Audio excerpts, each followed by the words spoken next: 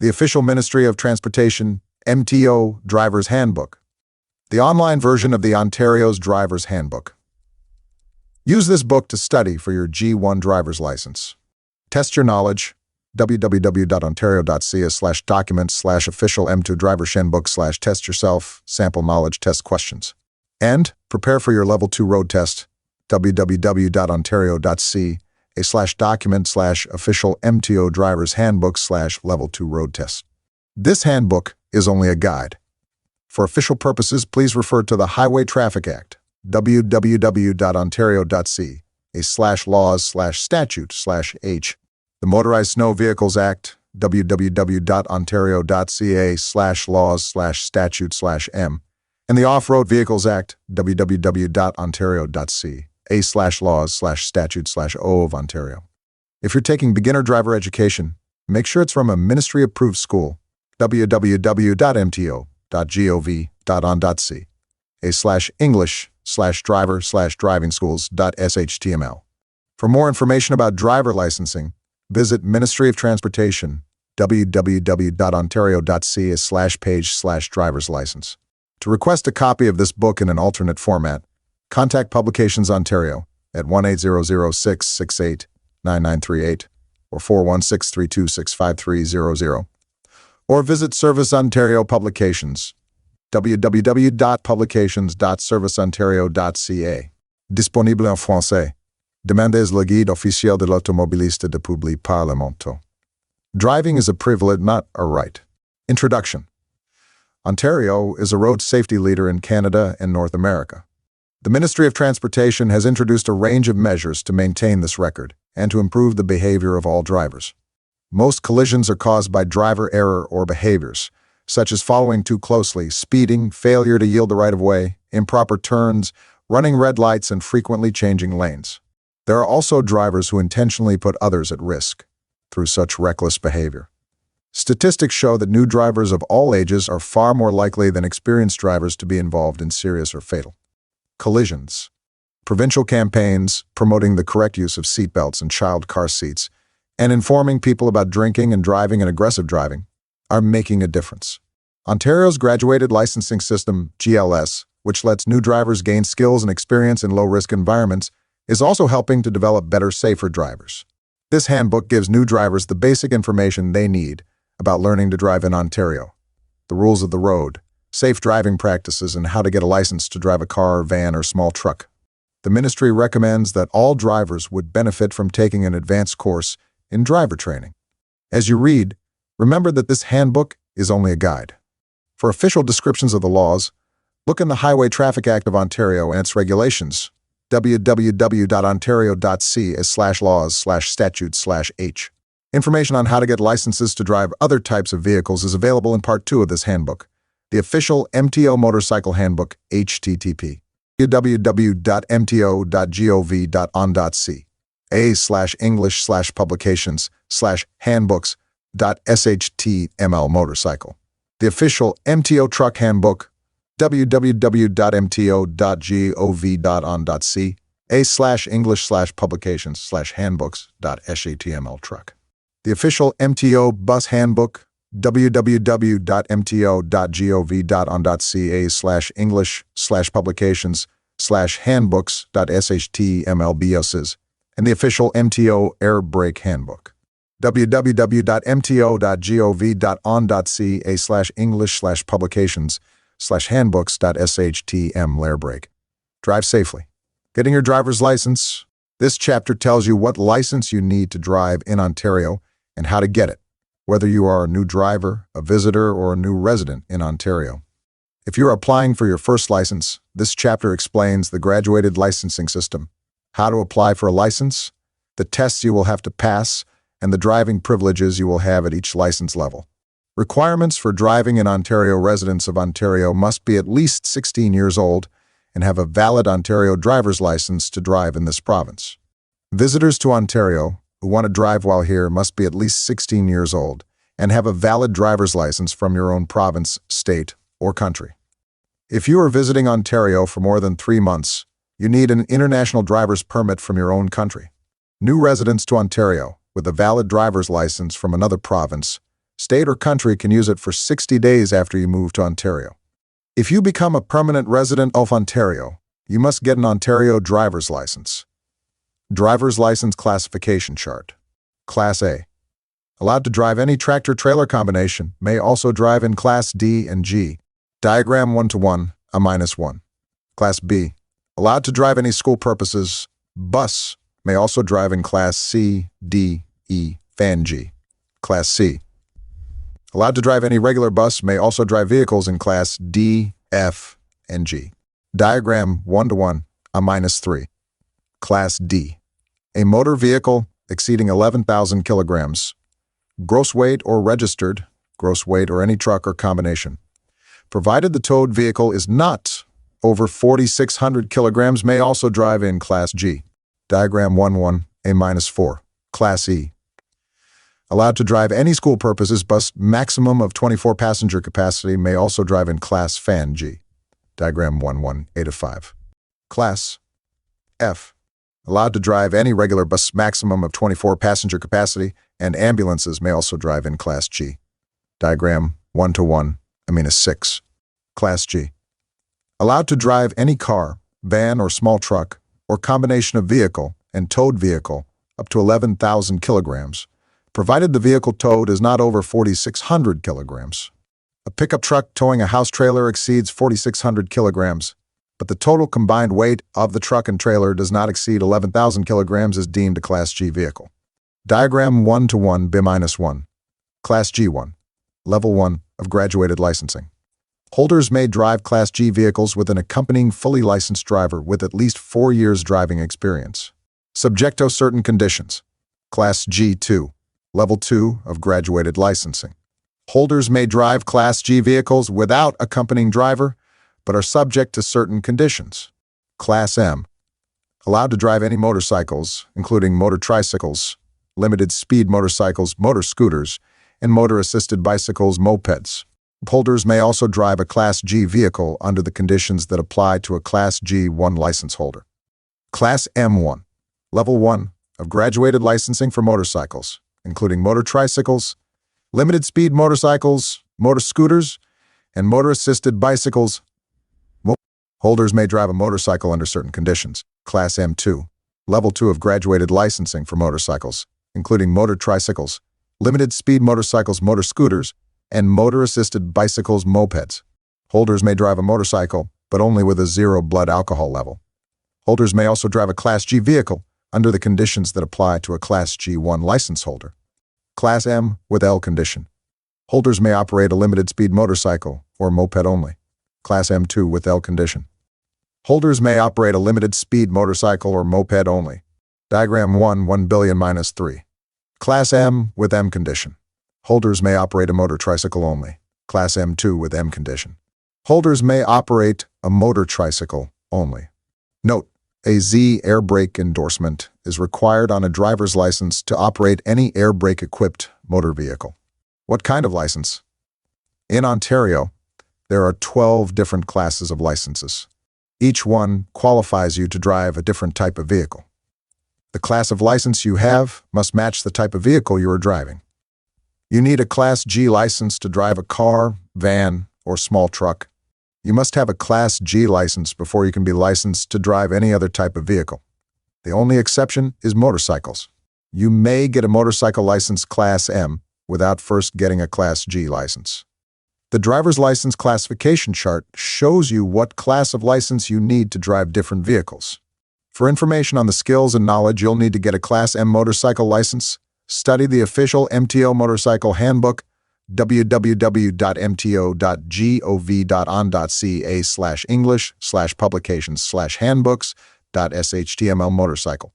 You can get information on other kinds of licenses, classes A, B, C, D, E, and FF, in the official MTO Truck Handbook, http www.mto.gov.on.ca/English/publications/handbooks.html truck, and the official MTO Bus Handbook, www.mto.gov.on.ca/English/publications/handbooks.html bus. If you want to drive a vehicle equipped with air brakes, the official MTO Air Brake Handbook, www.mto.gov.on.c/English/publications/handbooks.html break tells you how to qualify. Some recreational vehicles have special license requirements. If you plan to drive an off-road vehicle or snowmobile, read the off-road vehicles section in this handbook. You do not need a license to ride a bicycle in Ontario.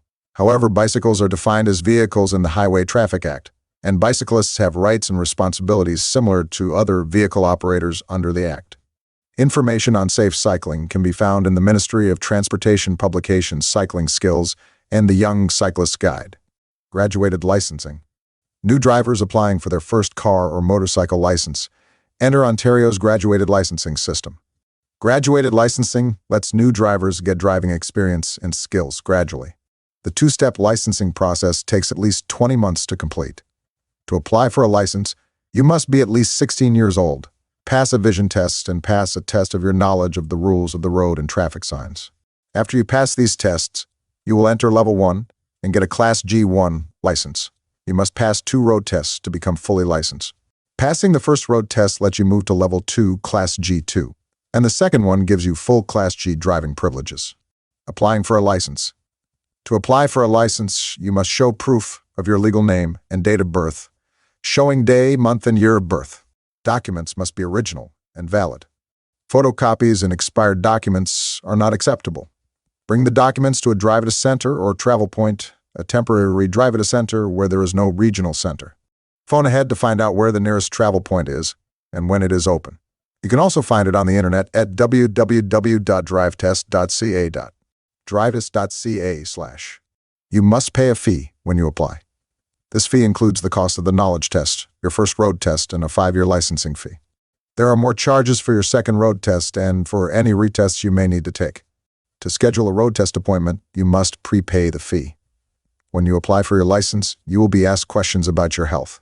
People with certain physical or medical conditions are not allowed to drive for safety reasons. If your physical or medical condition means you cannot be licensed, you will be told when you apply. Once you have a license, you should report any change in your medical condition that may affect your ability to drive safely. By law, doctors and optometrists must report the name and address of anyone over 16 who has a condition that may make it unsafe for him or her to drive. For further details on applying for a license, visit the Ministry of Transportation website www.ontario.ca/page/driving and roads. Proof of identification. Any one of following documents may be used to satisfy the requirement to provide proof of legal name and complete date of birth. Passport, Canadian or foreign. Canadian citizenship card with photo. Permanent immigration documents. Permanent resident card, PRC. Record of landing, Form 1000. Confirmation of permanent residence, Form IMM 5292. Temporary immigration documents. Student authorization, IM 1442. Employment authorization, IM 1442. Visitor record, IM 1442. Temporary residence permit, IMM 1442. Report pursuant to the Immigration Act, IMM 1442 with photo. Additional documents. Additional documents are required if the document presented from the previous list does not indicate the legal name or complete date of birth, day, month, year. The additional documents must provide proof of missing or incomplete information. The following documents are acceptable as proof of date of birth and legal name. Canadian or U.S. birth certificate. Proof of legal name. If additional documents presented to prove date of birth do not indicate the applicant's legal name, for example, the name has been changed or is different on the 2 documents presented, the applicant will be required to provide additional documents as proof of legal name. The following additional documents are acceptable as proof of legal name. Marriage certificate, Canadian or foreign, government issued. Change of name certificate. Court order for adoption, change of name or divorce, must bear legal name, date of birth, and court seal. To confirm complete date of birth, where no or only partial date of birth is available. Sworn affidavit stating reason why partial or no date is available, with supporting documents. Please contact Service Ontario at 4162-352-999 or toll free at 1-800-387-3445, Canada-wide for... Note: direct identification by a parent or guardian is not acceptable. Graduated licensing requirements. Here are the rules you must follow at each level. Level 1, Class Gone. 1000 Haitian Gordas Knowledge Test Checklist. G1 Exit Test Checklist. Level 2, Class G2. Road Tests. G2, Exit Test Checklist. Level 1, Class G1. Level 1, lasts 12 months. The Ministry of Transportation encourages all new drivers to take an approved driver education course to help learn the proper driving skills and knowledge. You should begin your training as soon as you become a Level 1 driver, so you can get as much driving experience as possible. If you pass an approved course, you can complete Level 1 in 8 months. Wow. At Level 1, the following rules apply. You must not drive if you have been drinking alcohol. Your blood alcohol level must be 0. You must not drive alone. An accompanying driver must sit in the front passenger seat. This is the only person who can be in the front seat with you while you drive. The accompanying driver must have a valid Class G or higher license, at least 4 years of driving experience, and a blood alcohol level of less than 5% when accompanying you. Time spent at the Class G2 level, as long as the G2 license was valid, not suspended, does count toward the accompanying driver's 4 years of experience. The accompanying driver's license may have demerit points, but it cannot be suspended. Each person in the vehicle must have a working seatbelt. You must not drive on 400 series highways with a posted speed limit over 80 kilometers. Also, you must not drive on certain high-speed roads, including the Queen Elizabeth Way, Don Valley Parkway, and the Gardiner Expressway in the Greater Toronto Area, the EC, Roe Expressway in Windsor, and the Conestoga Parkway in Kitchener-Waterloo. However, if your accompanying driver is a driving instructor, you may drive on any road. You must not drive between midnight and 5 a.m. You must pass a road test of your driving skills to move to Level 2. At this time, you will be given a Class G2 license. G1 Knowledge Test Checklist. Before taking the G1 Knowledge Test, make sure you have studied the official MTO Driver's Handbook. Bring the following items to the test: 2 pieces of identification, money for test fees, cash, debit or credit card, glasses or contact lenses. If you need to wear them to drive, G1 Exit Test Checklist. Before taking the G1 Exit Test, make sure you have studied the official MTO Driver's Handbook. Bring the following items to the test: vehicle in good working order, money for test fees if applicable, glasses or contact lenses if you need to wear them to drive. Arrive at least 30 minutes before road test appointment. Level 2, Class G2. Level 2 lasts at least 12 months. At this level, you have more privileges because of your driving experience. At Level 2, you must not drive if you have been drinking alcohol. Your blood alcohol level must be 0. Each person in the vehicle must have a working seatbelt. In addition, the following restrictions apply between the hours of midnight and 5 a.m. to G2 drivers aged 19 years and under. In the first 6 months after receiving your G2 license, you are allowed to carry only 1 passenger aged 19 or under. After 6 months with your G2 license, and until you obtain your full G license or turn 20, you are allowed to carry up to 3 passengers aged 19 or under. Exemptions: the passenger restrictions for G2 drivers aged 19 and under do not apply if you are accompanied by a fully licensed driver. https www.ontario.ca/documents/official MTO Driver's Handbook/getting your driver's license Level 1 in the front passenger seat, or if the passengers are members of your immediate family, a guardian, or those related to you by blood, marriage, common law relationship, or adoption. After 12 months at Level 2, you may take a road test to qualify for full license privileges. You must pass this test to get a Class G license. Note: it is now law that all young drivers 21 and under, regardless of license class, must have a blood alcohol level of 0. Note: a restricted Class M license for limited speed motorcycle and moped drivers allows license holders to drive only a limited speed motorcycle and moped. You are not permitted to drive a limited speed motorcycle or moped on any driver's license other than a Class M license, including M1, M2L, M2, ML, or M. For more information on how to obtain a restricted Class M license to drive a moped and graduated licensing. Requirements: Please read the official MTO Motorcycle Handbook, www.mto.gov.on.ca/English/publications/handbooks.html motorcycle. Road tests. Road tests check your driving skills in the vehicle and in traffic. You will be tested on your ability to follow the rules of the road and safe driving practices. When you feel qualified to drive safely and confident enough to take your road test, schedule an appointment by internet, phone, or in person at any drive test center. You can contact the drive test center at 647-777-60331 or 1-888-570-6110 or go online to drivetest.ca. Drivetest.ca/. You must bring the appropriate vehicle to your road test. The vehicle must be fit, in proper working condition, plated, and insured. If you are a Level 1 driver, an accompanying driver must come with you to the test center.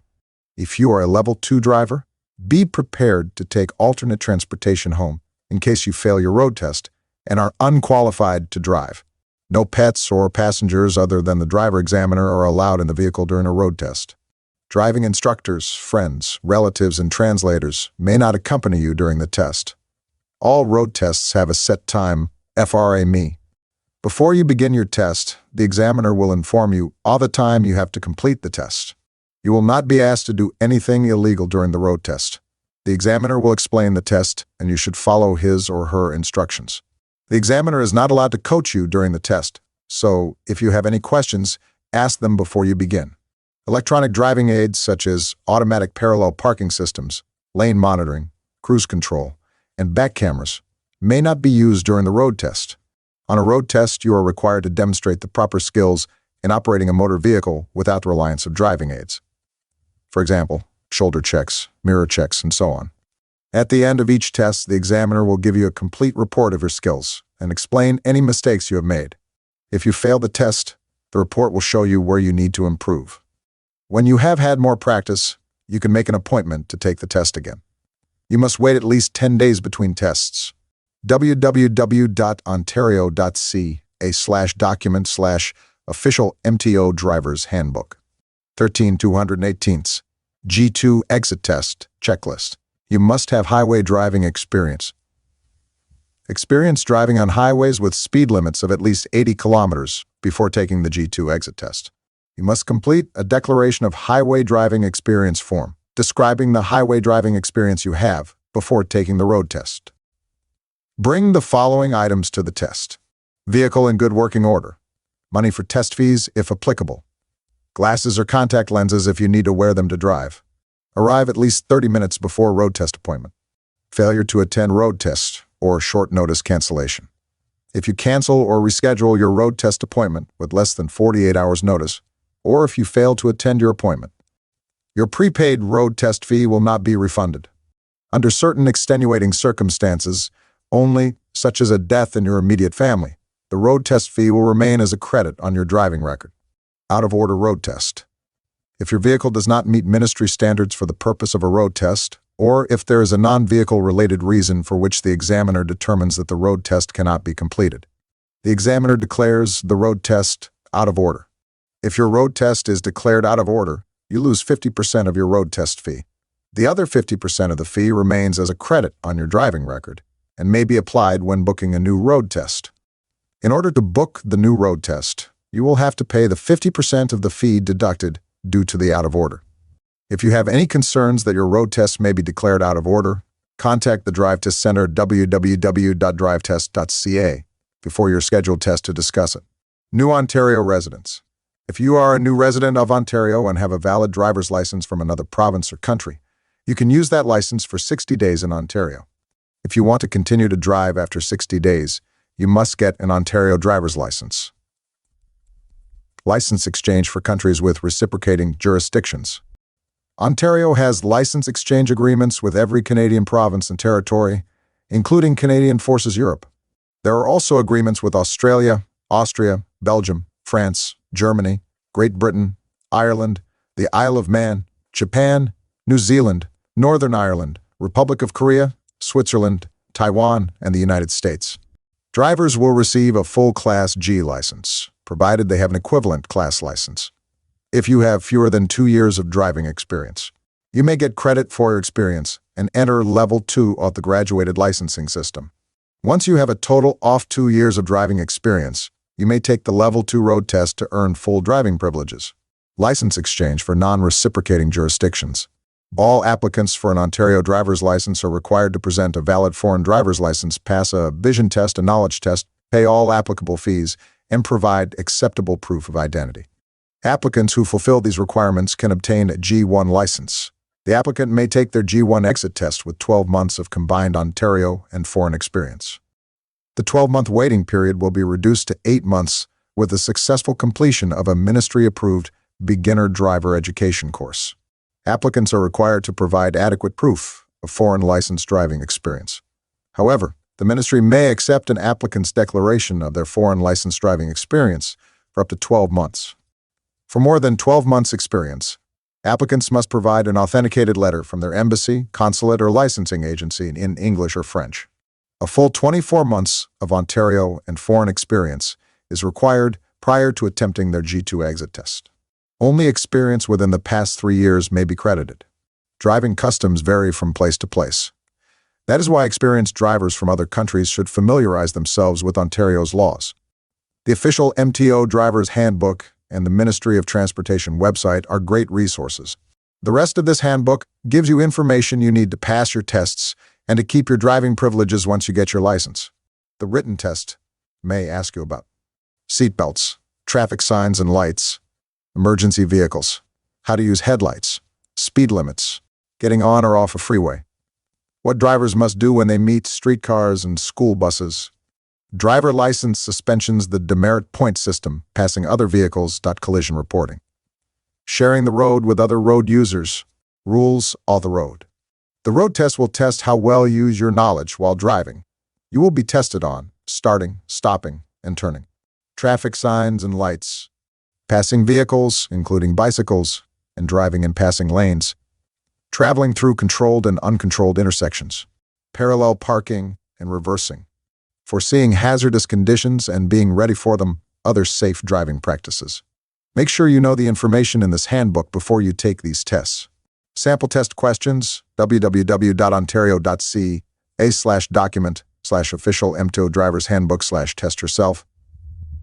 Sample knowledge test questions that could appear on the knowledge test. Choosing a driving school. As a new driver, your choice of professional driving instruction may be the best way to put yourself safely in the driver's seat.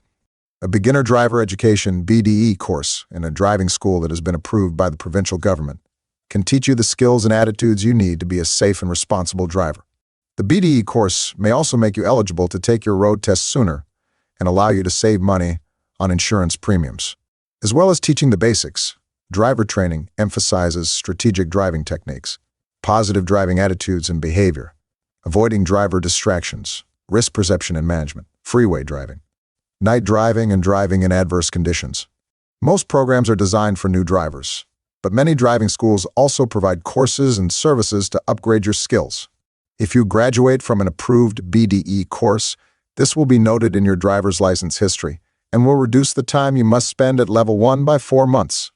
It may also bring you savings on your car insurance. All ministry-licensed driving schools offer in-class and in-car training for a fee. All lessons are taught by a ministry-licensed driving instructor. Ministry-approved BDE courses offered by driving schools must last a minimum of 40 hours.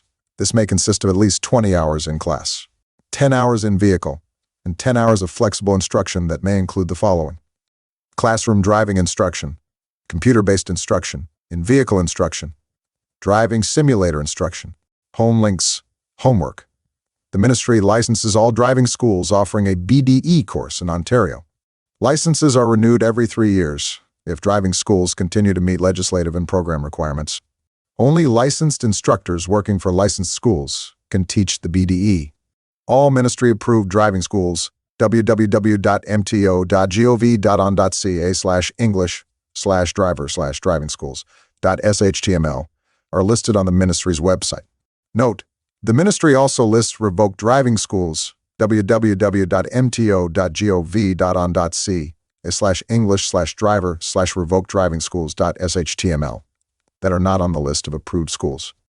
Look at the website for an active ministry-approved driving school that offers high-quality instruction and a comfortable learning environment. Please make sure the school offers a ministry-approved BDE course of a minimum of 40 hours. The school should also be equipped with up-to-date videotapes, DVDs, projectors, overheads, computers, and other audio-visual aids. To help you choose the best driving school and course for you, please use the following checklist.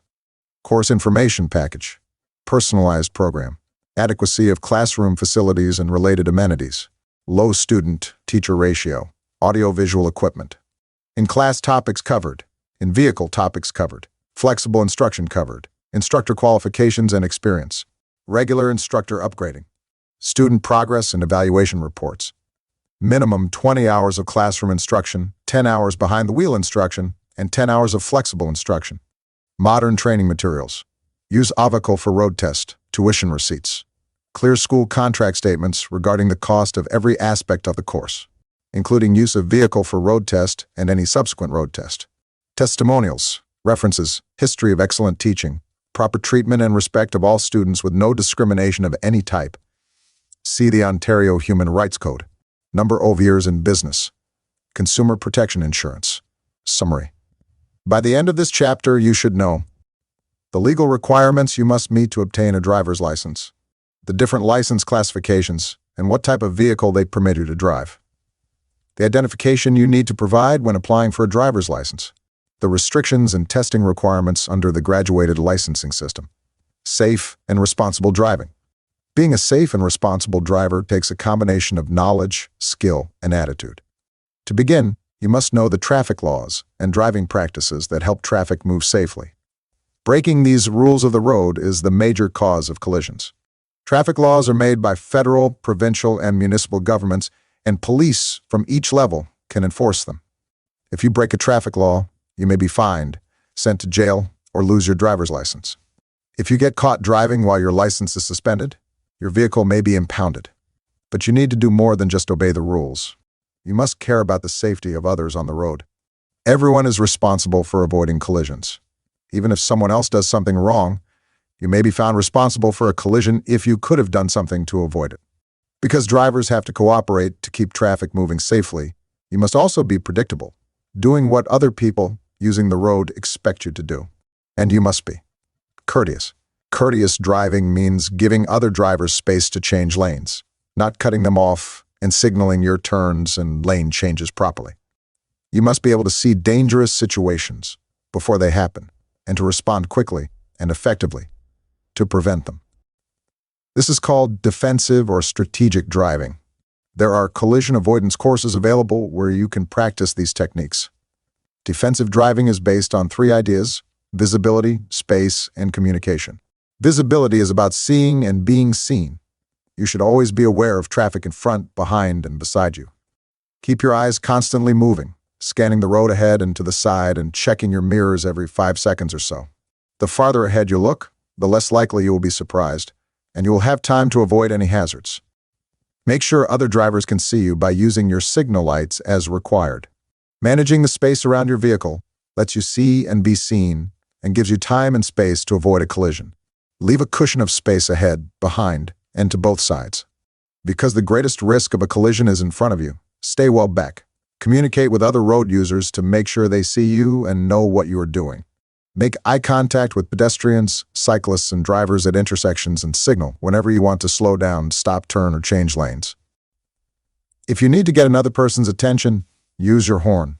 Getting ready to drive www.ontario.ca/document/official MTO driver's handbook/getting ready drive. Driving along. www.ontario.ca/document/official MTO driver's handbook/driving. Sharing the road with other road users. www.ontario.ca/document/official MTO driver's handbook/sharing road other road users. Driving through intersections. www.ontario.ca/documents/official MTO drivers. Handbook, driving through intersections. Stopping. www.ontario.ca/document/official MTO drivers handbook/stopping. Changing directions. www.ontario.ca/document/official MTO drivers. Handbook, changing directions. Changing positions, www.ontario.ca/document/official MTO driver's handbook/changing positions. Parking along roadways, www.ontario.ca/document/official MTO driver's handbook/parking along roadways. Freeway driving, www.ontario.ca/document/official MTO driver's handbook/freeway. Dealing with particular situations, www.ontario.ca/document/official MTO driver's handbook/dealing particular situations. Driving at night and in bad weather, www.ontario.ca/document/official MTO driver's handbook/driving night and bad weather. Dealing with emergencies, www.ontario.ca/document/official MTO driver's handbook/dealing emergencies. Driving efficiently, www.ontario.ca/document/official MTO driver's handbook/driving.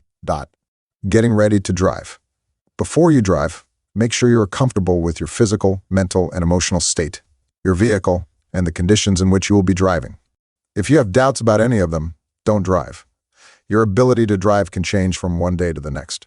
Illness, fatigue, prescription, and over-the-counter drugs, stress, and your mental or emotional state can greatly diminish your ability to operate a motor vehicle.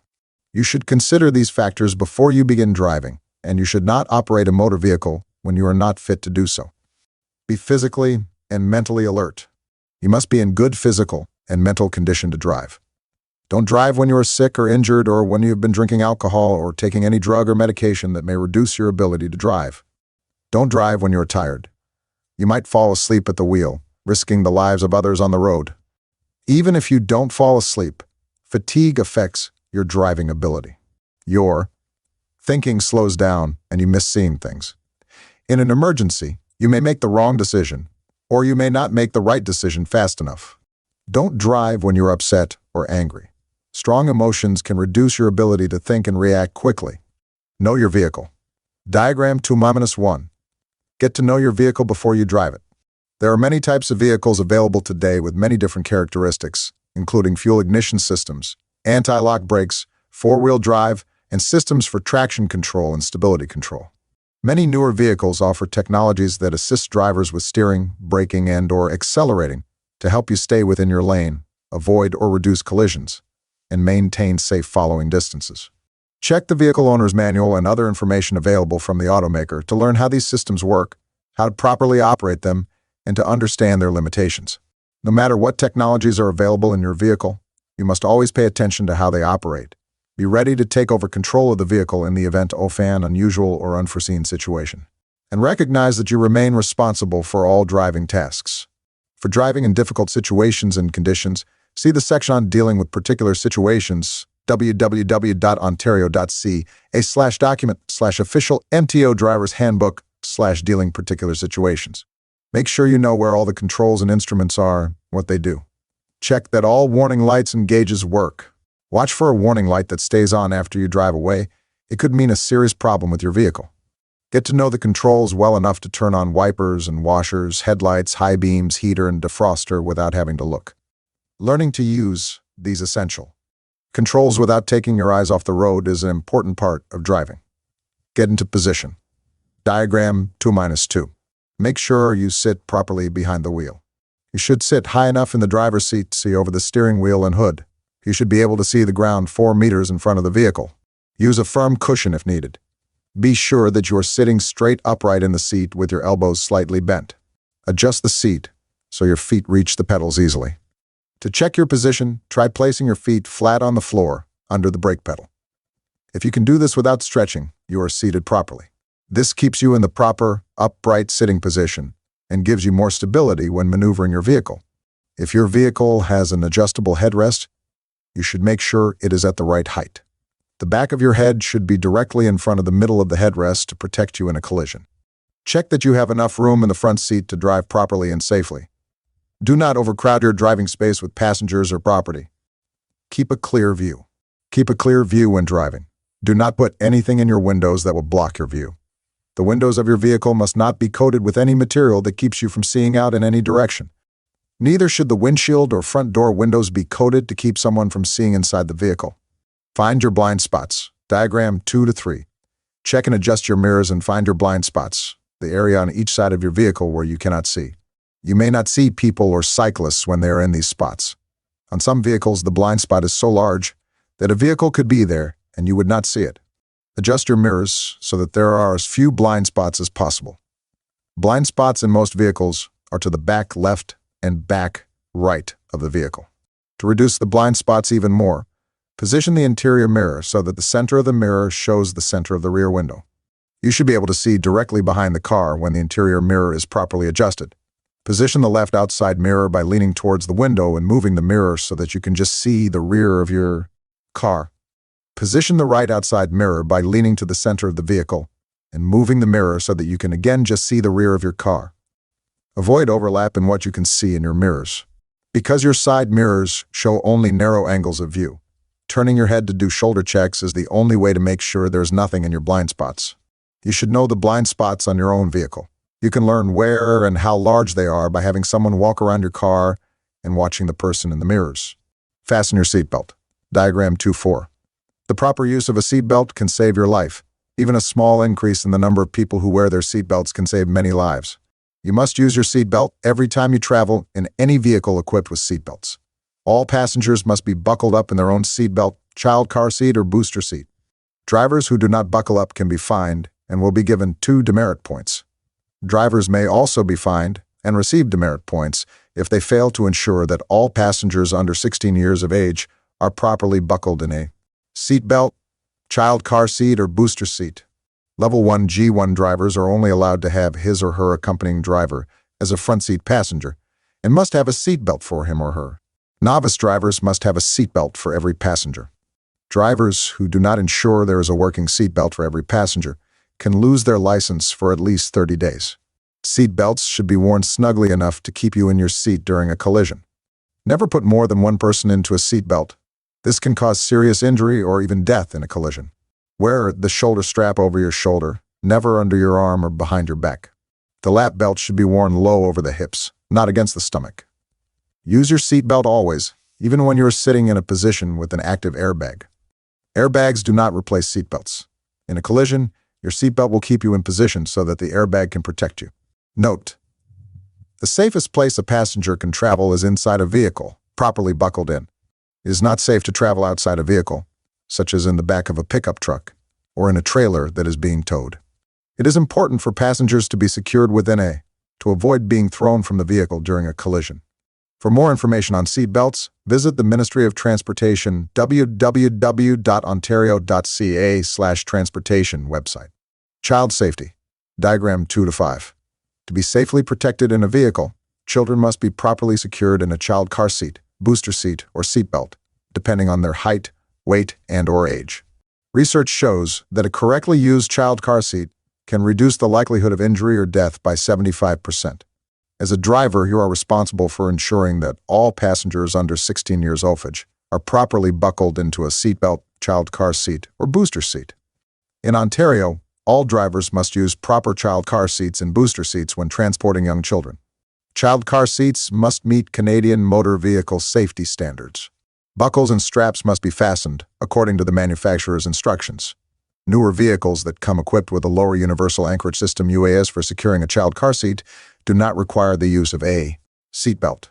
A booster seat requires a lap and shoulder belt combination.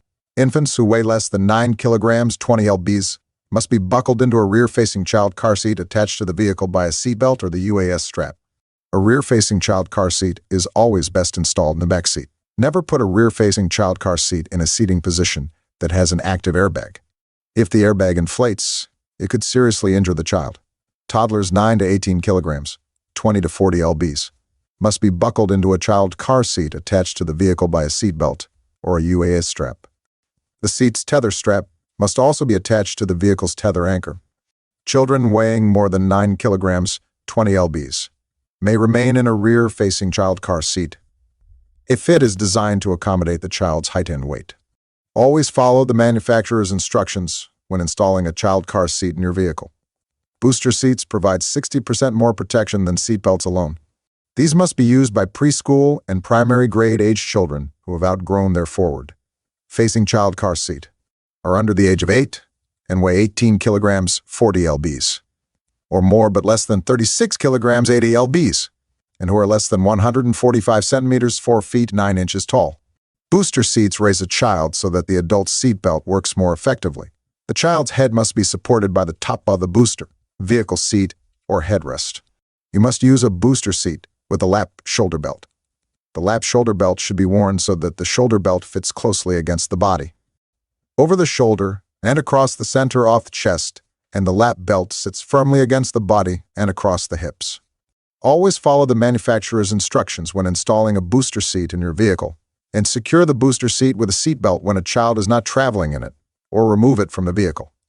If your vehicle has lap belts only, secure the child by the lap belt only. Never use a lap belt alone with a booster seat. Children may begin wearing a seatbelt once they are able to wear it properly. A lap belt flat across the hips, shoulder belt across the center of the chest and over the shoulder. And if any one of following criteria is met, the child turns 8 years old.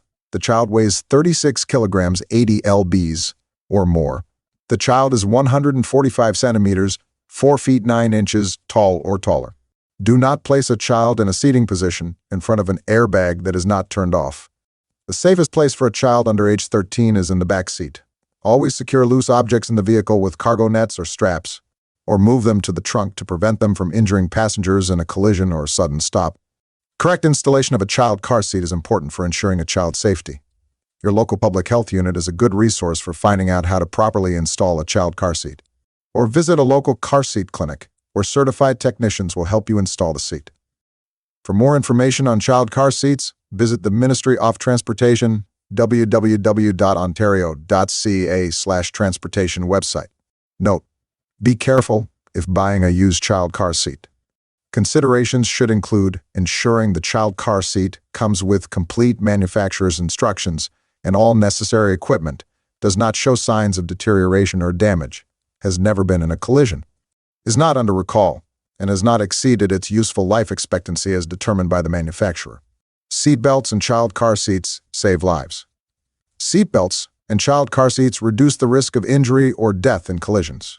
Seatbelts help keep you inside and in control of the vehicle during a collision. People who are thrown from a vehicle have a much lower chance of surviving a collision.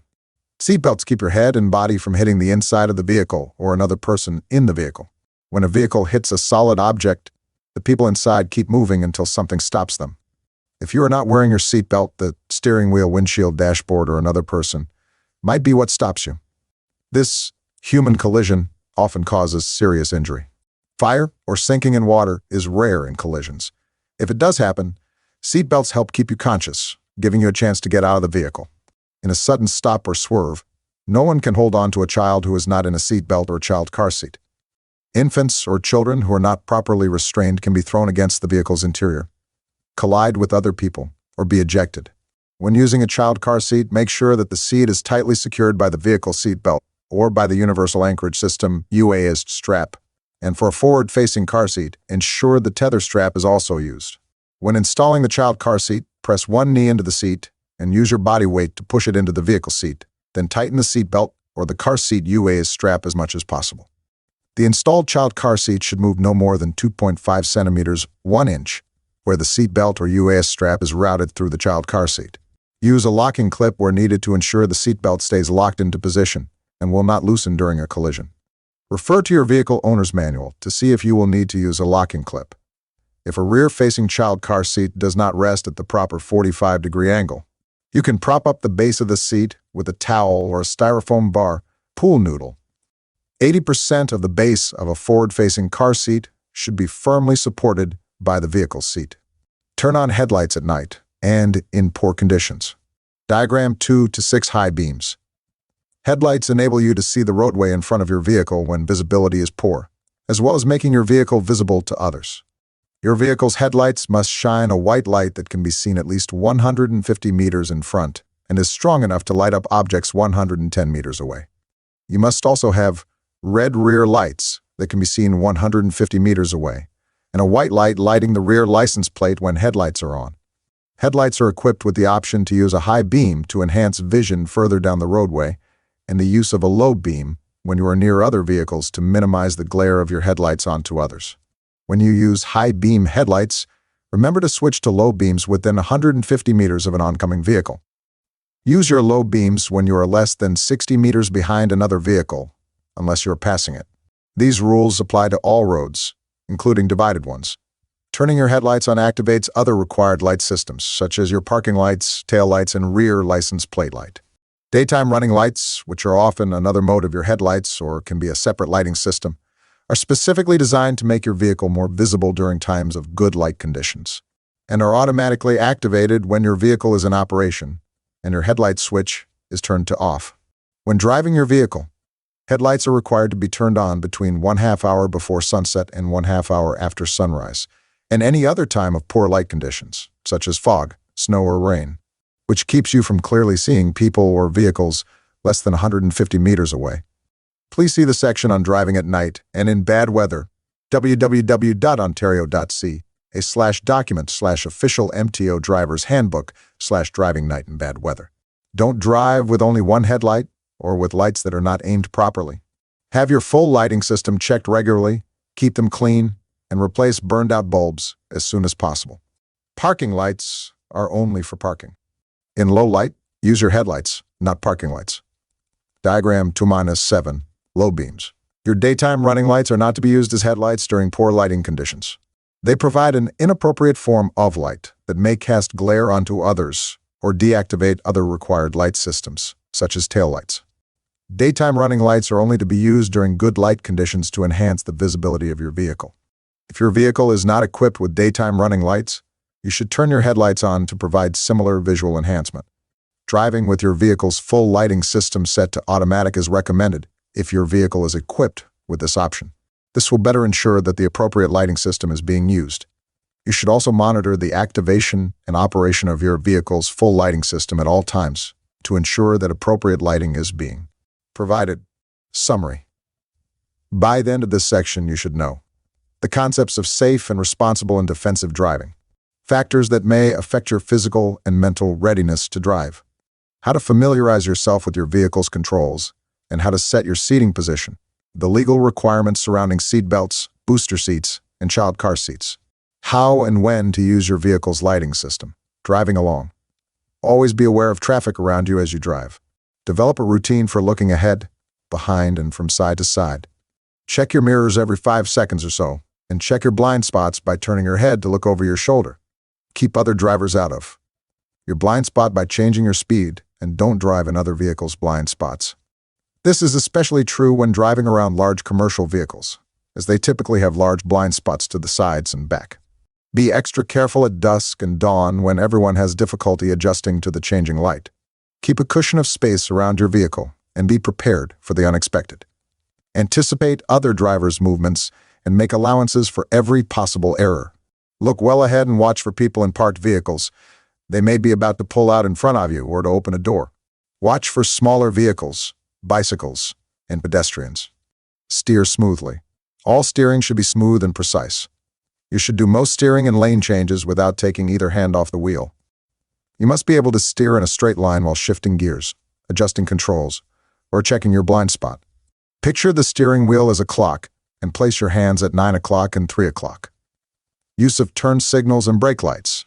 Left turn, flight turn, slowing down or stopping. Diagram 2-8. Signals tell other drivers what you want to do, alerting them to your intention to turn or stop. Use your turn signals and brake lights to signal before stopping, slowing down, turning, changing lanes, leaving the road or moving out from a parked position.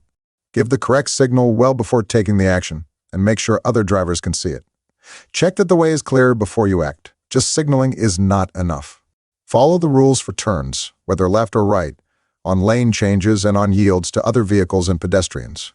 If your turn signals and brake lights are not working, use hand and arm signals. The pictures on the previous page show how to make hand and arm signals. When watching for signals made by others, remember that cyclists may signal right turns by holding their right arms straight out. After signaling, move only when it is safe to do so. Keep right. Keep to the right of the road or in the right-hand lane on multi-lane roads, unless you want to turn left or pass another vehicle. This is especially important if you are driving more slowly than other vehicles. Obey speed limits. Obey the maximum speed limit posted on signs along the road, but always drive at a speed that will let you stop safely. This means driving below the maximum speed in bad weather, in heavy traffic, or in construction zones. School zones and construction zones often have lower speed limits to protect children and those who work on or near the road. Where there are no posted speed limits, the maximum speed is 50 kilometers in cities, towns, and villages, and 80 kilometers elsewhere. Cruise control is a driver aid that can improve fuel economy and prevent you from inadvertently exceeding the speed limit. However, there are some circumstances in which cruise control should not be used, such as adverse driving conditions, wet, icy, or slippery roads, and heavy traffic, or when you are feeling fatigued. Speed measuring warning devices are illegal. If you get caught driving with such a device, you will be fined and accumulate demerit points. Obey police. When police officers are directing traffic, you must follow their directions, even if the directions are different from traffic lights or signs. When a police officer signals you to pull your vehicle over, you must pull over as far to the right as you safely can and come to a complete stop. Stay in your vehicle and wait for the police officer. You must immediately, upon the police officer's request, surrender your driver's license, vehicle permit or copy, and insurance. Contrary to popular belief, you do not have 24 hours to present these documents. If you do not obey a police officer's direction to pull over, you risk being fined, having your license suspended, or even serving time in prison. Maintaining space. As a general rule, drive at the same speed as traffic around you without going over the speed limit. Leave a cushion of space around your vehicle to let other drivers see you and to avoid a collision. Whenever you follow another vehicle, you need enough space to stop safely if the other vehicle brakes suddenly. A safe following distance is at least 2 seconds behind the vehicle in front of you. This lets you see around the vehicle ahead and gives you enough distance to stop suddenly. Do not block the normal and reasonable movement off traffic. 2 seconds or more. To give yourself a 2-second space, follow these steps. 1. Pick a marker on the road ahead, such as a road sign or telephone pole. 2. When the rear of the vehicle ahead passes the marker, count 1001, 1002. 3. When the front of your vehicle reaches the marker, stop counting. If you reach the marker before you count 1002, you are following too closely. Remember that the 2-second rule gives a minimum following distance. It applies only to ideal driving conditions. You will need extra space in certain situations, such as bad weather, when following motorcycles or large trucks, or when carrying a heavy load. Summary. By the end of this section, you should know how to steer and use your vehicle's signaling system and hand signals, the importance of maintaining space, and how to measure following distance, where to position your vehicle on the road and to obey speed limits and police, sharing the road with other road users. Ontario's roads accommodate many road users, including pedestrians, motorcycles, bicycles, large trucks, buses, and farm machinery. Be aware of other road users, the speed at which they travel, and the space they occupy on the road. Sharing the road with pedestrians. Road safety is a responsibility that is shared between pedestrians and drivers. Pedestrians must ensure that drivers have seen them and that drivers are stopped or are about to stop before entering the roadway. Drivers need to exercise due diligence in the care and operation of their vehicles to properly respond to the presence of pedestrians. In most cases, that means yielding to the pedestrian. Reminder, eye contact between the pedestrian and driver is one of the keys to pedestrian safety. Watch for children. Drive slowly and cautiously through school zones, residential areas, and any other location where children may be walking or playing. A driver should not rely on a child's knowledge of traffic laws, so expect the unexpected. A child might dart out from between parked cars or try to cross a street without checking for traffic. Be extra cautious at twilight when children may still be playing outside, but are difficult to see. Watch for all crosswalks. A crosswalk can be the portion of a roadway that connects sidewalks on opposite sides of the roadway into a continuous path. As signs, lines, or other markings on the roadway for pedestrian crossing, do not pass a vehicle stopped at a crosswalk. A stopped vehicle may be a clue that a pedestrian is crossing. Reminder, not all crosswalks are marked, but nearly all intersections have crosswalks. Watch for school crossings and guards. Drivers, including cyclists, must stop and yield the whole roadway at pedestrian crossovers school crossings, and other locations where there is a crossing guard. Only when pedestrians and school crossing guards have crossed and are safely on the sidewalk can drivers and cyclists proceed. Watch for community safety zones. Signs indicate areas where the community has identified that there is a special risk to pedestrians. Watch for slow pedestrians. Many modern urban roads often do not allow sufficient time to cross for slow pedestrians during the normal traffic cycle. So be patient and allow all pedestrians time to cross. Seniors or pedestrians with disabilities need extra caution and courtesy from drivers, as they may be slow in crossing the road. Pedestrians who are blind or with a visual disability may use a white cane or guide dog to help them travel safely along sidewalks and across intersections. Watch. When driving quiet vehicles, drivers of hybrid or electric vehicles should be aware that vision-impaired people often rely on the sound of an engine before entering an intersection. When you are slowing or stopping, your vehicle makes little or no discernible noise, so extra caution is required. Watch for wheelchairs and medical scooters. People operating motorized wheelchair and medical scooters are pedestrians too. Watch for streetcars. Some streetcar stops have a special safety island or zone for passengers getting on and off. Pass these safety islands and zones at a reasonable speed. Always be ready in case pedestrians make sudden or unexpected moves. Watch for texters. A no texting rule isn't only for drivers. Pedestrians are often distracted while using devices, including cell phones, earbuds, handheld device, GPS, and music players. People using earbuds, headphones often can't hear car horn or other traffic noise. Watch for dark clothing. Pedestrians in dark clothing, especially at night, are difficult to see. Extra care is needed when driving in low light conditions. Twilight and dark clothing often initiate a collision. Watch for new transport. New technology allows small motors on skateboards, scooters, and even rollerblades. These devices may reduce control and even propel users into the roadway. Many modern electric bikes are made to look like motor scooters. Watch during turns. Safer, signaled crosswalks aren't immune to vehicle-pedestrian collisions. Many more people get hit by cars turning left than by cars turning right. Because both parties are looking elsewhere, the drivers are busy negotiating the intersection while street crossers are looking straight ahead. Sharing the road with cyclists.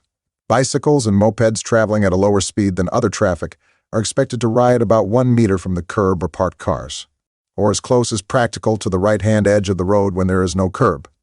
However, they can use any part of a lane if necessary for safety, such as to avoid obstacles, such as puddles, ice, sand, debris, rutted or grooved pavement, potholes, and sewer grates. Cross railway or streetcar tracks at a 90-degree angle. Discourage passing where the lane is too narrow to be shared safely. A bike lane may exist adjacent to parking bays. See Diagram 2 to 10. Diagram 2 to 10. Cyclists are not required to ride close to the right edge of the road when they are traveling at or faster than the normal speed off traffic at that time and place, or when they are turning left, or getting in position to turn left. Cyclists are permitted to make a left turn from a left turn lane, where one is available. Diagram 2 to 11. When passing a cyclist, drivers of motor vehicles must maintain a minimum distance of 1 meter, where practical between their vehicle and the cyclist. See Diagram 2-11.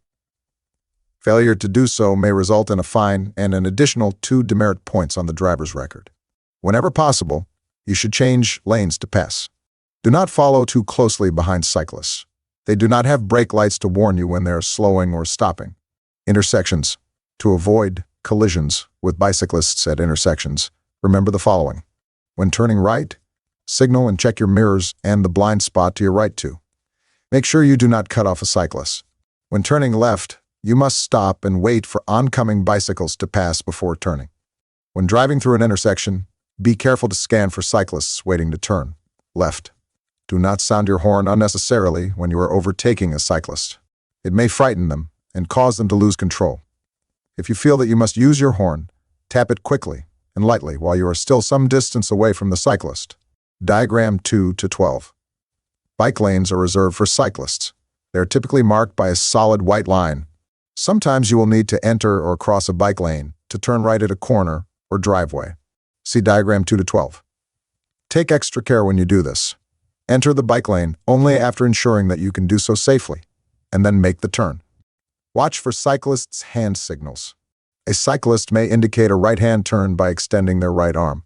Try to make eye contact when possible with cyclists. Diagram 2 to 13. Bike boxes help prevent collisions between motorists and bicycles at intersections. It is typically a painted box on the road with a white bicycle symbol inside. Bicycle lanes approaching and leaving the box may also be painted.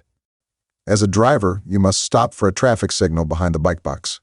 Do not stop in the box. See Diagram 2 to 13. Diagram 2 to 14. Sharrow is a bicycle sharrow. Two chevrons painted above a bicycle symbol on the road indicates the lane is shared.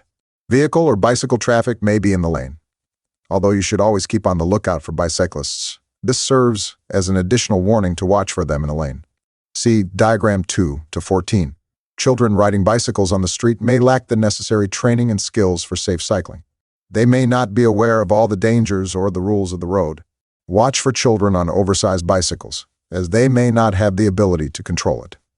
When parked on the side of the roadway, look behind you and check your mirrors and blind spots for a passing cyclist before opening a door. Sharing the road with motorcycles and limited-speed motorcycles. Motorcycles, limited-speed motorcycles, mopeds, and bicycles are harder to see because of their size. Drivers of these vehicles may make sudden moves because of uneven road surfaces or poor weather conditions. Because they are less protected, they are more likely to be injured in a collision. Motorcycles use a full lane. Treat them like other vehicles when driving. Since many motorcycle turn signals do not automatically shut off, be careful when turning left in front of an oncoming motorcycle with its turn signal on. Make sure the motorcyclist is actually turning. He or she may have just forgotten to switch off the turn signal. Sharing the road with large commercial vehicles. It is extremely important to know how to drive safely when sharing the road with large commercial vehicles such as tractor-trailers and buses. Recent data show that the majority of fatalities resulting from collisions involving large commercial trucks are not the result of the truck driver's actions, but of the other driver's actions. Therefore, sharing the road with large commercial vehicles means you must always be aware of a large vehicle's capabilities and limitations, such as off the following. 1. Blind spots. Large commercial vehicles have big blind spots on both sides. Avoid tailgating a large vehicle. The driver cannot see you if you are directly behind. If the vehicle stops suddenly, you have no place to go. Remember that if you can't see the driver's face in the large vehicle's side view mirror, the driver cannot see you. Diagram 2 to 15. Diagram 3. Wide turns. When making a right turn, a large vehicle may need to first swing wide to the left and around in order to avoid hitting the right curb. If a large vehicle in front of you is making a right turn, do not move up into the space that opens up in the right lane. You are putting yourself into a very dangerous position.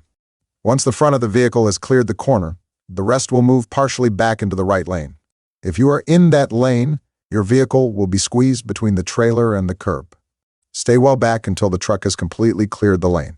This situation can occur on expressway off-ramps that have 2 left turning lanes.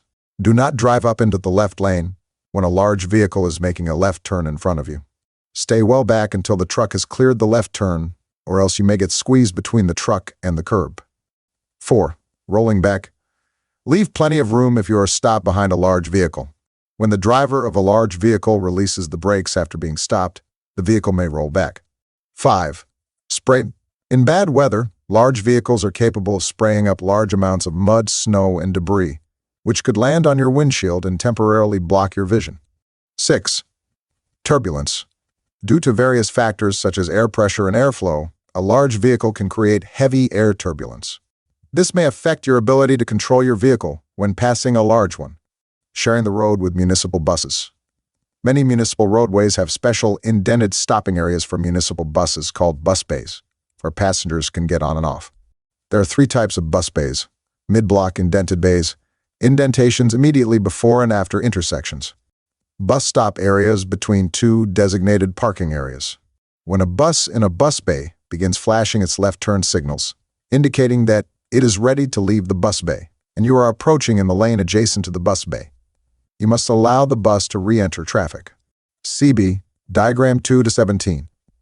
A. Mid-block indented bays. B. An indentation before an intersection. C. An indentation after an intersection. D. Bus stops between legally parked cars. Sharing the road with farm machinery. Farm machinery moves quite slowly compared to other road users. Most tractors and combines have a maximum speed of 40 kilometers, but travel at less than 40 kilometers when towing implements or wagons. Farm machinery is often oversized, wide or long or both, making it difficult for the driver to see vehicles coming up from behind. Farmers often turn directly into fields, rather than roads or lanes, or move from lane to lane. Remember that it is common for farmers to be on the roads after dark during peak planting and harvesting seasons. Farm machinery on the road must display an orange and red slow-moving sign www.ontario.ca/document/official MTO driver's handbook/sign section 5 on the rear of the vehicle. The sign warns other drivers that the vehicle is traveling at 40 kilometers or less. If you see one of these signs, slow down and be cautious. Stay well back and do not pass until it is safe to do so. Sharing the road with horse-drawn vehicles. Horse-drawn vehicles are one of the slowest moving of all road users. These vehicles range from two-person carts to open or closed buggies carrying up to 8 people, and large, wide farm wagons used to carry crops, equipment, and other goods. These vehicles will travel primarily on the shoulder of roadways, but may straddle or enter the paved lane where shoulders are narrow or no shoulder exists, such as bridge crossings. Remember that it is common to see horse-drawn vehicles throughout southwestern Ontario, and increasingly in eastern and northern Ontario. Horse-drawn vehicles on the road must display an orange and red slow-moving sign on the rear of the buggy. In addition, many buggies have highly reflective tape affixed to the side and rear of the vehicle. The sign warns other drivers that this vehicle is traveling at 40 kilometers or less, and the reflective tape illuminates as headlights hit the buggy. If you see a horse-drawn vehicle, slow down and be very cautious. Maintain a safe following distance and only pass when it is safe to do so. When approaching a horse-drawn vehicle traveling in the opposite direction, move to the far right of your lane. When passing, give as much distance between you and them as possible. Passing too closely could scare or startle the horse, causing it to change direction suddenly on the roadway. Sharing the road with school buses. When you see a school bus with its overhead amber lights flashing, these signals indicate that the bus is coming to a stop to pick up or drop off passengers. Slow down and prepare to stop whether you are behind or approaching the bus. If you are on a road with a median strip, only vehicles approach from the rear of the bus should prepare to stop. Prepare it. Stop. Diagram 2-18. When you see a school bus with its overhead red lights flashing or its stop arm activated, you must stop whether you are behind or approaching the bus. If you are on a roadway with a median strip, only vehicles approaching from the rear of bus must stop. If you are approaching from the rear of the vehicle, stop at least 20 meters away. Do not proceed on your route until the bus moves. The overhead red lights have stopped flashing, and its stop arm is no longer activated.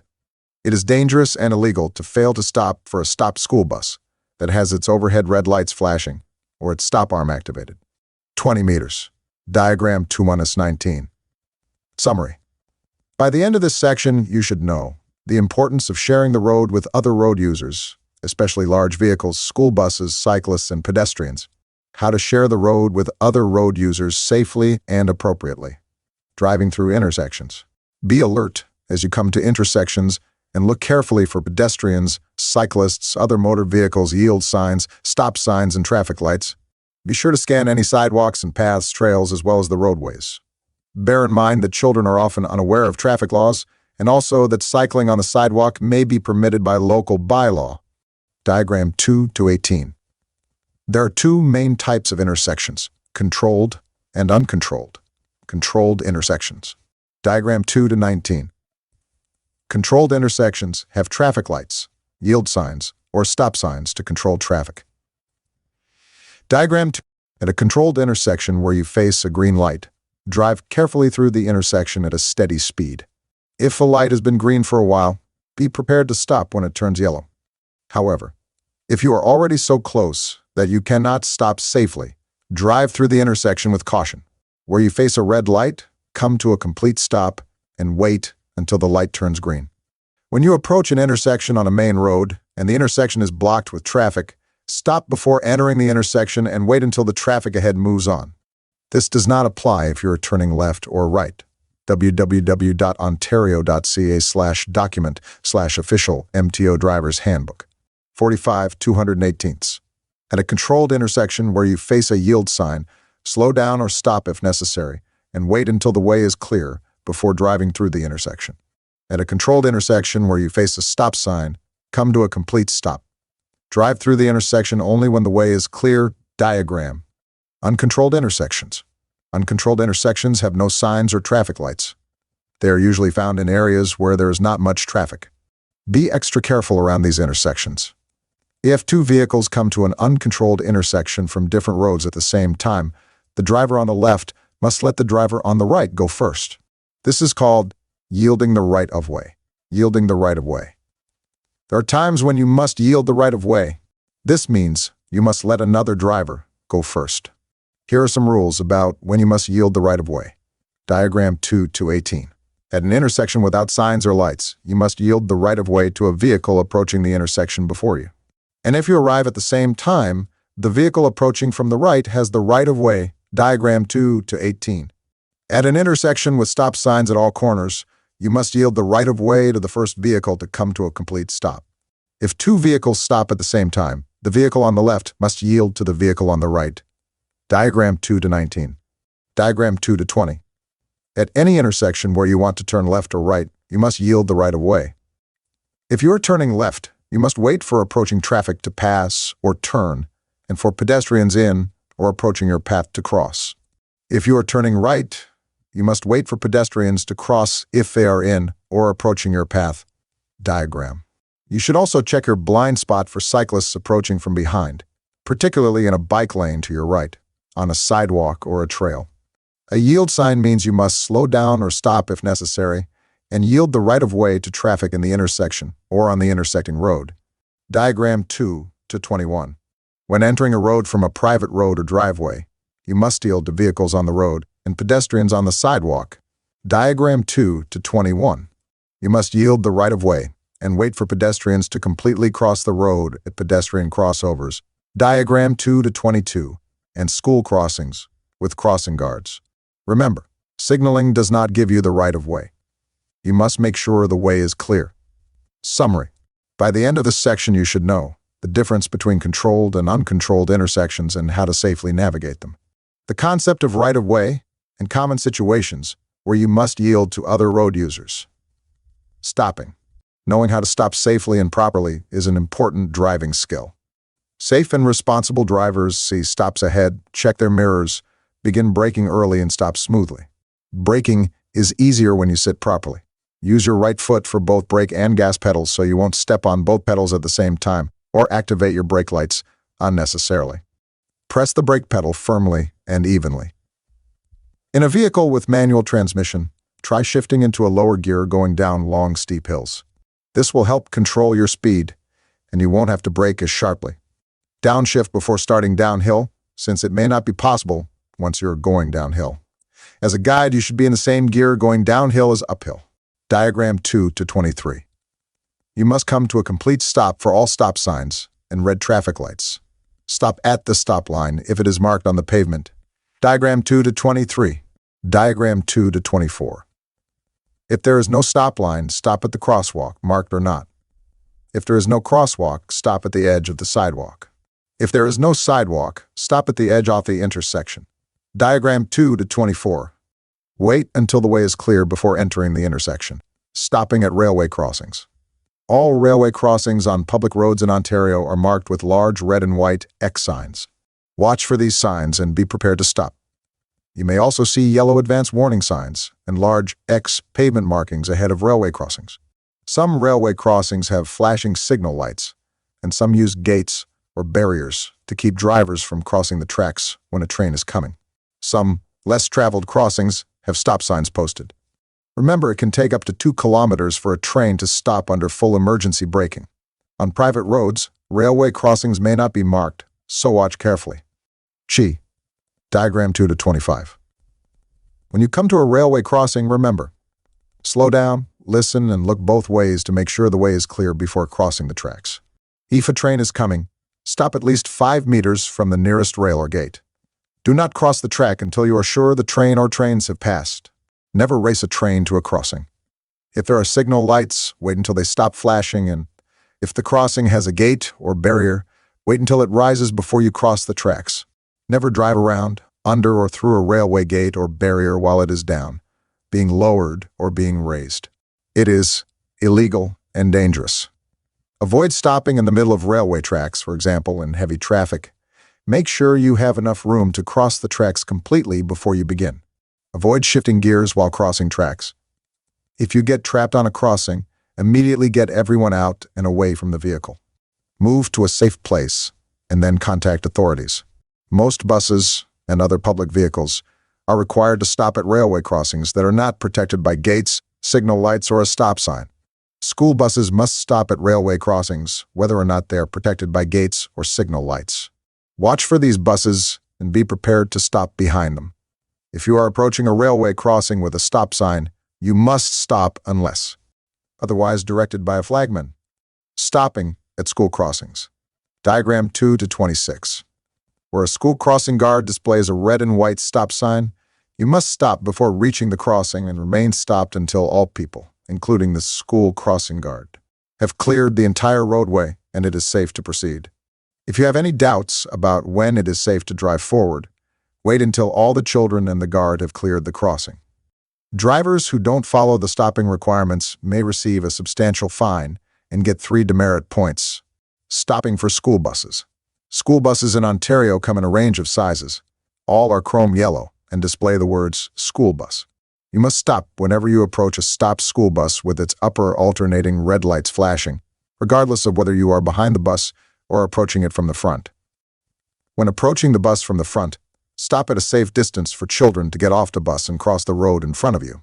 If you are coming from behind the bus, stop at least 20 meters away.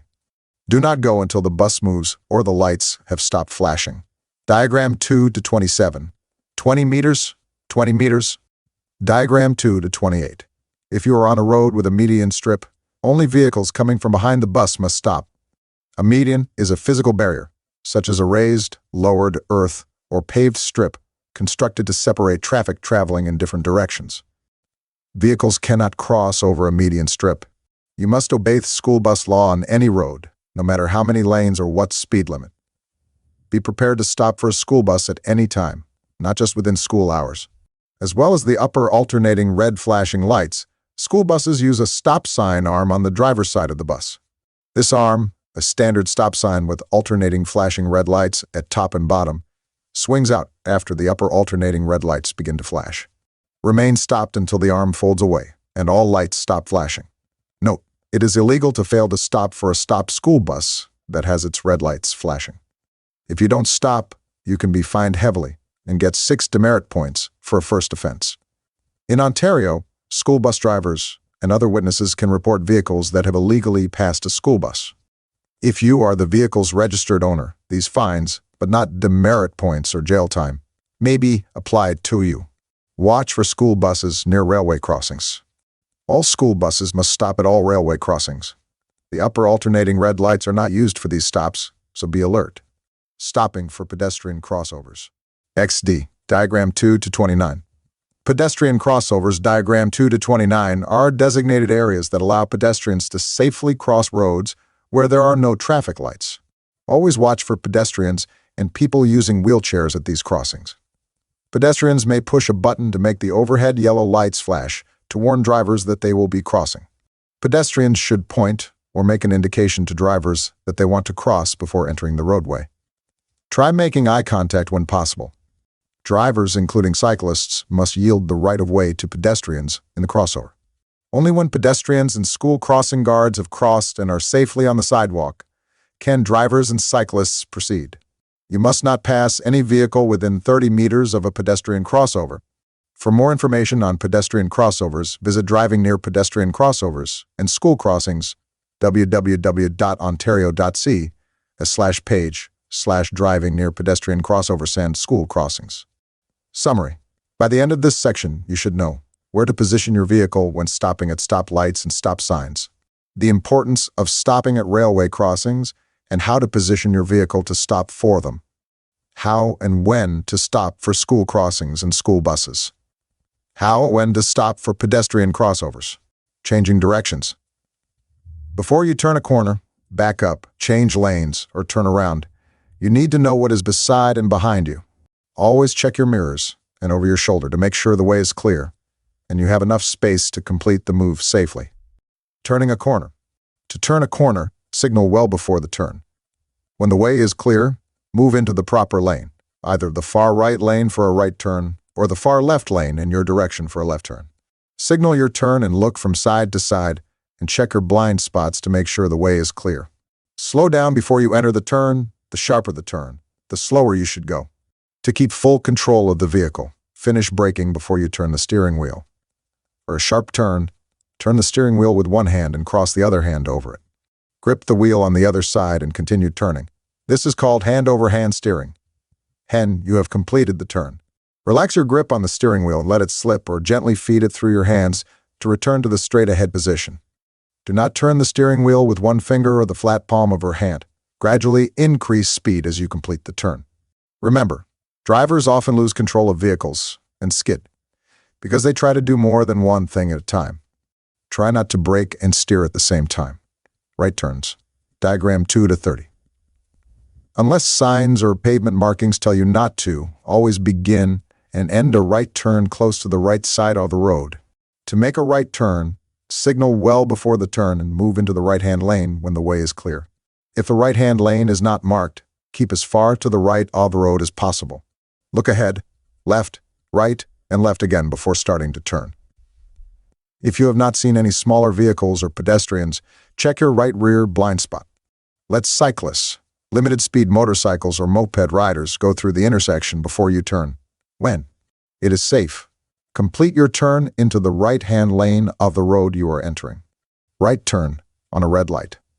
Unless a sign tells you not to, you may make a right turn facing a red light, as long as you first come to a complete stop and wait until the way is clear.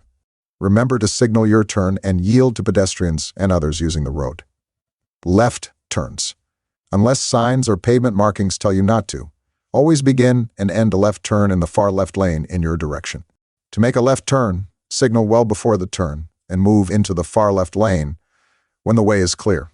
Look ahead, behind, left, right, and left again, and check your blind spots. Make your turn when the way is clear. When you are stopped at an intersection waiting for approaching traffic to clear, don't turn your steering wheel to the left until you can complete the turn. With your wheels turned to the left, your vehicle could be pushed into the path of oncoming traffic. When two vehicles coming from opposite directions meet in an intersection waiting to turn left, each should turn to the left of the other after yielding the right-of-way to pedestrians and oncoming traffic. Motorcycles, bicycles, limited-speed motorcycles, and mopeds turn left at intersections in the same way as larger vehicles. If you are making a left turn behind one of these vehicles, do not pull up beside it to make your turn at the same time. Stay behind and turn when the way is clear. Wait for the smaller vehicle to move right before you pass. The following diagrams show you the correct way to turn left on different types of roads. Diagram 2 to 31, two-way road to a two-way road. Turn from the lane closest to the center line to the lane right off center line, following a smooth arc. Then, when you can, move into the right curb lane. Diagram, two-way road to a one-way road. Turn from the lane closest to the center line to the left curb lane. Diagram 2 to 33, one-way road to a two-way road. Turn from the left curb lane to the lane just right off the center line. Then, when you can, move into the right curb lane. Diagram 2 to 34, one-way road to a one-way road. Turn from the left curb lane to the left curb lane. Left turn lanes. Diagram. Some roads have special lanes for vehicles turning left. Diagram. At an intersection where left turn lanes are marked on the pavement, make your turn from the marked lane. Keep this lane position as you turn onto the other road. Diagram. The center lane of some roads is used as a two-way left turn lane. Diagram. This lets left-turning vehicles from both directions wait for a chance to turn without holding up traffic. To use a two-way left turn lane, follow these steps. 1, 2. Signal and move into the center lane shortly before your turn. Slow down, carefully. Move forward to a spot opposite the road or driveway where you want to.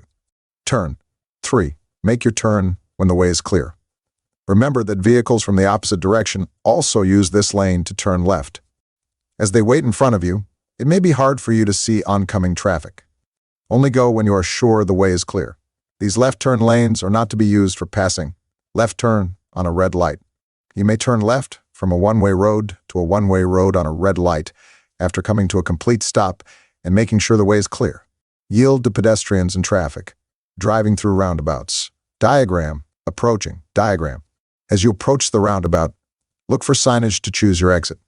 Choose which lane to use as you would for any other intersection. See diagram. Use the left lane to turn left or to go straight. Use the right lane to turn right or to go straight.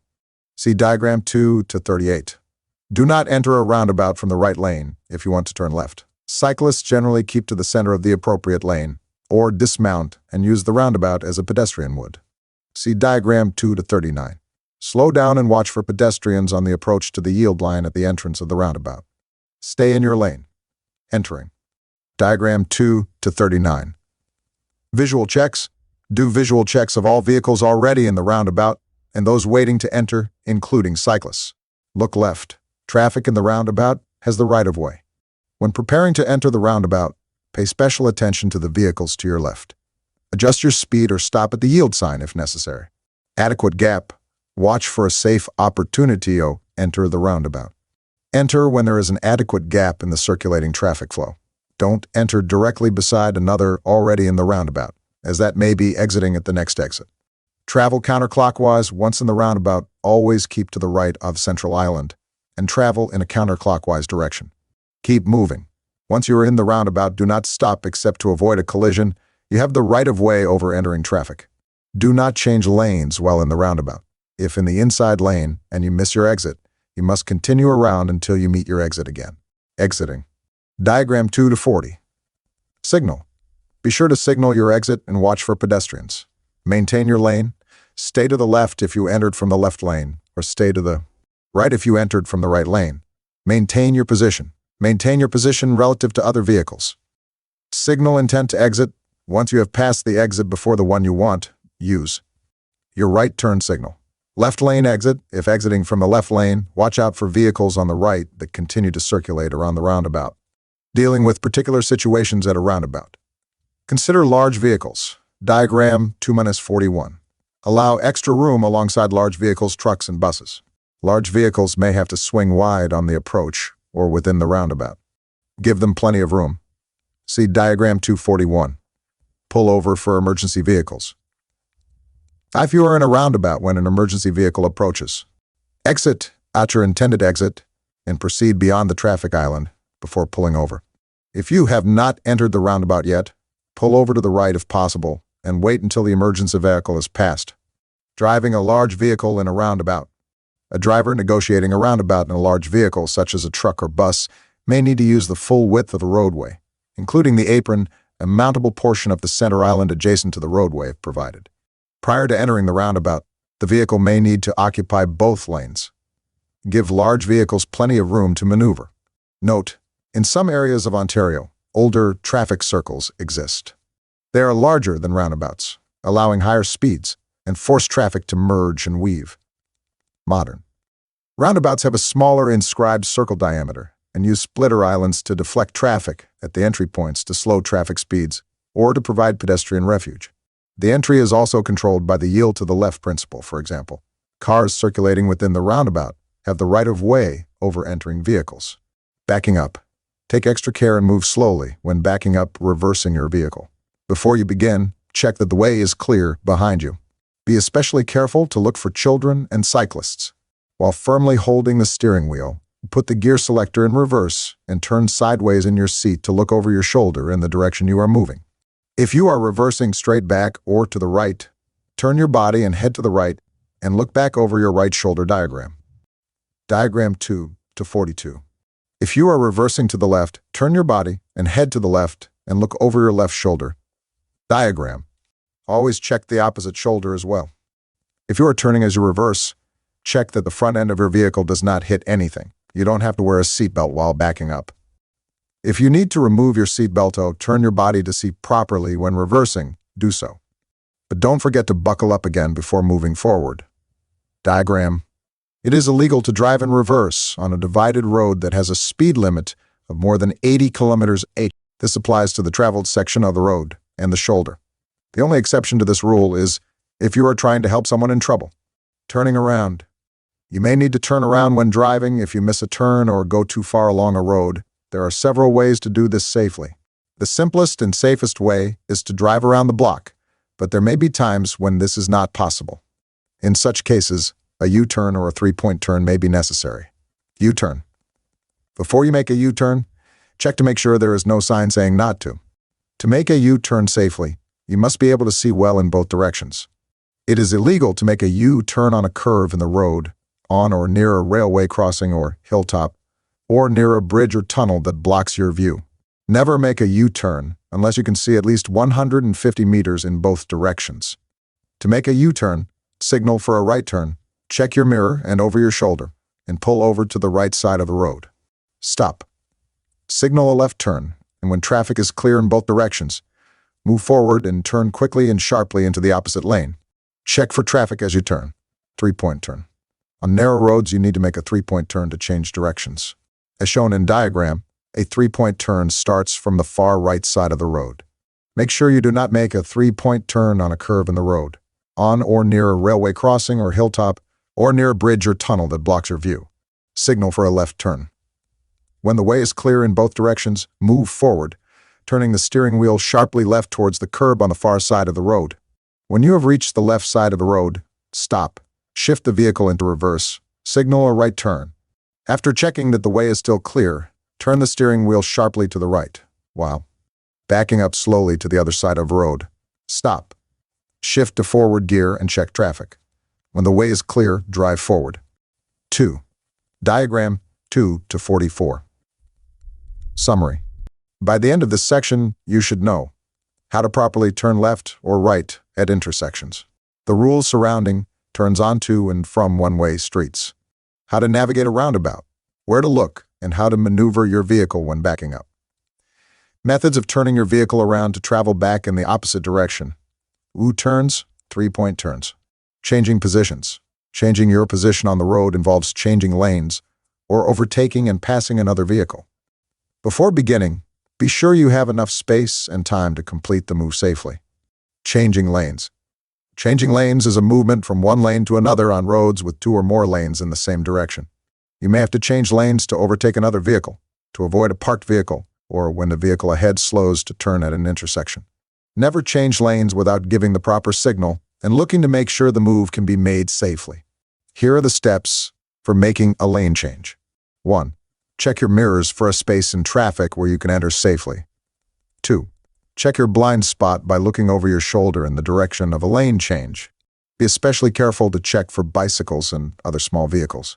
Signal that you want to move left or right. 3. Check again to make sure the way is clear and that no one is coming too fast from behind or from two lanes over on a multi-lane road. 4. Steer gradually into the new lane. Do not slow down, maintain the same speed, or gently increase it. Never make sudden lane changes by cutting in front of another vehicle, including bicycles. Other drivers expect you to stay in the lane you are already in. Even if you signal, they expect you to yield the right-of-way. Avoid unnecessary lane changes or weaving from lane to lane. You are more likely to cause a collision, especially in heavy traffic or bad weather. Don't change lanes in or near an intersection. Remember that spending a few seconds behind another vehicle is often safer than going around it. Diagram 2 to 45. Passing. Passing is changing lanes to move past a slower vehicle. While all public roads have speed limits, not all vehicles travel at the same speed. For example, cyclists, road service vehicles, and drivers ahead that are preparing to turn are usually slower than the through traffic. You may want to pass some slow-moving vehicles when you are following them. Never overtake and pass another vehicle unless you are sure you can do so without danger to yourself or others. Don't pass moving snowplows under any conditions. If in doubt, do not pass. Here are the steps for passing a vehicle. 4. If the vehicle you are passing speeds up, do not race. Go back to your original lane. And do not speed up when another driver is trying to pass you. It is unlawful and dangerous. Diagram 246. Passing within 30 meters of a pedestrian crossover is not permitted. Passing left of a center line is not permitted 30 meters from a bridge, viaduct, or tunnel. Don't attempt to pass when approaching the crest of a hill or on a curve where your vision of oncoming traffic is obstructed, and there is not enough clear distance ahead to pass in safety. When passing parked vehicles, Watch carefully for people suddenly opening doors, or for doors opened to load and unload. Motorcycles, bicycles, limited-speed motorcycles and mopeds often need to pull to the left or right side of their lane to avoid dangerous road conditions or to be seen by other drivers. Do not take this as an invitation to pass in the same lane. If you do want to pass these vehicles, do so by changing lanes. When faster traffic wants to pass you, move to the right and let it pass in safety. When being passed on an undivided road where the passing driver has pulled into the opposite lane, pay attention to oncoming traffic and move closer to the right side of the lane. Be prepared to slow down to let the passing driver get in front of you more quickly to prevent a collision. On many high-speed roads with 3 or more lanes in each direction, trucks are not allowed to drive in the far left-hand lane. This means that the lane next to it is the truck passing lane. If you're in this lane and a truck wants to pass, move into the right-hand lane as soon as you can. Diagram 2-47. Passing at night. Be very careful when you pass other vehicles at night. If you have to pass and the way is clear, follow these steps: passing and climbing lanes. Diagram 2-48. Some roads have special passing or climbing lanes. These lanes let slower vehicles move into the right-hand lane so that faster ones can pass safely in the left lane. An advance sign tells drivers they will soon have a chance to pass. Another sign warns when the lane is ending so drivers in the right-hand lane can begin to merge safely with traffic in the left-hand lane. Passing on the shoulder. You may drive on the right shoulder only to pass a vehicle turning left, and only if the shoulder is paved. You may not pass on the left shoulder, paved or not. Passing on the right. Most passing is done on the left. You may pass on the right on multi-lane or one-way roads and when overtaking a streetcar or a left-turning vehicle. Passing on the right can be more dangerous than passing on the left. If you are driving in the leftmost lane with a slower vehicle in front of you, wait for the vehicle to move to the right. Do not suddenly change lanes and pass on the right. The driver in front may realize you want to pass and move to the right at the same time you do. Passing streetcars. Diagram 2-49. You must pass streetcars on the right unless you are driving on a one-way road. At streetcar stops, stay at least 2 meters behind the rear doors where passengers are getting off or on.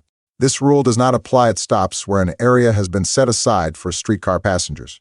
Always pass these areas at a reasonable speed and be prepared for pedestrians to make sudden or unexpected moves. Summary.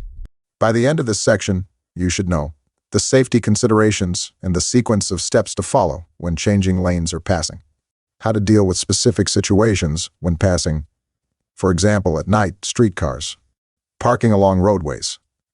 Since parking rules change from road to road and place to place, always watch for and obey signs that say you may not stop or limit stopping, standing, or parking. Be aware that not all parking by laws are posted on signs. Here are some basic parking rules. Never park on the traveled part of a road. Drive off the road onto the shoulder if you must stop for some reason. Never park on a curve, hill, or anywhere you do not have a clear view for at least 125 meters in both directions. Do not park where you will block a vehicle already parked, or where you will block a sidewalk, crosswalk, pedestrian crossing, or road entrance. Do not park within 3 meters of a fire hydrant, on or within 100 meters of a bridge, or within 6 meters of a public entrance to a hotel, theater, or public hallway open to the public. Do not park within 9 meters of an intersection, or within 15 meters if it is controlled by traffic lights. Do not park within 15 meters of the nearest rail of a level railway crossing. Do not park where you will get in the way of traffic or snow clearing. Never open the door of your parked vehicle without first making sure that you will not endanger any other person or vehicle or interfere with traffic. Generally, a good practice is to use the Dutch reach method, meaning you open the driver's door with your right hand as this will force a shoulder check at the same time.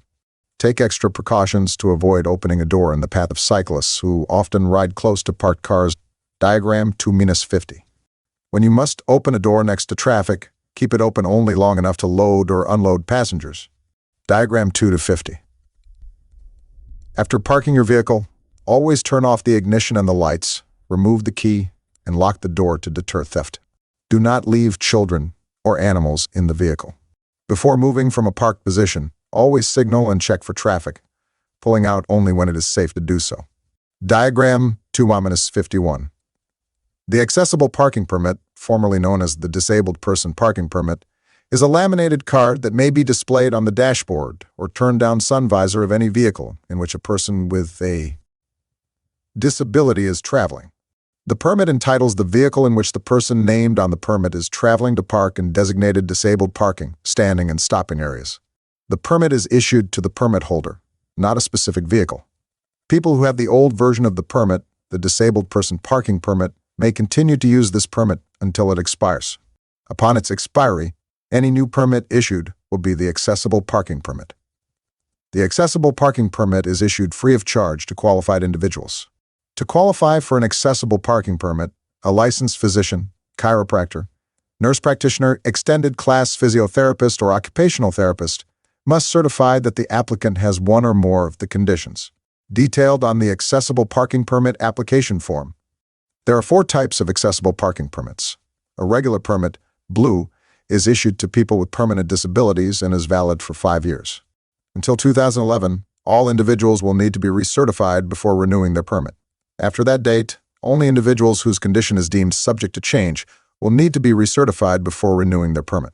A temporary permit, red, is issued when the disability is expected to last more than 2 months, but is not a permanent disability. The temporary permit is not renewable. A traveler permit, purple, is valid for up to 1 year and is issued upon request to individuals who hold a valid accessible parking permit and plan to fly from any Ontario airport. The permit holder places the traveler permit on the dashboard or sun visor of their vehicle when leaving it parked at the airport. The person's regular permit travels with them.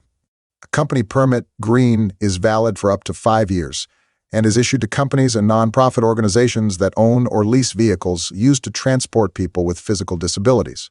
Misuse or abuse of an accessible parking permit should be reported to the police. Misuse of an accessible parking permit will result in fines and revoked privileges.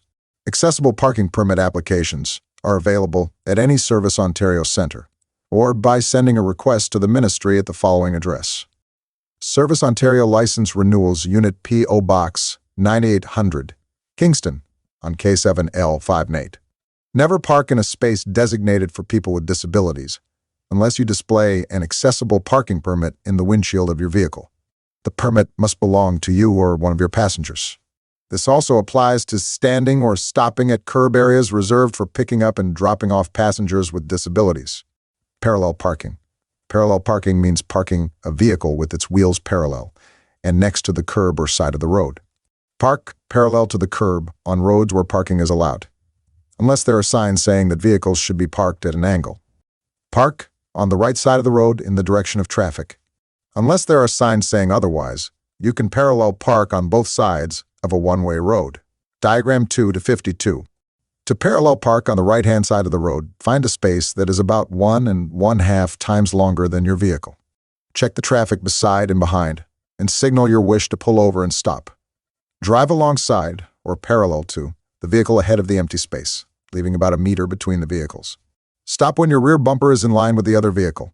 Follow these steps. 1. Slowly and carefully reverse into the space, turning the steering wheel fully toward the curb. 2.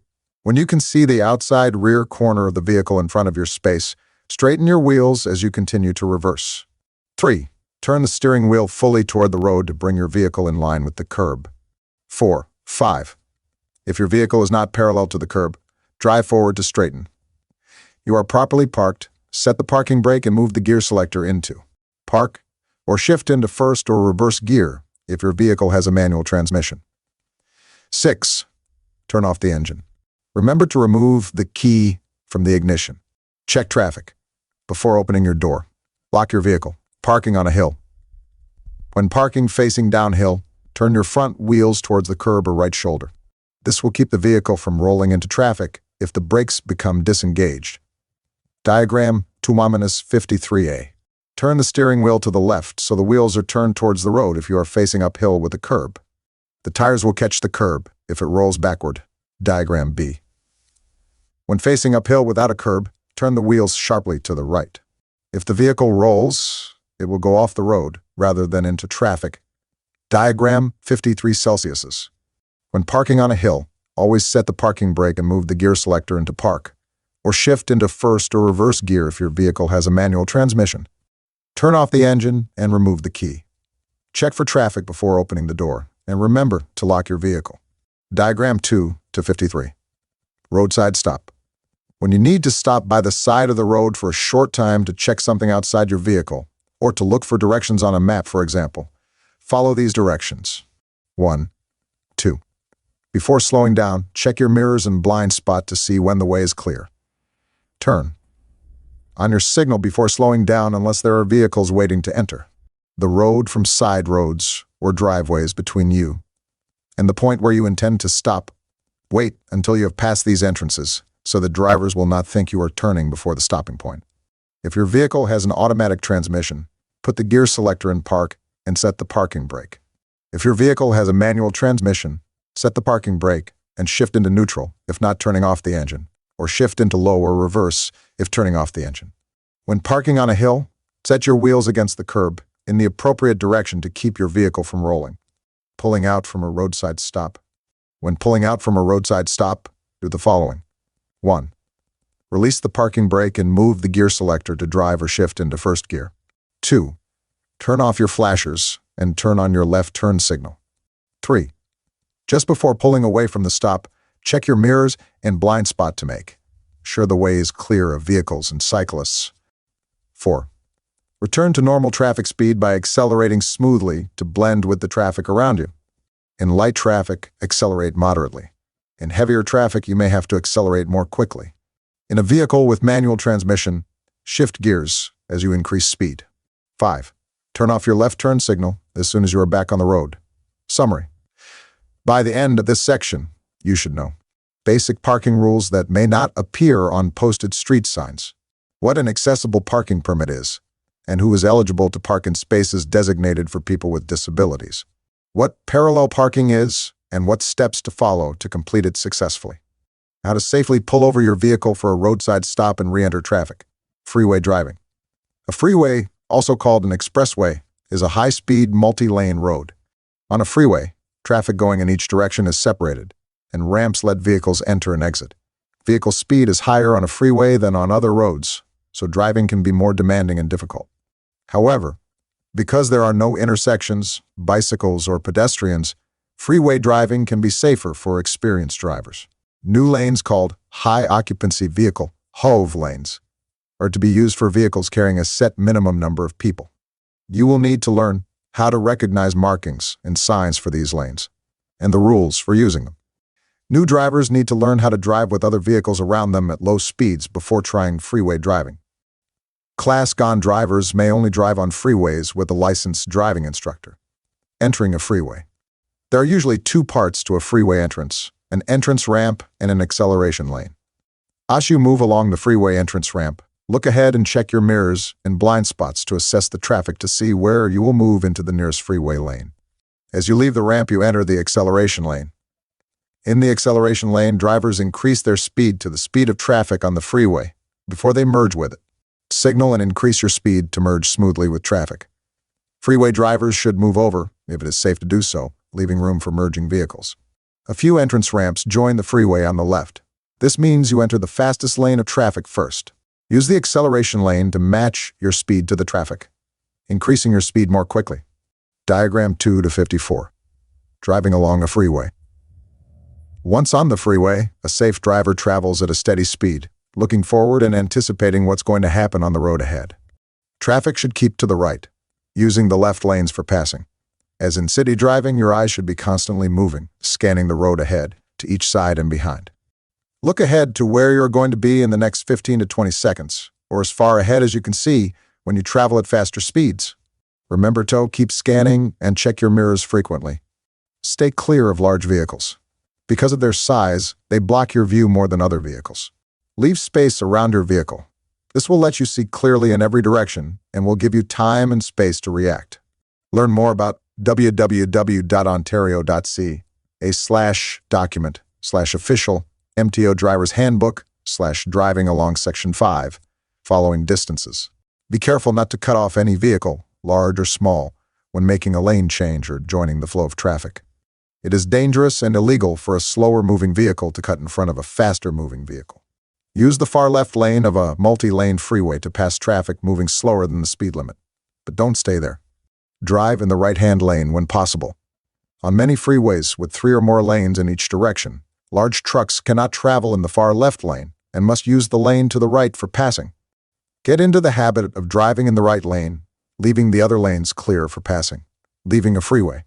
There are usually 3 parts to a freeway exit: a deceleration lane for slowing down that leads drivers out of the main flow of traffic, an exit ramp, and an intersection with a stop sign, yield sign, or traffic light. When leaving the freeway, signal that you want to move into the deceleration lane, but do not slow down. When you are in the lane, reduce your speed gradually to the speed shown for the exit ramp. Check your speedometer to make sure you are going slowly enough. You may not realize how fast you are going because you are used to the high speed of the freeway. Losing your ability to judge your speed accurately is sometimes called speed adaptation or velocitization. It is a special danger when leaving a freeway. Be prepared to stop at the end of the exit ramp. Signs telling you that there are freeway exits ahead are far enough in advance for you to make any lane changes safely. If you miss an exit, do not stop or reverse on the freeway. Take the next exit. Diagram: High Occupancy Vehicle HOV Lane. A high occupancy vehicle HOV lane is a specially designed lane that is designated for use by certain types of vehicles with a specified number of occupants. It can offer travel time savings to those who choose to carpool or take transit.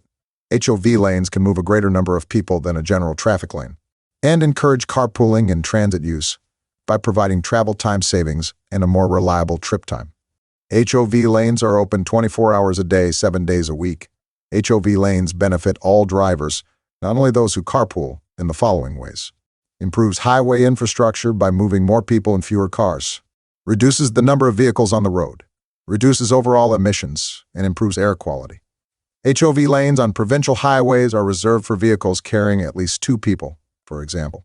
A driver plus at least 1 passenger in any of the following passenger vehicles: cars, minivans, motorcycles, pickup trucks, and buses. The HOV lane is separated from the other general traffic lanes by a striped buffer zone. It is illegal and unsafe to cross the striped buffer pavement markings. Certain vehicles are exempt from the HOV lane rules. Buses can use an HOV lane at any time, regardless of the number of occupants. Emergency vehicles such as police, fire, and ambulance are also exempt from the restrictions. If you use the HOV lanes improperly, you can be stopped and ticketed by a police officer. You will be required to re-enter the general lanes at the next entry-exit zone.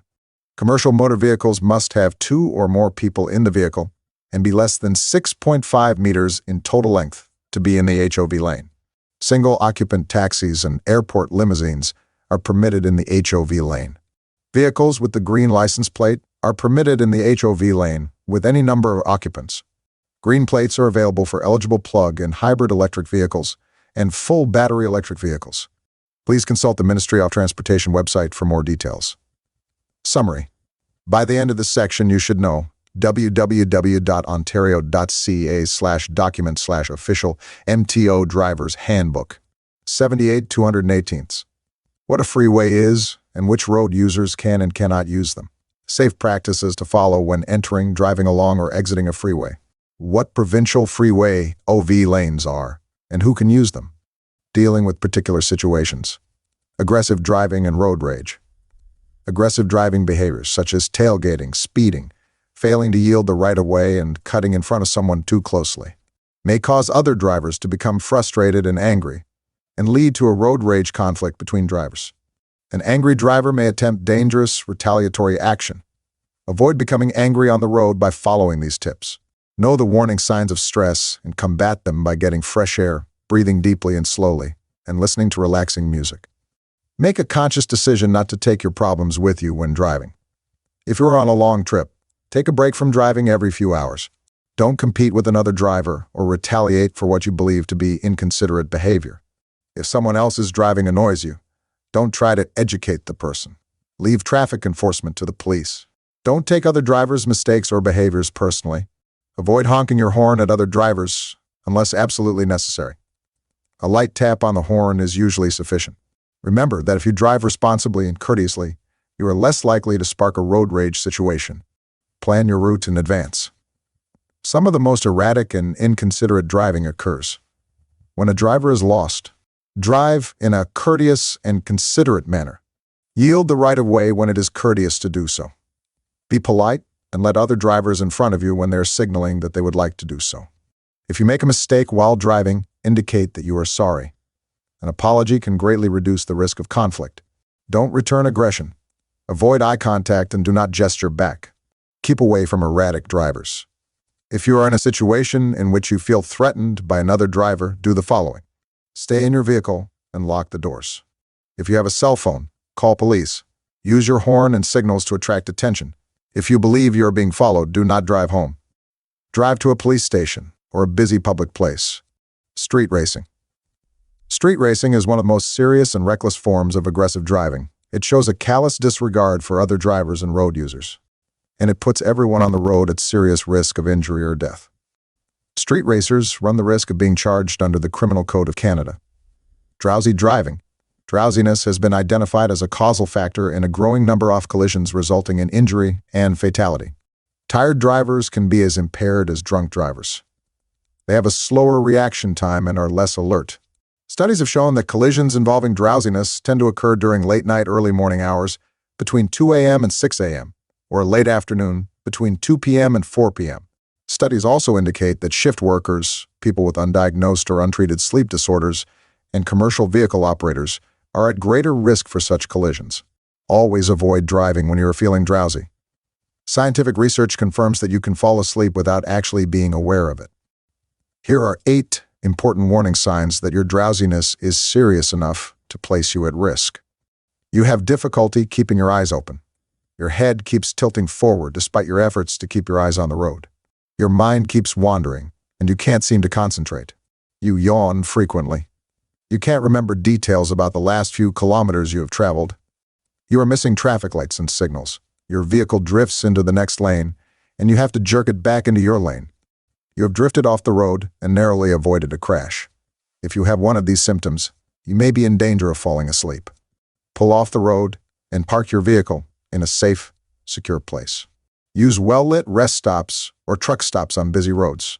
Lock your doors, roll up your windows, and take a nap. Stimulants are never a substitute for sleep.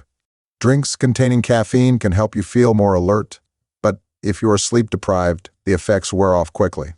The same is true of turning up the volume of your radio or CD player and opening the window. You cannot trick your body into staying awake. You need to sleep. Remember, the only safe driver is a well-rested, alert driver. Workers on the road. Be extra careful when driving through construction zones and areas where people are working on or near the road. When approaching a construction zone, proceed with caution and obey all warning signs, people, and/or devices that are directing traffic through the area. Often, lower speed limits are posted to increase worker safety and reflect increased road hazards, such as construction vehicles in the area, uneven or gravel surfaces, narrowed lanes, and so on. In the construction zone, drive carefully and adjust your driving to suit the conditions. Do not change lanes. Be ready for sudden stops and watch for workers and related construction vehicles and equipment on the road. Other types of workers and vehicles may also be present on the road and pose a hazard, such as roadside assistance and disabled vehicles, surveyors, road maintenance, or utility workers. Always slow down and pass with caution to prevent a collision. If safe to do so, move over a lane to increase the space between your vehicle and the hazard. Traffic control workers direct vehicle traffic in work zones and prevent conflicts between construction activity and traffic. Whether you are driving during the day or at night, watch for traffic control people and follow their instructions. Treat people working on roads with respect and be patient if traffic is delayed. Sometimes traffic in one direction must wait while vehicles from the other direction pass through a detour. If your lane is blocked and no one is directing traffic, yield to the driver coming from the opposite direction. When the way is clear, move slowly and carefully around the obstacle. Recent changes to the Highway Traffic Act have resulted in doubled fines for speeding in a construction zone when workers are present. It is also an offense to disobey stop or slow signs displayed by a traffic control person or firefighter. Animals on the road. Crashes involving animals, mainly moose and deer, are a growing problem. Motor vehicle wild animal collisions increased from 8,964 in 1999 to 12,791 collisions in 2008. This represents an increase of 43% over a 10-year period. Many of these collisions go unreported. You may encounter domestic, farm, or wild animals on the road anywhere in Ontario. Scan the road ahead from shoulder to shoulder. If you see an animal on or near the road, slow down and pass carefully as they may suddenly bolt onto the road. Many areas of province have animal crossing signs, which warn drivers of the danger of large animals, such as moose, deer, or cattle, crossing the road. Be cautious when you see these signs, especially during dusk to dawn hours when wild animals are most active. To reduce your chances of hitting an animal, reduce speed in darkness, rain, and fog. These conditions can reduce your ability to see an animal on or near the road. Travel at a safe speed and stay alert. Driver inattention and speed are common factors in animal vehicle crashes. Watch for shining eyes at the roadside. If you do see shining eyes, slow down and be ready to stop. Keep your windshield clean and headlights properly adjusted. Use high beams whenever possible and safe to do so, and scan both sides of the road ahead. If you see an animal, slow down and sound your horn. Be alert for other animals that may be with the one you've seen. Don't try to drive around the animal. Animal movements are unpredictable. If you wish to watch an animal, find a safe place to pull completely off the road and park first. Do not park on the shoulder of the road, as other drivers may be distracted by the animal and hit your vehicle. Stay in your vehicle. Getting out increases your chance of being hit by another vehicle. If you hit a deer or moose, report it to the local police service or the Ministry of Natural Resources. Do not try to move an injured animal. Distracted driving.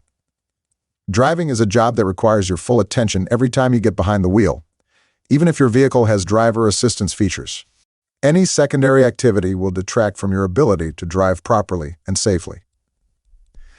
You must reduce distractions and focus on your driving. Ontario's distracted driving laws apply to the use of handheld communication, entertainment devices, and certain display screens. While you are driving, including when you are stopped in traffic or at a red light, it is illegal to use a phone or other handheld wireless communication device to text or dial, except to call 911. In an emergency, use a handheld electronic entertainment device, such as a tablet or portable gaming console. View display screens unrelated to driving, such as watching a video program, a GPS device, except by voice commands. You are allowed to use hands-free wireless communications devices with an earpiece, lapel button, or Bluetooth. You can view GPS display screens as long as they are built into your vehicle's dashboard or securely mounted. Other actions such as eating, drinking, grooming, smoking, reading, and reaching for objects are not part of Ontario's distracted driving law. However, you can still be charged with careless or dangerous driving. Learn more about distracted driving, www.ontario.ca/page/distracted driving. Careless driving. You could face charges for careless driving, www.ontario.ca/laws/statute/HBK 215. If you endanger other people because of any kind of distraction. This includes distraction caused by both handheld, e.g., phone, or hands-free, e.g., Bluetooth devices.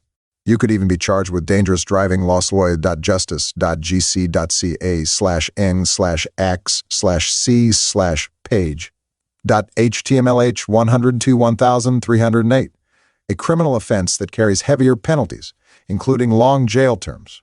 Tips to avoid distracted driving.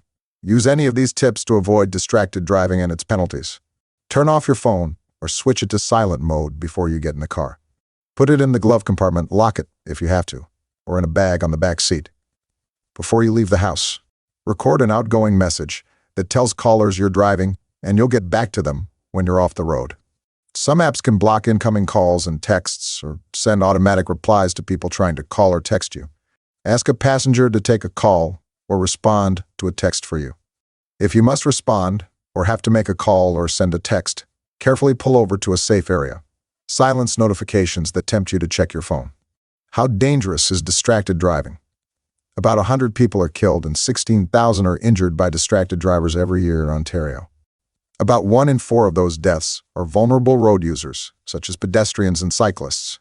Research shows that young people 16 to 25 are more likely to drive distracted than any age group and are the most likely to be killed or injured in a distracted driving collision. Texting or browsing on your phone takes your eyes off the road and increases your risk of crashing by 10 times.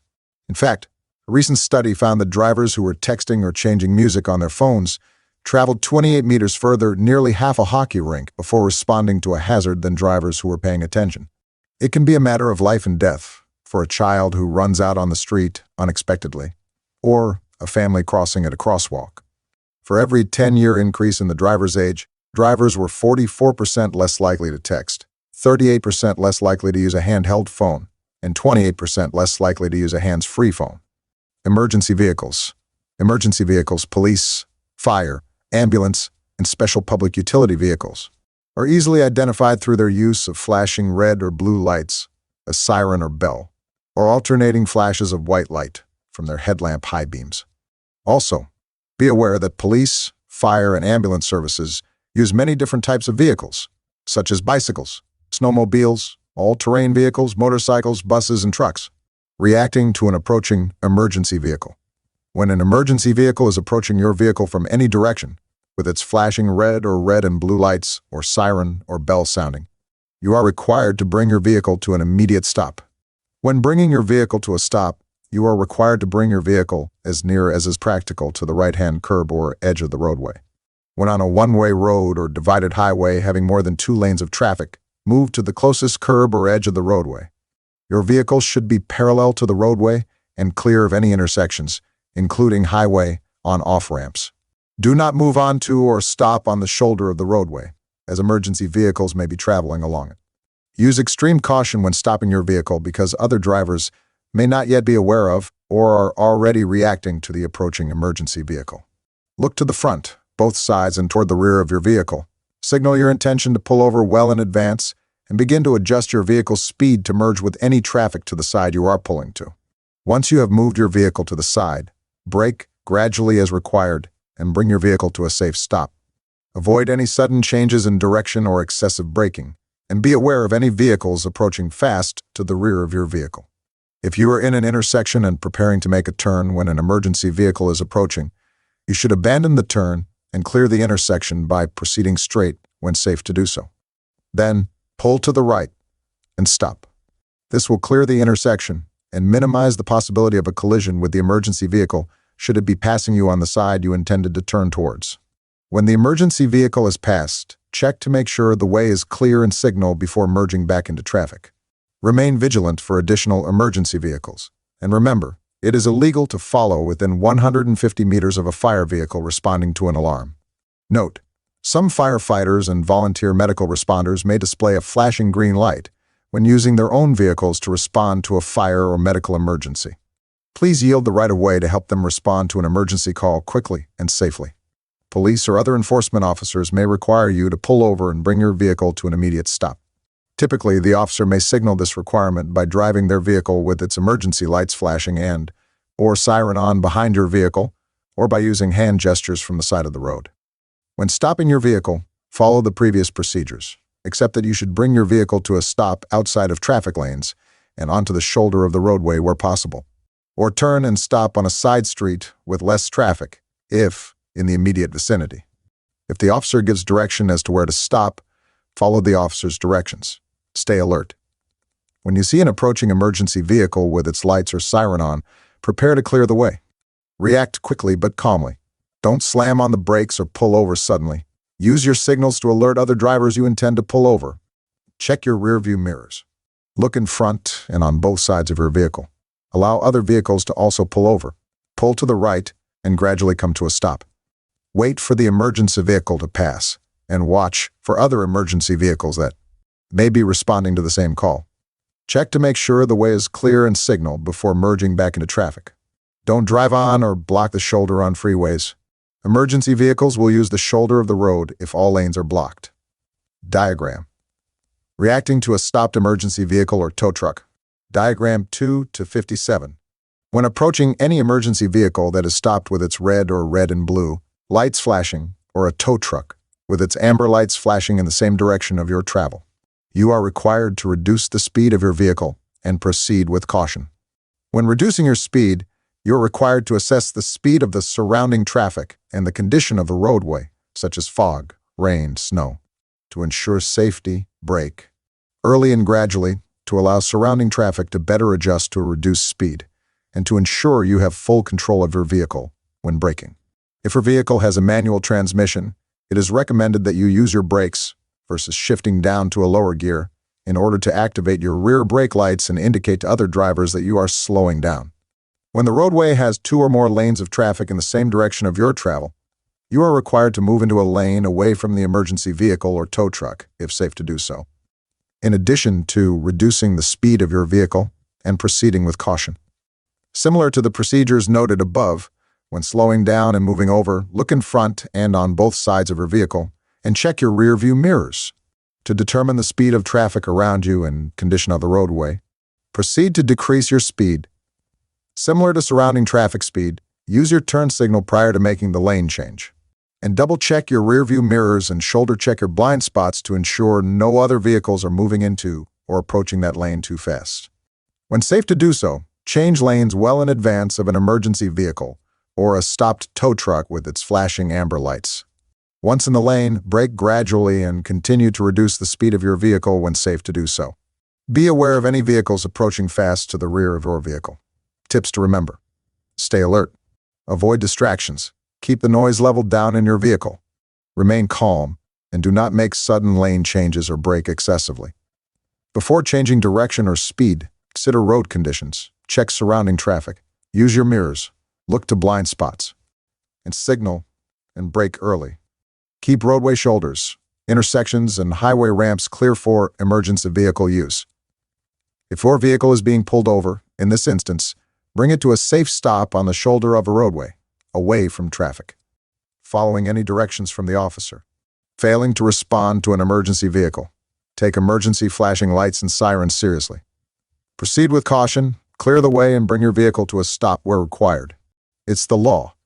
If you don't stop, you can be fined and get 3 demerit points for a first offense. For additional offenses, fines increase, and you could also go to jail for up to 6 months.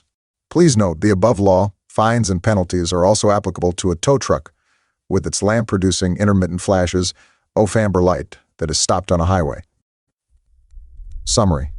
By the end of this section, you should know how to maneuver your vehicle through construction zones, what to do if you encounter animals on the road, things that may distract you when driving, and how to minimize those distractions, what to do when you encounter an emergency vehicle, driving at night and in bad weather.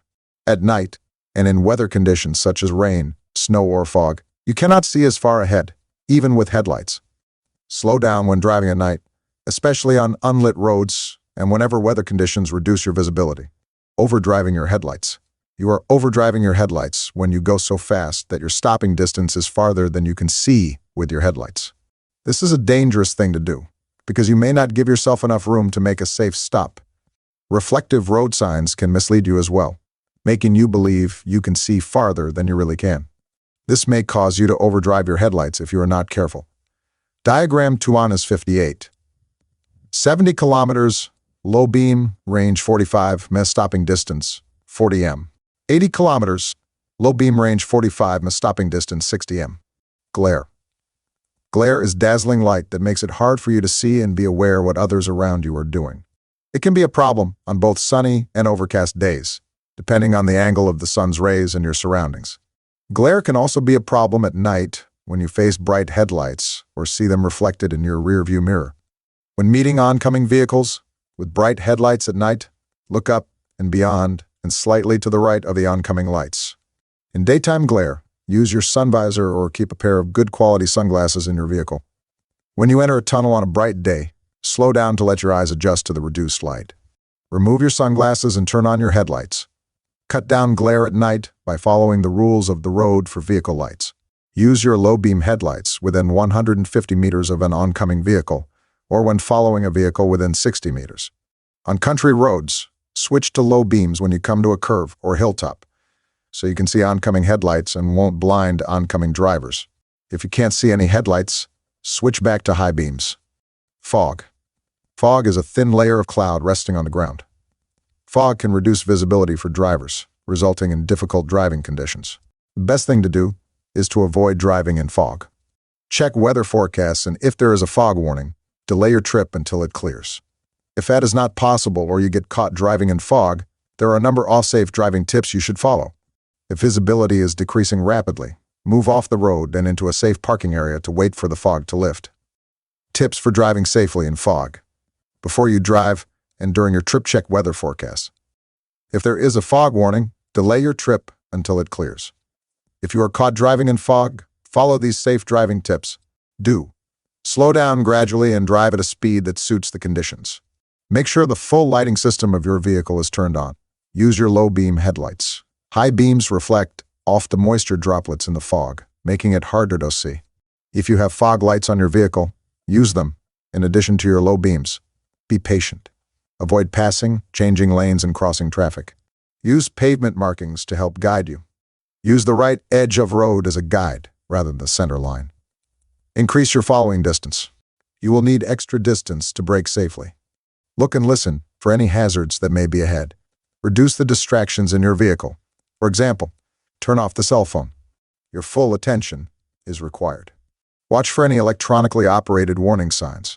Keep looking as far ahead as possible. Keep your windows and mirrors clean.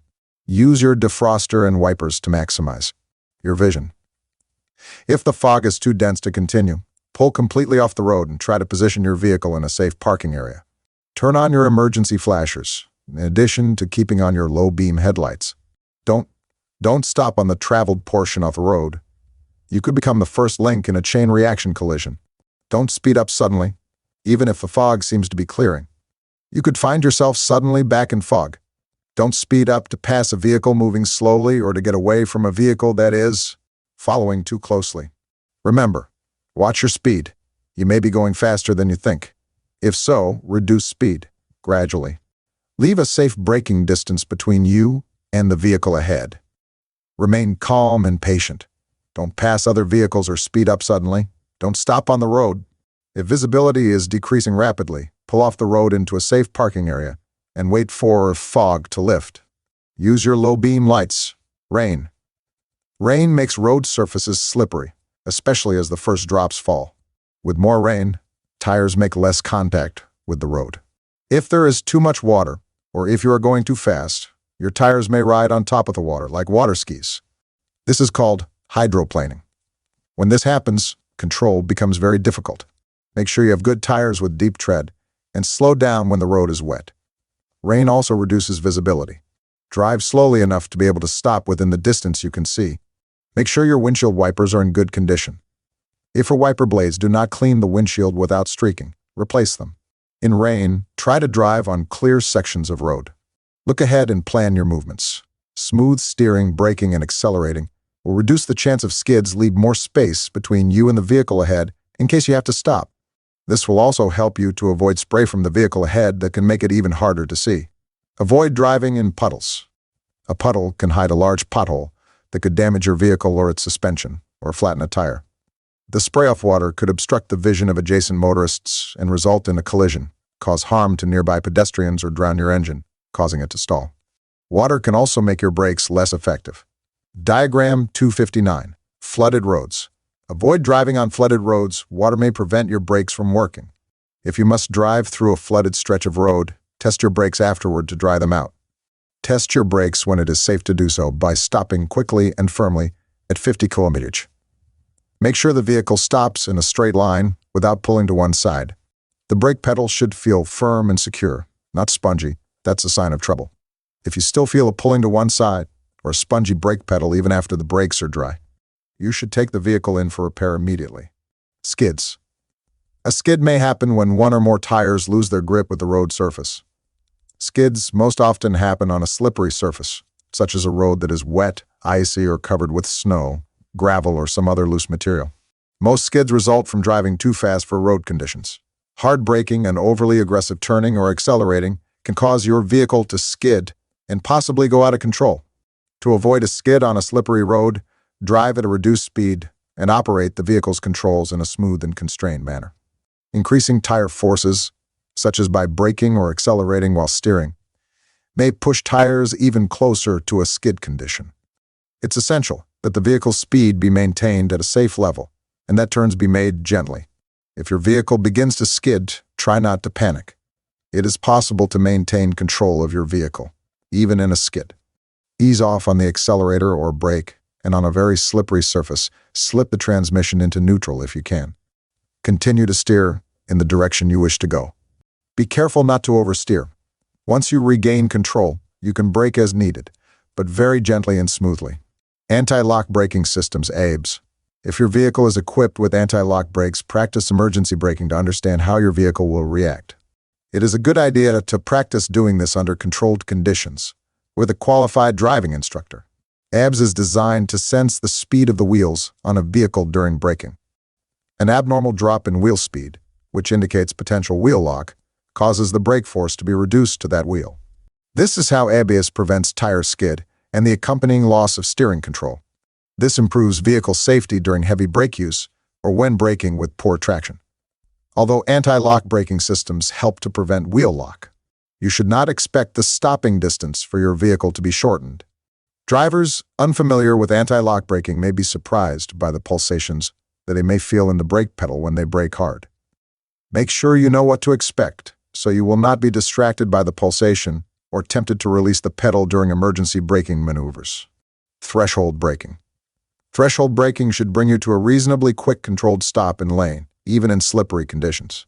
This technique is generally practiced in a vehicle that is not equipped with ABS. Brake as hard as you can until a wheel begins to lock up, then release pressure on the pedal slightly to release the wheel. Press down on the brake pedal, applying as much braking force as possible without inducing a skid. If you feel any of the wheels begin to lock up, release the brake pressure slightly and reapply. Don't pump the brakes.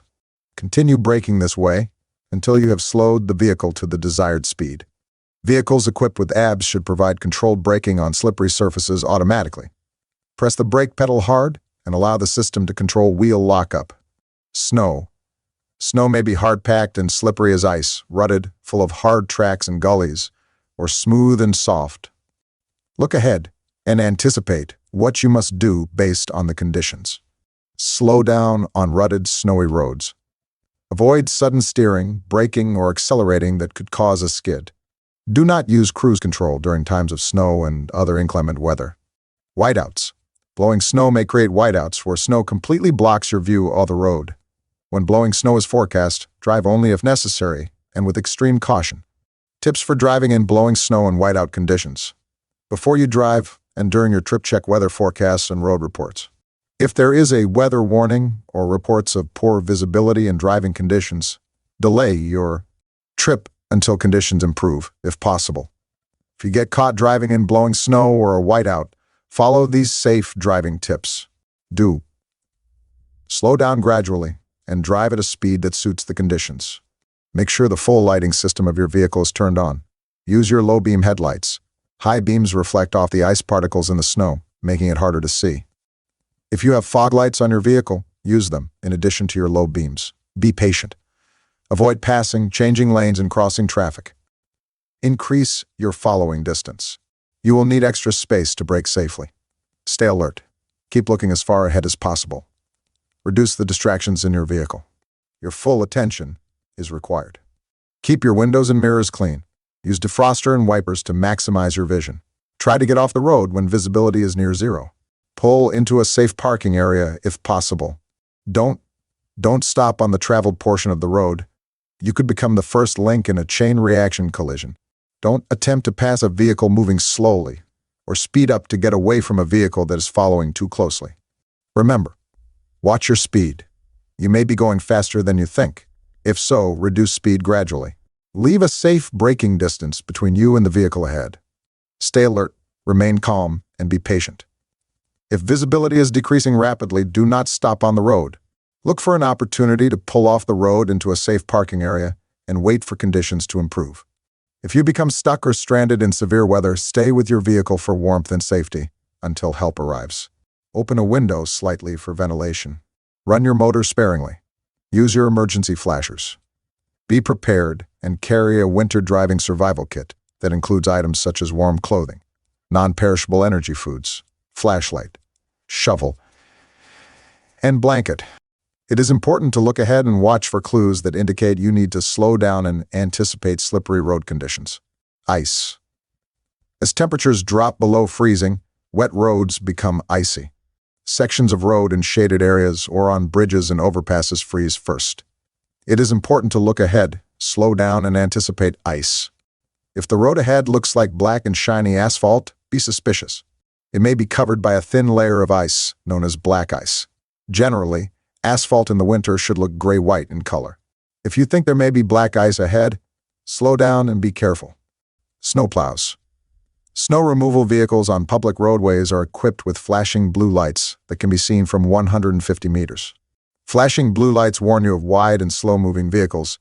Some snowplows have a wing that extends as far as 3 meters to the right of the vehicle. On freeways, several snowplows may be staggered across the road, clearing all lanes at the same time by passing a ridge of snow from plow to plow. Do not try to pass between them. This is extremely dangerous because there is not enough room to pass safely, and the ridge of wet snow can throw your vehicle out of control. Summary. By the end of this section, you should know how to identify and manage situations where your visibility may be reduced, how weather conditions such as rain, flooded roads, snow, and ice may affect your vehicle and your ability to control it, what to do if your vehicle skids, or if you encounter heavy snow, whiteouts, or black ice, how to recognize and share the road with snow removal vehicles, dealing with emergencies. If you drive often or travel alone, you need to be ready to deal with emergencies. Here are some suggestions for coping with some common road emergencies. If your brakes fail, try pumping the brake pedal to temporarily restore hydraulic brake pressure. If this does not work, apply the parking brake gently but firmly while holding the release button. It is a good idea for new drivers to practice a parking brake emergency stop under controlled conditions with a qualified driving instructor. Total brake failure is very rare on modern vehicles. If your brakes do fail and you manage to stop, do not drive away. Call for help. If your gas pedal sticks, first try to lift the pedal by slipping your foot under it. Do not reach down with your hands while the vehicle is moving. If this does not work, turn on your hazard lights, shift to neutral, and stop as soon as you safely can, preferably off the road. Turn off the ignition and do not drive away. Call for help. If your headlights go out, check the switch immediately. If the lights stay out, turn on your hazard lights and bring your vehicle to a safe stop off the road. Call for help. It is dangerous and illegal to drive at night without lights. If you have trouble on a freeway, at the first sign of trouble, begin to pull over. Do not wait for your vehicle to stall on the freeway. Check your mirrors, put on your hazard lights, take your foot off the gas pedal, and pull over to the nearest shoulder as quickly as possible. Never stop in the driving lanes. Be careful getting out of your vehicle. If possible, leave through the door away from traffic. Do not raise the hood. While you wait for help, stay in your vehicle with the doors locked. If someone stops to help, ask them to call the police or automobile club for you. If you have a cellular phone, call for help yourself. The Queen Elizabeth Way, the 400 series freeways, and many other high-speed roads are patrolled by the Ontario Provincial Police. Stay with your vehicle, and help will arrive shortly. If your wheels go off the pavement, don't panic. Grip the steering wheel firmly. Take your foot off the gas pedal to slow down. Avoid heavy braking. When the vehicle is under control, steer toward the pavement. Be prepared to correct your steering and increase speed when your wheels are fully back on the pavement. If a tire blows out, blowouts can cause tremendous steering and wheel vibration, but don't be alarmed. Take your foot off the gas pedal to slow down and steer the vehicle firmly in the direction you want to go. Bring the vehicle to a stop off the road, in a collision where someone is injured. St. John Ambulance recommends that all drivers carry a well-stocked first aid kit and know how to use it. Consider reading a book about first aid or sign up for a first aid course. It could mean the difference between life and death in a collision. Every driver involved in a collision must stay at the scene or return to it immediately and give all possible assistance. If you are not personally involved in a collision, you should stop to offer help if police or other officials have not arrived. In a collision with injuries, possible fuel leaks, or serious vehicle damage, stay calm and follow these steps. Call for help or have someone else call. By law, you must report any collision to the police when there are injuries or damage to vehicles or other property exceeding $2,000. Turn off all engines and turn on emergency flashers.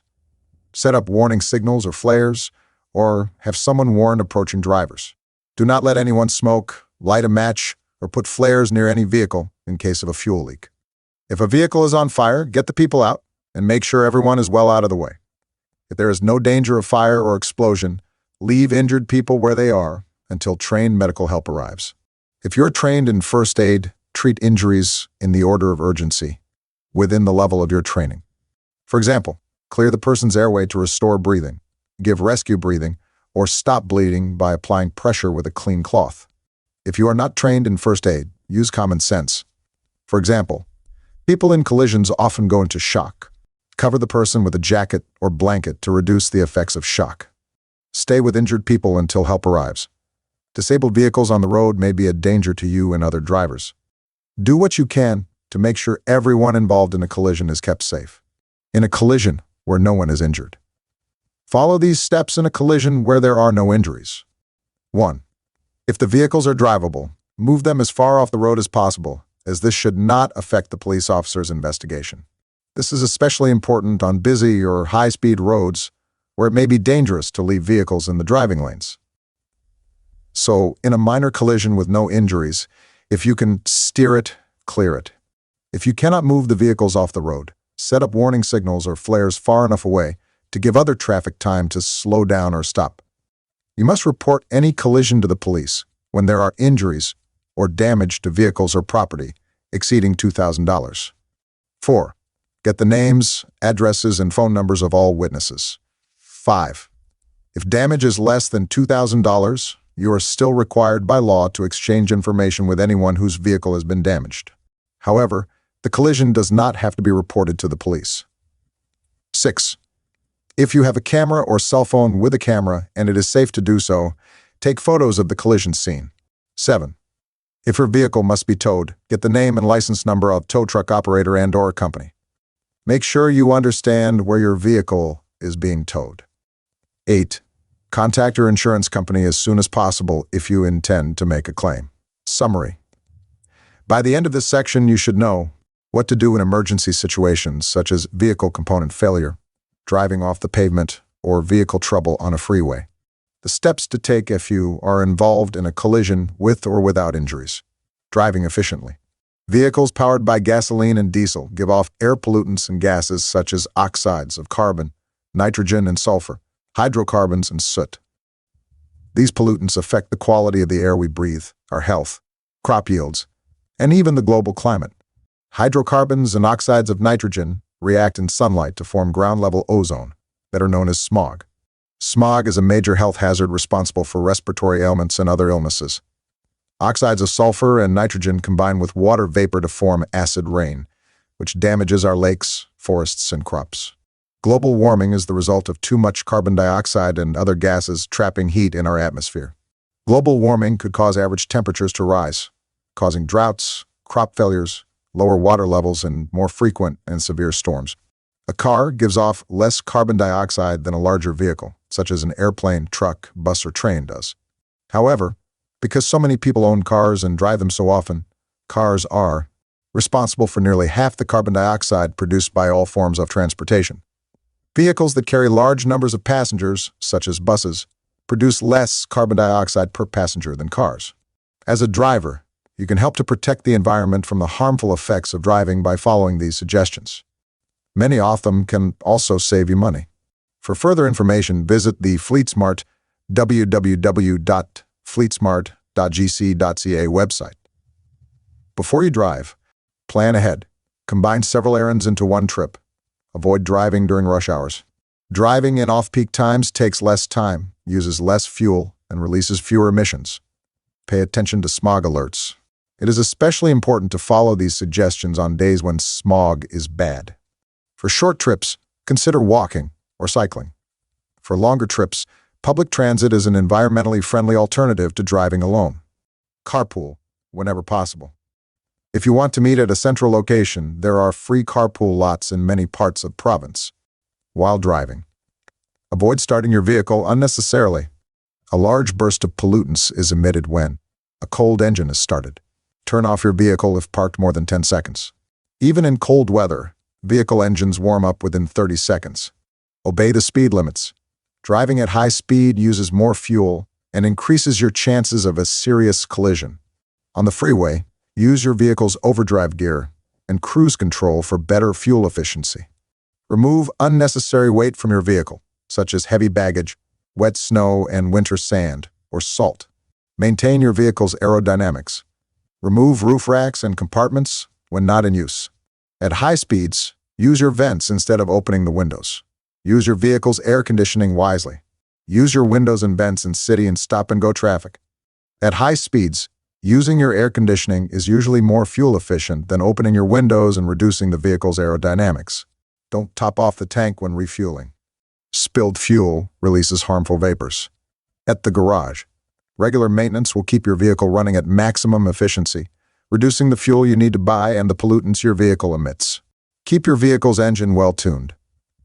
Worn spark plugs, dragging brakes, low transmission fluid, or transmission not going into high gear can increase fuel consumption substantially.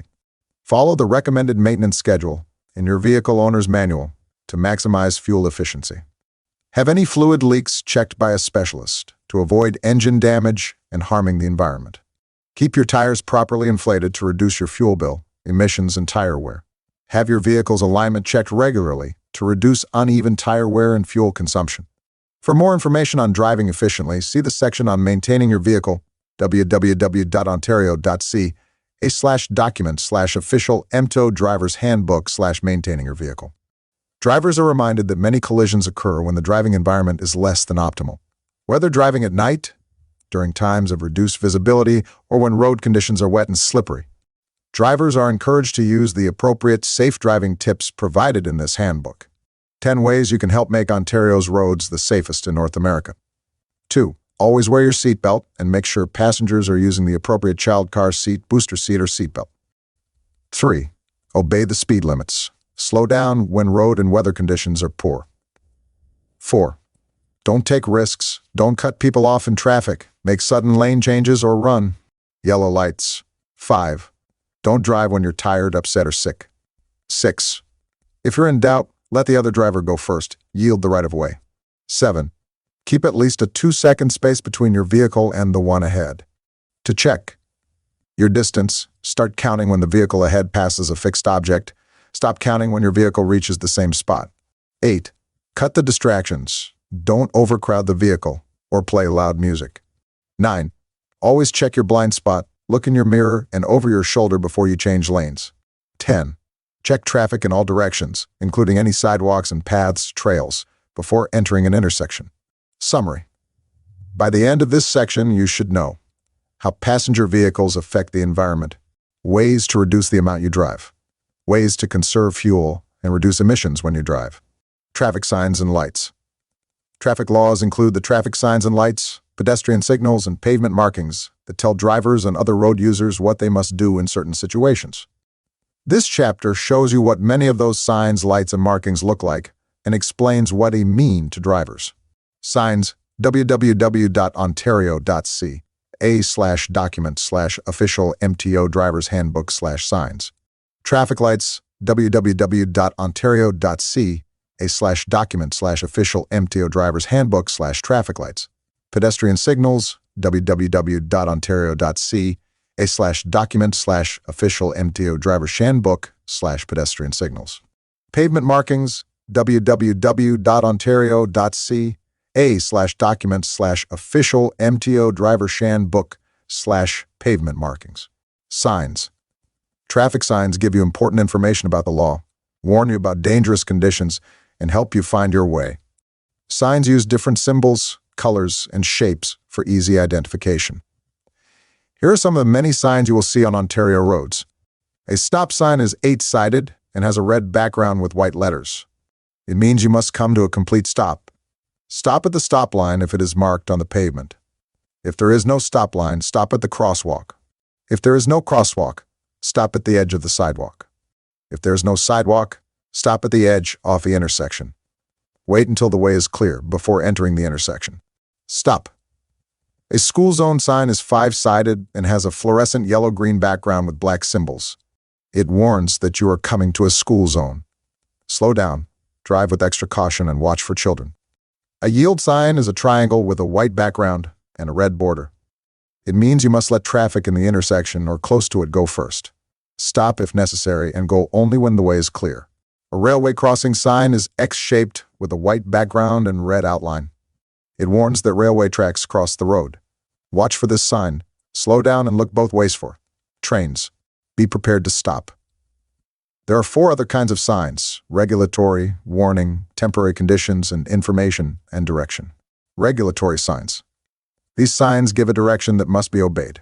They're usually rectangular or square with a white or black background and black, white, or colored letters. A sign with a green circle means you may or must do the activity shown inside the ring. A red circle with a line through it means the activity shown is not allowed. Here are some common regulatory signs. This road is an official bicycle route. Watch for cyclists and be prepared to share the road with them. You may park in the area between the signs during the times posted. Used in pairs or groups. P. 30 minutes 9 a.m. at 6 p.m. Snowmobiles may use this road. Do not enter this road. Do not stop in the area between the signs. This means you may not stop your vehicle in this area, even for a moment. Used in pairs or groups. Do not stand in the area between the signs. This means you may not stop your vehicle in this area except while loading or unloading passengers. Used in pairs or groups. No. Standing. Do not park in the area between the signs. This means you may not stop your vehicle, except to load or unload passengers or merchandise. Used in pairs or groups. Do not turn left at the intersection. Do not drive through the intersection. Do not turn to go in the opposite direction. U-turn. Do not turn right when facing a red light at the intersection. Do not turn left during the times shown. 7 a.m., 9 a.m., 4 p.m., 6 p.m. This parking space is only for vehicles displaying a valid accessible parking permit. P. No bicycles allowed on this road. No pedestrians allowed on this road. Keep to the right of the traffic island. Speed limit changes ahead. 50. Do not pass on this road. Slow traffic on multi-lane roads must keep right. Slower traffic keep right. Indicates areas where the community has identified that there is a special risk to pedestrians. Traffic-related offenses committed within the zone are subject to increased fines. Community safety zone fines increased. The speed limit in this zone is lower during school hours. Observe the speed limit shown when the yellow lights are flashing. Maximum 40 km when flashing acknowledgement. Stop for school bus when signals are flashing. Stop for school bus when signals flashing.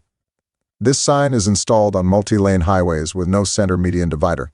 It informs drivers approaching from both directions that they must stop for a school bus when its signal lights are flashing. Stop for school bus when signals flashing both directions. These signs, above the road or on the pavement before an intersection, tell drivers the direction they must travel. For example, the driver in lane 1 must turn left. The driver in lane 2 must turn left or go straight ahead, and the driver in lane 3 must turn right. Traffic may travel in one direction only, passing here to crossing. This sign, above the road or on the ground, means the lane is only for two-way left turns. This sign reserves curb area for vehicles displaying a valid accessible person parking permit, picking up and dropping off passengers with disabilities. No standing. By permit only. These signs mean lanes are only for specific types of vehicles, either all the time or during certain hours. Different symbols are used for the different types of vehicles. They include buses, taxis, vehicles with 3 or more people, and bicycles. Keep to the right lane, except when passing on 2-lane sections where climbing or passing lanes are provided. This sign on the back of transit buses serves as a reminder to motorists of the law requiring vehicles approaching a bus stopped at a dedicated bus stop to yield to the bus. Once the bus has signaled its intent to return to the lane, yield, cedes.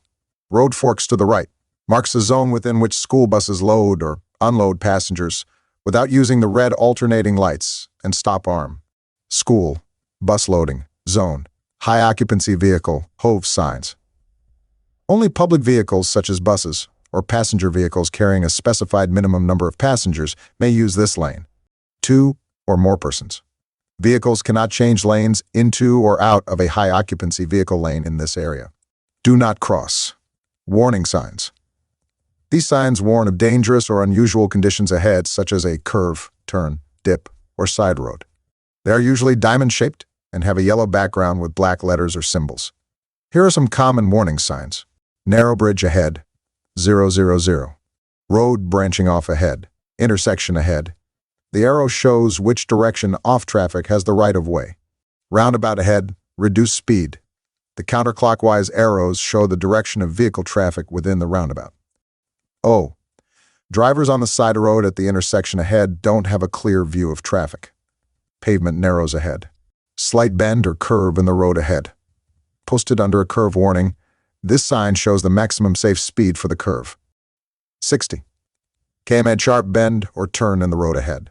Chevron arrowhead signs are posted in groups to guide drivers around sharp curves in the road. Winding road ahead. The bridge ahead lifts or swings to let boats pass. Paved surface ends ahead. Bicycle crossing ahead. Stop sign ahead, slow down. The share the road sign is used to warn motorists that they are to provide safe space on the road for cyclists and other vehicles. This sign also warns motorists and cyclists to exercise additional caution on the upcoming section of road. Pavement is slippery when wet. Slow down and drive with caution. Hazard close to the edge of the road. The downward lines show the side on which you may safely pass. Divided highway begins. Traffic travels in both directions on separated roads ahead. Keep to the right-hand road. Each road carries one-way traffic. Right lane ends ahead. If you are in the right-hand lane, you must merge safely with traffic in the lane to the left. Traffic lights ahead. Slow down. Steep hill ahead. You may need to use a lower gear. 18%. Two roads going in the same direction are about to join into one. Drivers on both roads are equally responsible for seeing that traffic merges smoothly and safely. Snowmobiles cross this road. Divided highway ends. Traffic travels in both directions on the same road ahead. Keep to the right-hand road. Underpass ahead. Take care if you are driving a tall vehicle. Sign shows how much room you have. 3.9 minutes. Bump or uneven pavement on the road ahead. Slow down and keep control of your vehicle. Railway crossing ahead. Be alert for trains. This sign also shows the angle at which the railway tracks cross the road. Sharp turn or bend in the road in the direction of the arrow. The checkerboard border warns of danger. Slow down, be careful. Deer regularly cross this road, be alert for animals. Truck entrance on the right side of the road ahead. If the sign shows the truck on the left, the entrance is on the left side of the road. Shows maximum safe speed on ramp. 50. km/h. Watch for pedestrians and be prepared to share the road with them. Watch for fallen rock and be prepared to avoid a collision. There may be water flowing over the road. B. This sign warns you that you are coming to a hidden school bus stop. Slow down. Drive with extra caution. Watch for children and for a school bus with flashing red lights. Indicates an upcoming bus entrance on the right, and vehicles should be prepared to yield to buses entering the roadway. Indicates an upcoming fire truck entrance on the right, and vehicles should be prepared to yield to fire trucks entering the roadway. These signs warn of a school crossing. Watch for children and follow the directions of crossing guard or school safety patroller. Temporary condition signs. These signs warn of unusual temporary conditions such as roadwork zones, diversions, detours, lane closures, or traffic control people on the road. They are usually diamond-shaped with an orange background and black letters or symbols. Here are some common temporary condition signs. Construction work. 1 kilometer ahead. Construction. 1 kilometer. Road work ahead. Survey crew working on the road ahead. Traffic control person ahead. Drive slowly and watch for instructions. You are entering a construction zone. Drive with extra caution and be prepared for a lower speed limit. Construction zone begins. Temporary detour from normal traffic route. Flashing lights on the arrows show the direction to follow. Pavement has been milled or grooved. Your vehicle's stopping ability may be affected, so obey the speed limit and drive with extra caution. Motorcyclists may experience reduced traction on these surfaces. Lane ahead is closed for road work. Obey the speed limit and merge with traffic in the open lane. Closed lane. Adjust speed to merge with traffic in lane indicated by arrow. Do not pass the pilot vehicle or pace vehicle bearing this sign. When flashing, reduce speed and be prepared to stop. Stop slow. Follow detour marker until you return to regular route. Follow detoured 1. Enforces doubling the HTA fines for speeding in a designated construction zone when there are workers present. Speed fines, doubled in construction. Zones when workers present.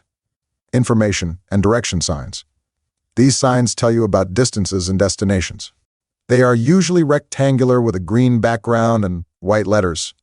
Other signs with different colors guide you to facilities, services, and attractions.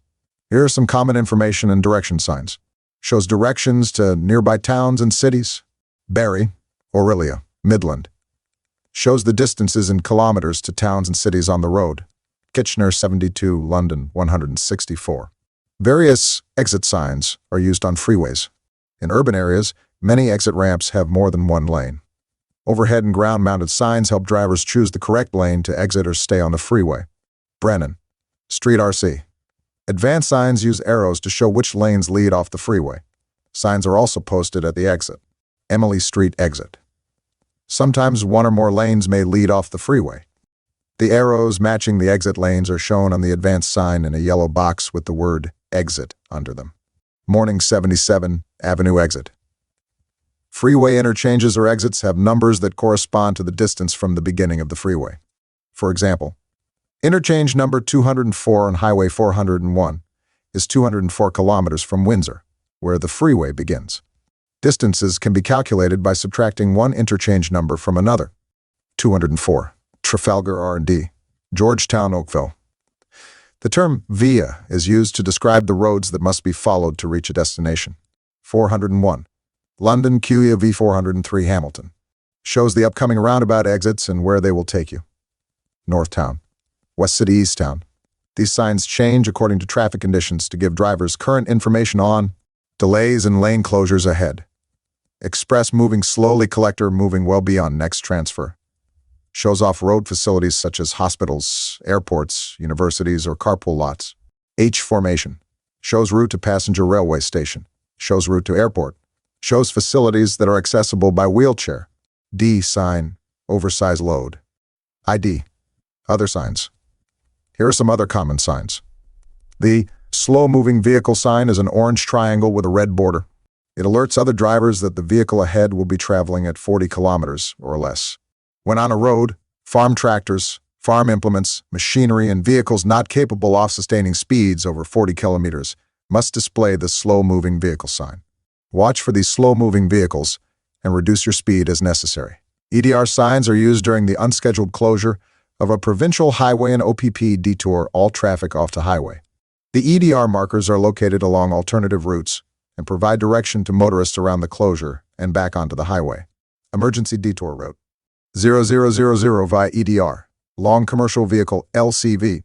This placard indicates a long commercial vehicle, which is a double trailer and can be up to 40 meters in length. It is important to be able to recognize an LCV on the highway based on rear signage and anticipate both the extended length and limited speed when preparing to pass one on the highway.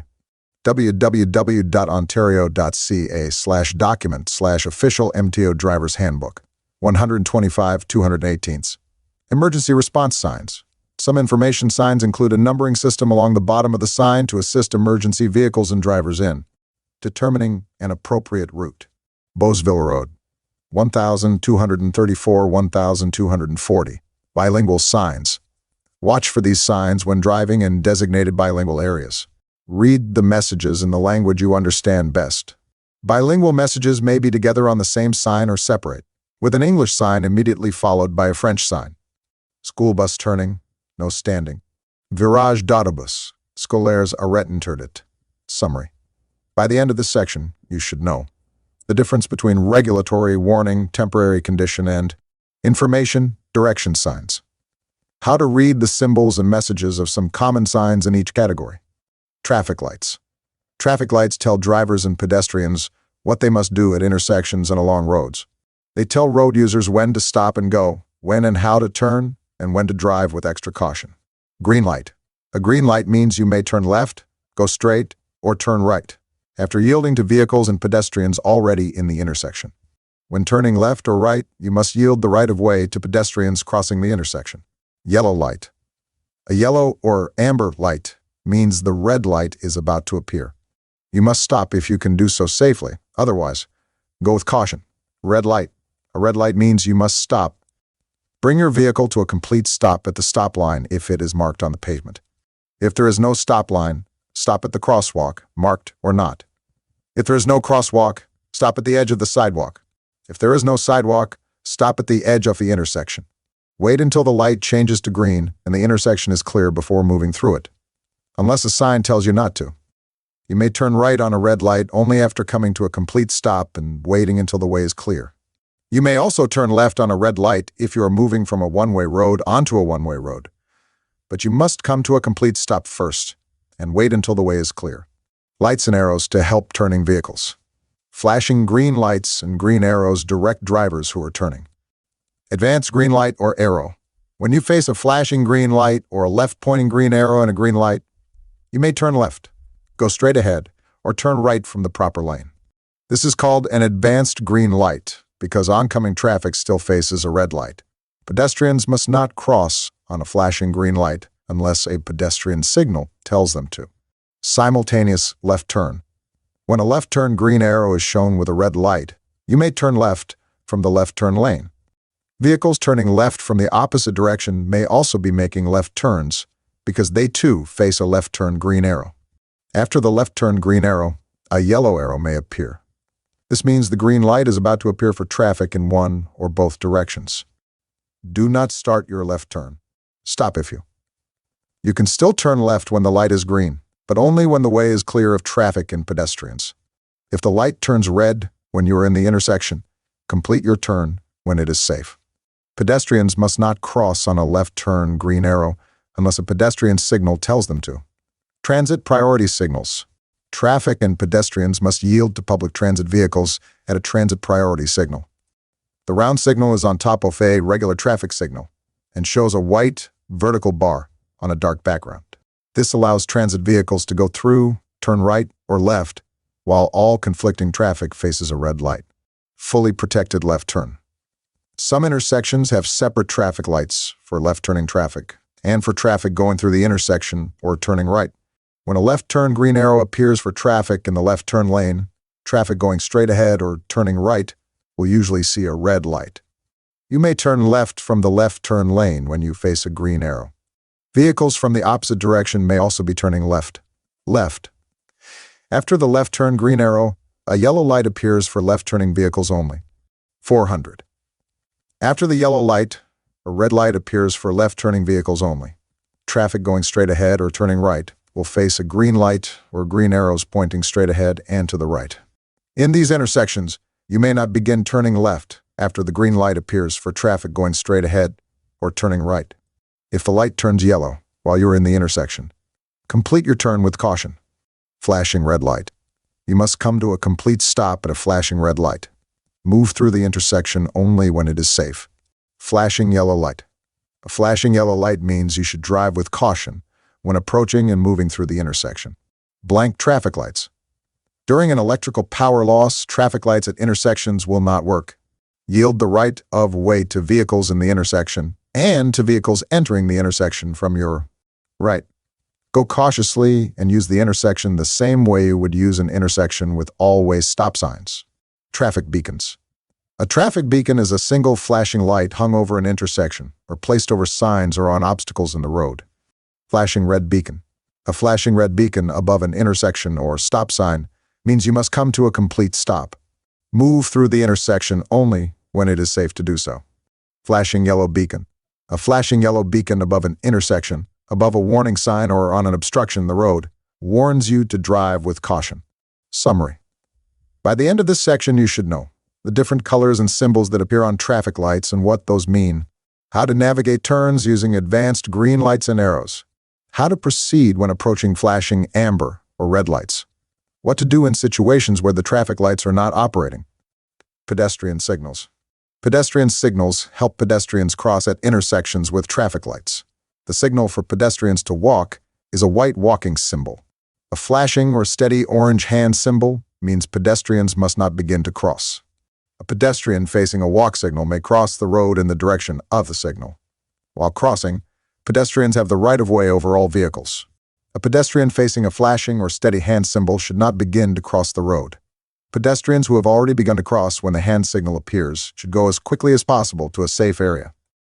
While they are crossing, pedestrians still have the right-of-way over vehicles. At intersections with traffic lights where there are no pedestrian signals, pedestrians facing a green light may cross. Pedestrians may not cross on a flashing green light or a left-turn green arrow. Intersection pedestrian signals. Where there are pedestrian push buttons, a pedestrian must use the button to bring on the walk signal. Pedestrian signals give people more time to cross than regular traffic lights. On a busy main road, an intersection pedestrian signal helps people to cross the road safely, by signaling traffic to stop. The intersection pedestrian signal has one or more crosswalks, pedestrian walk and don't walk signals, push buttons for pedestrians, and traffic signal lights on the main road only. Stop signs control traffic on the smaller, less busy crossroad. You must observe, obey the traffic rules, and use safe driving skills to drive through these intersections. See also the section on driving through intersections. www.ontario.ca/document/official MTO drivers handbook/driving through intersections. Summary. By the end of this section, you should know what the symbols on pedestrian signals indicate, what an intersection pedestrian signal is, and what to do if you encounter one. Pavement markings. Pavement markings combine with road signs and traffic lights to give you important information about the direction of traffic and where you may and may not travel. Pavement markings divide traffic lanes, show turning lanes, mark pedestrian crossings, indicate obstacles, and tell you when it is not safe to pass. Yellow lines separate traffic traveling in opposite directions. White lines separate traffic traveling in the same direction. Diagram. A solid line at the left of your lane means it is unsafe to pass. I should not pass. Diagram 3:2. A broken line at the left of your lane means you may pass if the way is clear. I may pass if there are enough broken lines ahead to complete the pass safely. A. Diagram. Broken lines that are wider and closer together than regular broken lines are called continuity lines. When you see continuity lines on your left side, it generally means the lane you are in is ending or exiting, and that you must change lanes if you want to continue in your current direction. Continuity lines on your right mean your lane will continue unaffected. Diagram. A stop line is a single white line painted across the road at an intersection. It shows where you must stop. If there is no stop line marked on the road, stop at the crosswalk, marked or not. If there is no crosswalk, stop at the edge of the sidewalk. If there is no sidewalk, stop at the edge of the intersection. Diagram. A crosswalk is marked by two parallel white lines painted across the road. However, crosswalks at intersections are not always marked. If there is no stop line, stop at the crosswalk. If there is no crosswalk, stop at the edge of the sidewalk. If there is no sidewalk, stop at the edge of the intersection. Diagram 3:6. A white arrow painted on a lane means you may move only in the direction of the arrow. Diagram 3:7. Pedestrian crossovers are identified by specific signs, overhead yellow lights, and pavement markings. Pedestrian crossovers are marked by two white double parallel lines across the road with an X in each lane approaching it. Drivers and cyclists must stop before the line and yield to pedestrians until pedestrians have completely crossed the road and cleared the roadway. Diagram 3:8. Two solid lines painted on the pavement guide traffic away from fixed objects such as bridge piers or concrete islands. Yellow and black markings are also painted on the objects themselves as warnings. Diagram 3-9. Summary. By the end of this section, you should know how pavement markings are used to control traffic, what the different colors and types of markings are used to indicate. Keeping your driver's license. Ontario has a one-piece driver's license. The license card has a photograph and signature of the driver. All drivers in Ontario should have a one-piece license card. You must carry your license with you whenever you drive, renewing your license. You will get a renewal application form in the mail. Take the form into any Service Ontario Centre in the province. They are all equipped to take photographs. You will be asked to sign the form, show identification, pay a fee, and have your photograph taken. You will get a temporary license on the spot if your application and documents are in order, and your permanent one will be mailed to you. You must carry it with you whenever you drive, and produce it when a police officer requests it. If you do not get a renewal application form in the mail when your license is due for renewal, call the Ministry of Transportation. You are responsible for making sure you have a valid driver's license. You can renew an expired car or motorcycle driver's license within 1 year without taking any tests. If your license has been suspended, canceled, or expired for more than 3 years, you will be required to reapply for a license in Ontario and meet all the requirements of graduated licensing, including passing all the required tests. Senior drivers age 80 or older. Licensing. If you are 80 years of age or older, you are required to renew your driver's license every 2 years. This renewal process helps keep seniors mobile and independent longer, while helping to ensure that unsafe drivers are identified and appropriate actions are taken. You need to undergo a driving record review, complete a vision test, and participate in a 45-minute group education session, followed by an in-class screening component. The in-class screening component will help better assess your fitness to drive. You may be required to pass a road test before being able to renew your license. Or you may be able to renew, but will have to follow up and submit medical information. The driver improvement counselor at the group education session will discuss this with you. There is no charge for any of the license renewal requirements. You only have to pay a license renewal fee. More information that specifically addresses the concerns of senior drivers can be found at ontario.ca/seniordriver. www.ontario.ca/drivingandroads/renew-G-driver's-license. Years and over. You can also call the Driver and Vehicle Licensing Contact Center at 416-235-2999 or 1-800-387-3445. How aging affects driving safety. Reduced vision, especially at night. Difficulty judging distance and speed. Limited movement and range of motion. Slower reaction time. Difficulty focusing attention for long periods off time. Easily distracted. More time needed to understand what you see and hear. More use of prescription or over-the-counter drugs that may impair your driving ability. What you can do to make your driving safer. Your health is a key factor in your ability to drive. To help you handle the demands of safe driving. Check with your doctor or pharmacist to make sure current and new medications will not negatively affect your ability to drive. Over-the-counter drugs and combinations of drugs can also impair your driving. Report to your doctor. Vision changes, unexplained dizziness or fainting spells, frequent, chronic, or severe pain.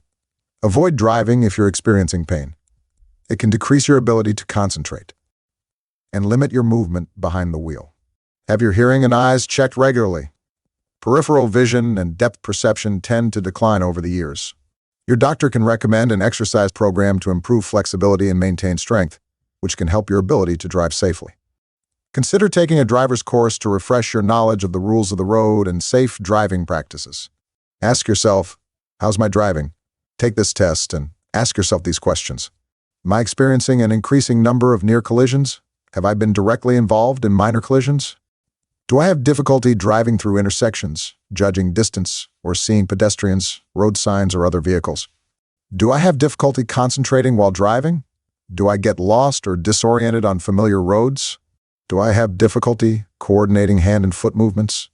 Am I experiencing vision problems, especially at night? Do I get nervous behind the wheel? Do other motorists frequently honk at me? Do family members express concern about my driving ability? How important is driving to me? Your answers to these questions can help you decide whether to continue to drive, cut back to certain times, such as daylight hours, or stop driving altogether. If you have checked one or more off the warning signs and are concerned about your driving ability, talk to your doctor or family and get their opinions. At the group education session, you will learn more about these topics on senior driver safety. Graduated licensing requalification. Undergraduated licensing. Novice drivers class gone G2, M1, and M2. Progress through a two-step licensing process by completing the mandatory time periods for each level and passing the required road tests. Except for Class M1, novice drivers have 5 years to complete the graduated licensing process. However, if for Class Gone, G2 or M2 license is about to expire and you have not completed the process, you can regain or retain the same class of license by passing a test and paying the 5-year licensing fee. This is called requalification. A notice is sent to Class G1, G2, and M2 drivers before their license expiry date to inform them of their options. If you do not complete the graduated licensing process or requalify before your G1, G2, or M2 license expires, you will not have a license to drive, and you must reapply for a Level 1 license. Changing your name or address. You must tell the Ministry of Transportation within 6 days of changing your name or address. You will need a new license when you change your address. You can change your address on the Service Ontario www.serviceontario.ca website, or you can take the change of information to a driver and vehicle license issuing office, or mail it to the Ministry of Transportation. P.O. Box 9200, Kingston, on K7L5K4. The Ministry will send you a new license. When you get it, Destroy your old license and carry the new one with you whenever you drive. When your name changes, you need a new license.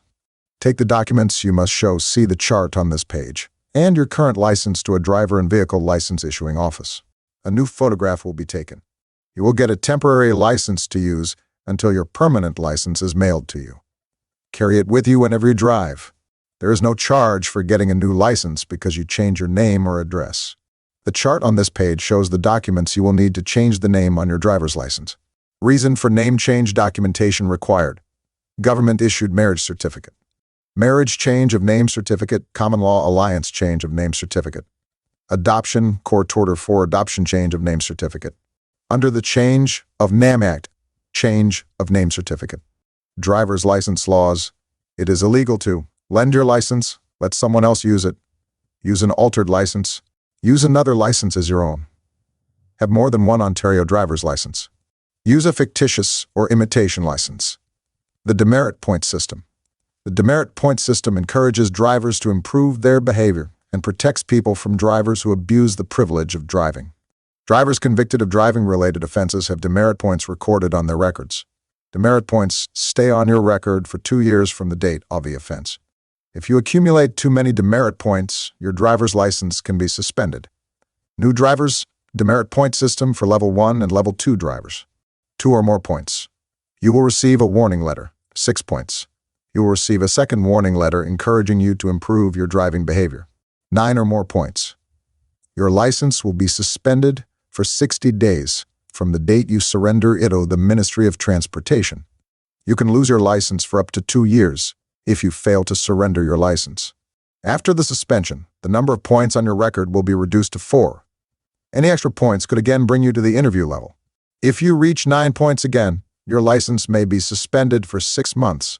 As a Level 1 or Level 2 driver, you will have your license suspended if you accumulate 9 or more demerit points during a 2-year period. Note, if you are a novice driver and are convicted of violating any novice condition, an offense that is associated with 4 or more demerit points, or receive a court-ordered suspension for an offense that would have resulted in 4 or more demerit points, you will receive the appropriate penalty and novice driver escalating sanction license suspension. However, the demerit points will be recorded as 0 on your record and will not be counted towards the accumulated demerit point system. Fully licensed drivers. Demerit point system for fully licensed drivers. 6 points. You will receive a warning letter recommending that you improve your driving skills. 9 points. You will receive a second warning letter encouraging you to improve your driving behavior. 15 points. Your license will be suspended for 30 days from the date you hand over your license to the Ministry of Transportation. You can lose your license for up to 2 years if you fail to surrender it. After the suspension, the number of points on your driver's record will be reduced to 7. Any extra points could again bring you to the interview level. If you reach 15 points again, your license will be suspended for 6 months. Table of offenses. Here are the demerit points for driving offenses. 7 points. Failing to remain at the scene of a collision. Failing to stop for police. Careless driving, racing. Exceeding the speed limit by 40 kilometers or more on roads with a speed limit of less than 80 kilometers. Exceeding the speed limit by 50 kilometers or more, failing to stop for a school bus. 5 points. Driver of bus failing to stop at unprotected railway crossing. 4 points. Exceeding the speed limit by 30 to 49 kilometers, following too closely. Failing to stop at a pedestrian crossover. 3 points. Exceeding the speed limit by 16 to 29 kilometers, driving through, around, or under a railway crossing barrier. Driving while holding or using a handheld wireless communications entertainment device, or viewing a display screen unrelated to the driving task. Failing to yield the right-of-way. Failing to obey a stop sign, traffic light, or railway crossing signal. Failing to obey traffic control stop sign. Failing to obey traffic control slow sign. Failing to obey school crossing stop sign. Failing to obey the directions of a police officer driving the wrong way on a divided road. Failing to report a collision to a police officer. Improper driving where a road is divided into lanes, crowding the driver's seat. Going the wrong way on a one-way road. Driving or operating a vehicle on a closed road. Crossing a divided road where no proper crossing is provided. Failing to slow and carefully pass a stopped emergency vehicle. failing to move, where possible, into another lane when passing a stopped emergency vehicle, driving a vehicle equipped with a radar detector, improper use of a high-occupancy vehicle, HOV lane, improper opening of a vehicle door, 2 points, failing to lower headlight beam, prohibited turns, towing people, on toboggans, bicycles, skis, for example, failing to obey signs, failing to share the road, improper right turn, improper left turn, failing to signal, unnecessary slow driving, reversing on a highway, driver failing to wear a seatbelt, driver failing to ensure infant passenger is secured, driver failing to ensure toddler passenger is secured, driver failing to ensure child is secured, driver failing to ensure passenger under 16 years is wearing seatbelt, driver failing to ensure that a passenger under 16 years is sitting in a seat that has a seatbelt. Other ways to lose your license. To promote safe driving for Ontarians, the province has some of the strictest driving laws regarding driving while impaired by alcohol or drugs, careless driving, stunt driving, fleeing police or a collision scene, and so on. In addition to lengthy suspensions for driving offenses, court sanctions can quickly escalate and include fines in the tens of thousands of dollars, reinstatement fees, license restrictions, lifetime bans, and even jail time. Suspensions. Your license may also be suspended for the following reasons. Escalating sanctions. 0 blood alcohol concentration BAC for novice and young drivers. Medical suspension. Discretionary HTA suspensions, mandatory HTA suspensions. Administrative driver's license suspension, ADLs. Warrant range suspension. Novice driver violations. Escalating sanctions. Escalating sanctions for novice drivers would apply if any of following occurrences have taken place within a 5-year period. Any repeat violations of novice restrictions. Any HTA convictions for 4 or more demerit points, court-ordered license suspensions. Sanctions. Dangerous behaviors. The risk of a fatality or serious injury is almost 5 times greater for vehicles crashing at 50 kilometers or more above the posted highway limit. The increase in risk is even greater on roads with lower posted limits. For example, on roads with a posted limit of 60 kilometers h or less, the risk of a fatality or serious injury is almost 8 times greater for vehicles colliding at 50 kilometers or more above the posted limit. Other types of aggressive driving include driving 40 kilometers or more above the posted speed limit on roads with a speed limit less than 80 km, driving 50 kilometers or more above the posted speed limit, driving a motor vehicle to prevent another vehicle from passing, intentionally cutting off another vehicle, street racing, driving stunts. The use of a connected nitrous oxide system while driving on a highway is prohibited. For information on the regulation, you can visit the ontario.ca/laws. www.ontario.ca/laws. Sanctions careless driving. Careless driving is defined as driving without due care, attention, or without reasonable consideration for other persons using the highway. And anyone who chooses to put themselves and other road users at risk by driving aggressively or carelessly. If convicted of careless driving, a driver can face tough sanctions. 0 blood alcohol concentration BAC for novice and young drivers. All drivers who are 21 and under, regardless of license class, must have a BAC level of 0 when operating a motor vehicle. You will receive a 24-hour roadside driver license suspension. If convicted, you could face a fine and at least a 30-day license suspension. Medical suspension. All doctors must report the names and addresses of everyone 16 years or older who has a condition that might affect their ability to drive safely. For example, a stroke, heart condition, or dizziness, among others. Doctors report this information to the Ministry of Transportation, and it is not given to anyone else. Your driver's license may be suspended until new medical evidence shows that the condition does not pose a safety risk. Mandatory HTA suspensions. Your license will be suspended if you fail to stop for a police officer, a minimum of 5 years. If you don't pay a traffic fine when ordered by the court. Administrative driver's license suspension ADLs. Your license will be suspended immediately for 90 days. If your BAC is more than 80 milligrams in 100 milliliters of blood, 0.08. If you fail or refuse to give a breath, blood, oral fluid, or urine sample when asked by police. If you fail or refuse to perform physical coordination tests or submit to a drug evaluation, when required by police. This suspension takes effect at the roadside or police station. It is separate from any criminal charges or prosecution that may also take place. Warn range suspension. Drivers who register a blood alcohol concentration in the warn range of 5 to 8 pose an immediate danger to themselves and other road users. If caught driving in the warn range, you will receive an immediate driver's license suspension at the roadside. For 3 days for a first occurrence. For 7 days for a second occurrence, you must undergo a remedial alcohol education program. Substantially increased penalties and sanctions for each subsequent occurrence. Novice driver violations. Drivers holding novice licenses must follow the specific rules for their class of license. If you violate any of the graduated licensing conditions, your license will be suspended for 30 days. This suspension takes effect from the time you surrender your license. You can lose your license for up to 2 years if you fail to hand it over. Your license will be canceled. If you fail a driver's re-examination, if you don't pay your reinstatement fee or administrative monetary penalty following a suspension, if your check for license fees are not honored by your bank, if you voluntarily surrender your driver's license to the Ministry of Transportation, or it is surrendered or returned by another jurisdiction. Criminal code suspensions. You will receive a 1-year license suspension the first time you are convicted of a criminal code offense. Subsequent offenses increase substantially to a lifetime ban from driving. Convictions will remain on your driver's record for a minimum of 10 years. Your license will be suspended if you are convicted of any of the following criminal code offenses.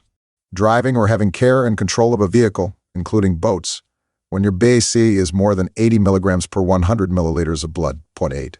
Refusing to submit to a breath test for alcohol failing, or refusing to provide a breath sample for roadside testing. Failing to remain at the scene of a collision, dangerous driving, causing death or bodily harm by criminal negligence, failing to stop for police.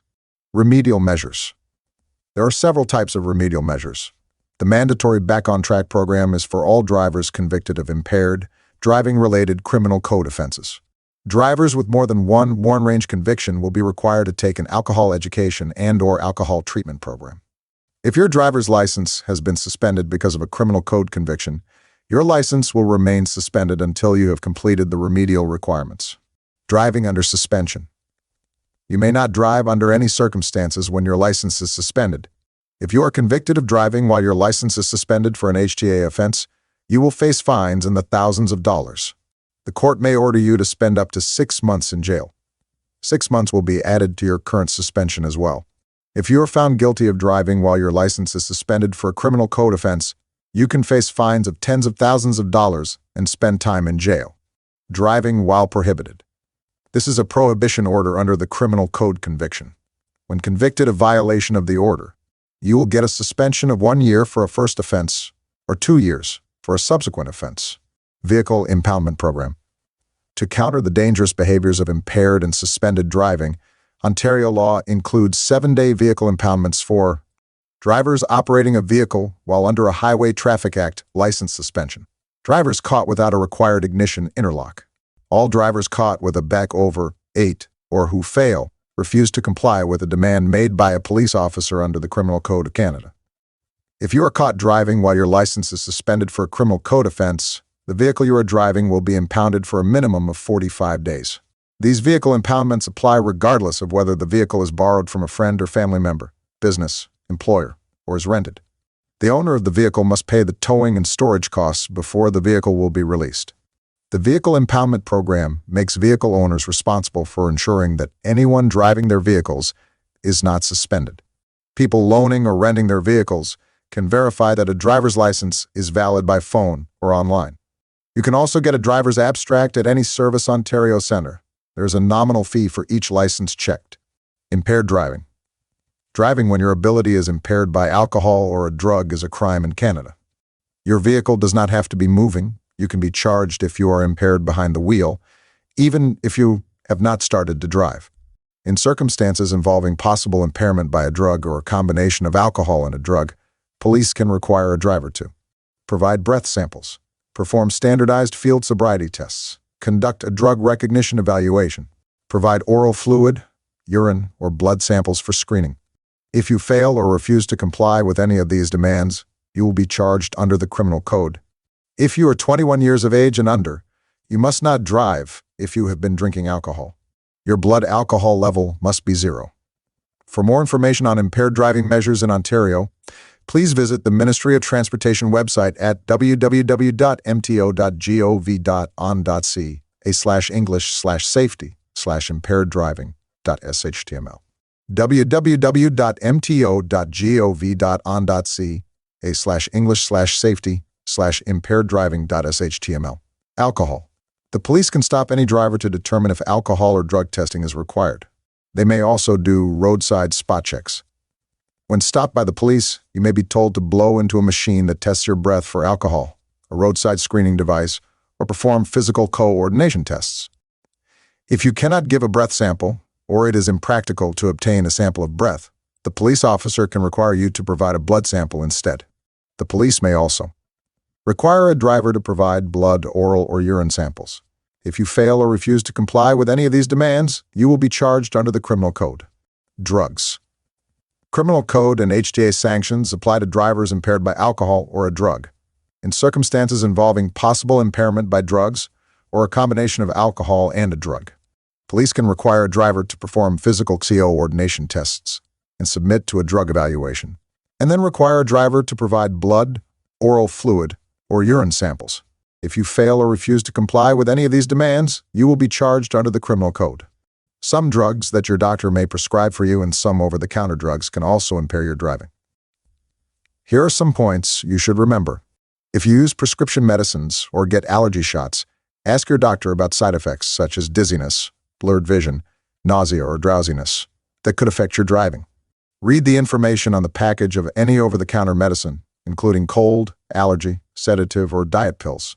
Drugs and any amount of alcohol together can have dangerous effects, even several days after you have taken the drug. Do not take a chance. Ask your doctor or pharmacist. Consider the consequences of impaired driving. Ontario leads the way in combating drinking and driving through some of the toughest laws and programs in North America, including license suspensions, heavy fines, vehicle impoundment, mandatory alcohol education and treatment programs, and the ignition interlock program. Depending on your number of prior convictions, you may be fined up to $50,000, serve time in jail, or lose your license permanently. For impaired driving that causes injury or death, the penalties are even more severe. If you are convicted of impaired driving causing bodily harm, you may be sentenced to up to 14 years in prison. Impaired driving causing death can carry a sentence of imprisonment for life. If you drink and drive and are involved in a collision, you may suffer serious injury or cause serious injury to someone else. Your insurance company might not pay for your medical or rehabilitation costs or for the damage to your or the other person's vehicle. Your insurance costs may rise significantly.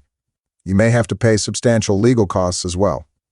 If you are required to drive on the job, a license suspension could mean losing your employment. Driver improvement interview. The other remedial measures program is for drivers convicted of non-drinking and driving-related criminal code offenses who have no previous alcohol-related convictions. You must undergo a Ministry of Transportation driver improvement interview. If you have not completed the driver improvement interview by the time your criminal code suspension expires, your license will be further suspended until you have completed the remedial requirements. This program also applies to Ontario residents convicted of driving-related criminal code offenses in any other province of Canada or equivalent offenses in the states of Michigan and New York, as well as to out-of-province drivers who are convicted in Ontario. Summary. By the end of this section, you should know your responsibility to maintain a valid driver's license with the most correct and up-to-date information. How the demerit point system works for new and fully licensed drivers. The driving offenses that result in a loss of points upon conviction. Common circumstances where your license can be canceled or suspended. How alcohol and drugs affect your ability to drive. The consequences that can result from a suspended license, including reinstatement fees, remedial measures, ignition interlock, vehicle impoundment, and jail time. Your vehicle. All motor vehicles on Ontario roads must be registered, insured, and maintained to meet certain basic safety standards. If you own a vehicle, you are responsible for making sure it meets the requirements. People who buy and sell vehicles also have certain responsibilities. Maintaining your vehicle, www.ontario.ca /document/official MTO driver Handbook / maintaining your vehicle. Vehicle insurance and registration www.ontario.ca /document/official MTO driver Handbook / vehicle insurance and registration. Buying or selling a used vehicle Ontario. www.ontario.ca /page/buy or sell used vehicle. Towing www.ontario.ca /document/official MTO drivers Handbook /towing. Test yourself sample knowledge test questions www.ontario.ca /document/official MTO drivers Handbook /test yourself sample knowledge test questions. Maintaining your vehicle. It is illegal to drive a vehicle in dangerous condition. But maintaining your vehicle also makes sense from an economic point of view. It can mean better gas mileage and a better price when you sell it. Maintaining your vehicle also helps to protect the environment. A police officer or Ministry of Transportation inspector can examine your vehicle, its equipment, and any trailer attached to it at any time. If the vehicle is found to be unsafe, it may be taken off the road until the problem is fixed. The following driver habits and regular maintenance will help keep your vehicle fit and safe. Driver habits, diagram 5-1. Driver habits are the things that you can do whenever you drive a vehicle. If you identify any concerns or deficiencies, further investigation or actions, including inspection and repair by a qualified mechanic, should be considered. The vehicle's owner manual often has detailed information on what to look for when inspecting your vehicle and how to address minor problems. When approaching your vehicle, look for signs of fresh damage, fluid leaks underneath, underinflated or flat tires, ajar doors, hood, trunk, and fuel door cap, unsecured loads. Check for ice, snow, or dirt that may interfere with vehicle lighting, steering, driver visibility, or become a hazard to other motorists should it come free from your vehicle. From the driver's seat and before driving, look for unobstructed visibility around entire vehicle, burned out or dim headlamps, illuminated dashboard warning lights during engine start, then going out, loose objects in the vehicle. While driving, be alert for unusual engine or exhaust noises, squeaking or grinding noises when applying the brakes, dashboard warning lights coming on. When planning an extended trip, perform more detailed checks, including windshield wipers and washer fluid level, tire pressures, condition, and wear. All lights work. Under the hood when the engine is cold, oil and coolant levels, obvious defects with belts, hoses, and possible leaks. Using the vehicle owner's manual for more information on what to look for. Having your vehicle thoroughly inspected by a qualified mechanic. Regular maintenance. In order to keep your vehicle running smoothly, vehicle manufacturers often establish a schedule for regular maintenance. Scheduling of this work is normally based upon accumulated vehicle mileage or time intervals, whichever comes first. Further details may be found in the vehicle's owner's manual. Regular maintenance may include oil and filter change, other fluid checks and changes, air and fuel filter replacement, tire rotation, and brake inspection. Periodically, more intensive mechanical servicing such as engine adjustments and timing belt replacement may be required. Winter maintenance. A well-maintained vehicle will usually start in all weather conditions. Carry emergency supplies. These should include a shovel, booster cables, emergency flares or warning lights, a blanket, a chain for towing. Always carry extra windshield washer fluid in the winter and refill the container when necessary. Faulty exhaust systems are especially dangerous in the winter, when drivers are more likely to drive with windows and vents closed.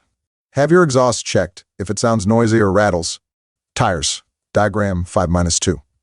The type of tires you have and the way they are made are critical for good traction, mileage, and safety. Keep these points in mind when you buy or replace tires, and check your vehicle owner's manual or the tire manufacturer's guide for recommendations. Tires must meet standards described in the Canadian Motor Vehicle Safety Act. Tires deteriorate with age, even when not in use. Aged tires have reduced traction, are more prone to cracking, and may fail unexpectedly while in use. Tires should not be older than 10 years. Replace tires when the tread is less than 1.5 millimeters deep or when tread wear indicators touch the road. Vehicles that weigh more than 4,500 kilograms must replace their front tires when tread is less than 3 millimeters deep.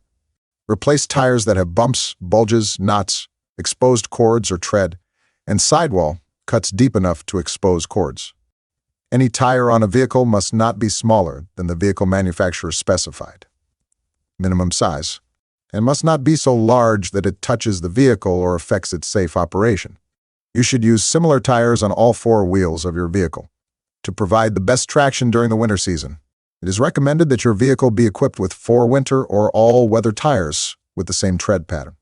If you live in Northern Ontario, you can legally use studded tires on your vehicle. Scrap tires are a serious environmental concern. Proper maintenance will extend the life of a tire and delay its disposal. Some tips for longer wear: maintain the right air pressure, inspect tires for wear, rotate tires regularly, and practice good driving habits. Vehicle insurance and registration. Auto insurance. It's the law. Ontario has compulsory automobile insurance. This means every vehicle registered in the province must be insured. You must show proof that you have insurance coverage before you can register a vehicle or renew your registration. The Financial Services Regulatory Authority of Ontario, FSRA, regulates insurance in Ontario. Visit FSRA's website, www.fsrao.ca/, for more information on auto insurance. Registration. Vehicle registration includes license plates and a vehicle permit. License plates in Ontario are based on a plate-to-owner system. This means that vehicle license plates move with the vehicle owner, not the vehicle. When you sell or change vehicles, you must remove your plates. If you do not intend to use them on another vehicle, you may return your plates to a Service Ontario center. Learn more about buying, selling, and registering a vehicle. www.ontario.ca/page/register vehicle permit license plate and sticker. New residents. New Ontario residents have 30 days to register their vehicles. To get a permit and Ontario license plates, go to a Service Ontario center. You must bring along a safety standards certificate, proof of insurance, vehicle import forms if you have brought the vehicle in from another country, the vehicle permit or ownership from where you used to live. Protect yourself from auto insurance fraud. By being vigilant, Ontario drivers can help put a stop to fraudsters who abuse the automobile insurance system. Keep this in mind to protect yourself from auto insurance fraud. When buying auto insurance, use a licensed insurance company, agent, or broker. The Financial Services Regulatory Authority of Ontario, FSRA, an agency of the Ministry of Finance, regulates insurance in Ontario. Visit FSRA's www.fsrao.ca/website to check whether an insurance company or agent is licensed. The Registered Insurance Brokers of Ontario, REBO, is the self-regulatory body for insurance brokers in Ontario. Visit REBO's www.rebo.com website to check whether an insurance broker is licensed after an auto collision. Collect as much information as possible.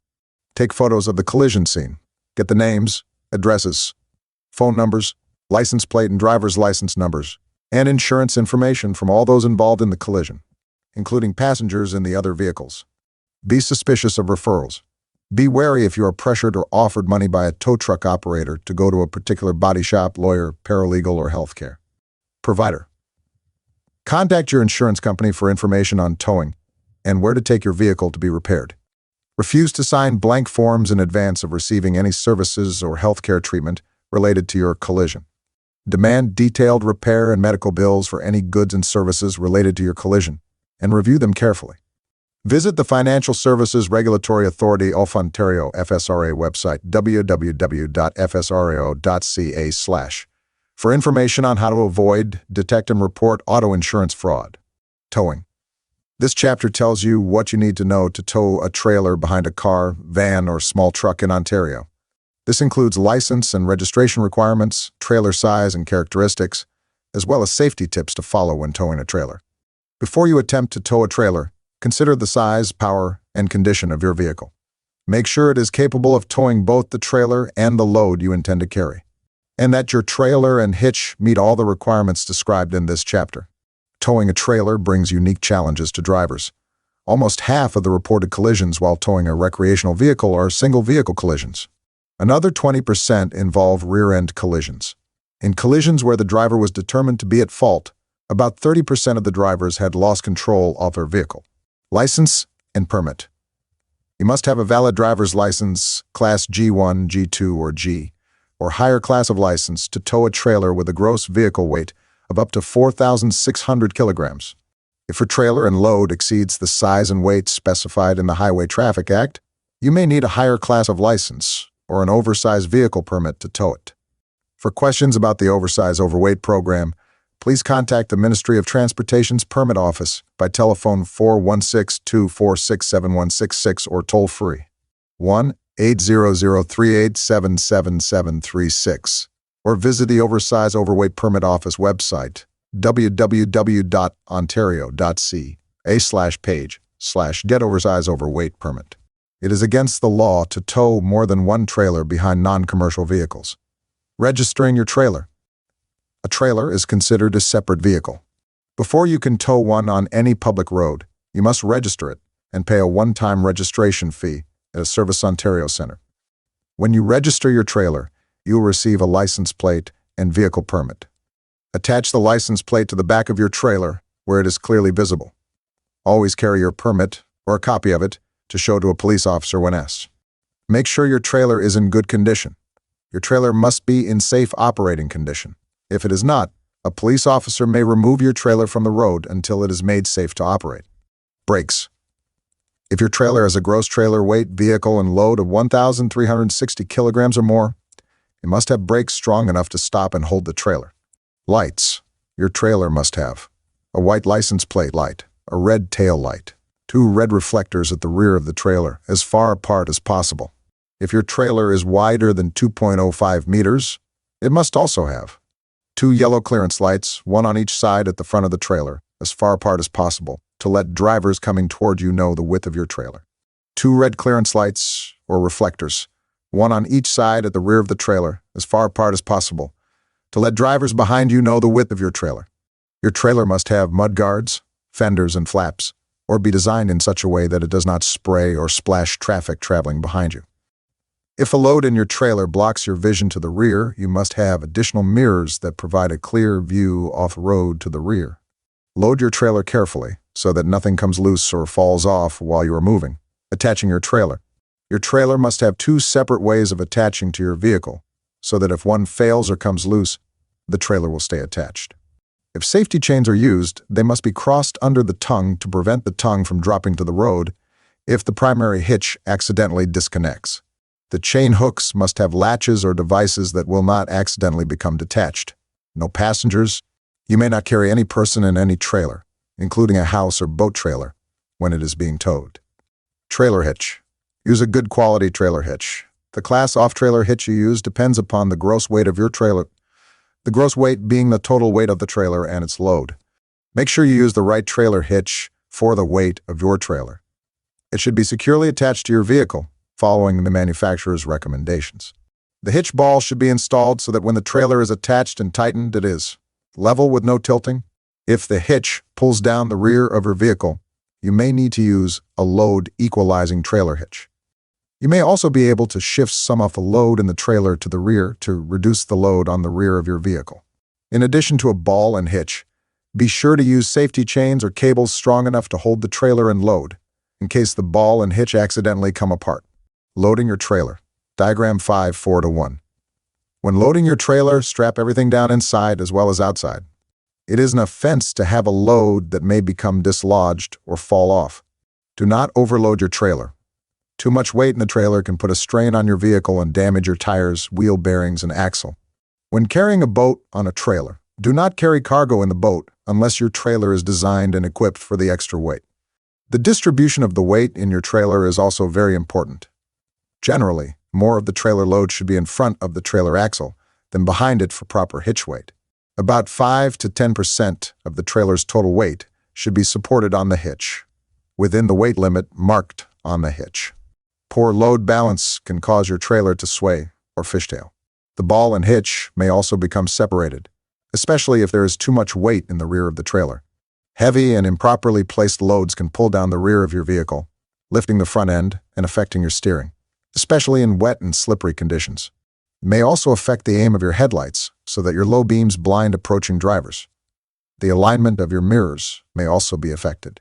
Starting out, before each trip, check the trailer hitch, wheels, tires, lights, load distribution, and load security to make sure they are safe.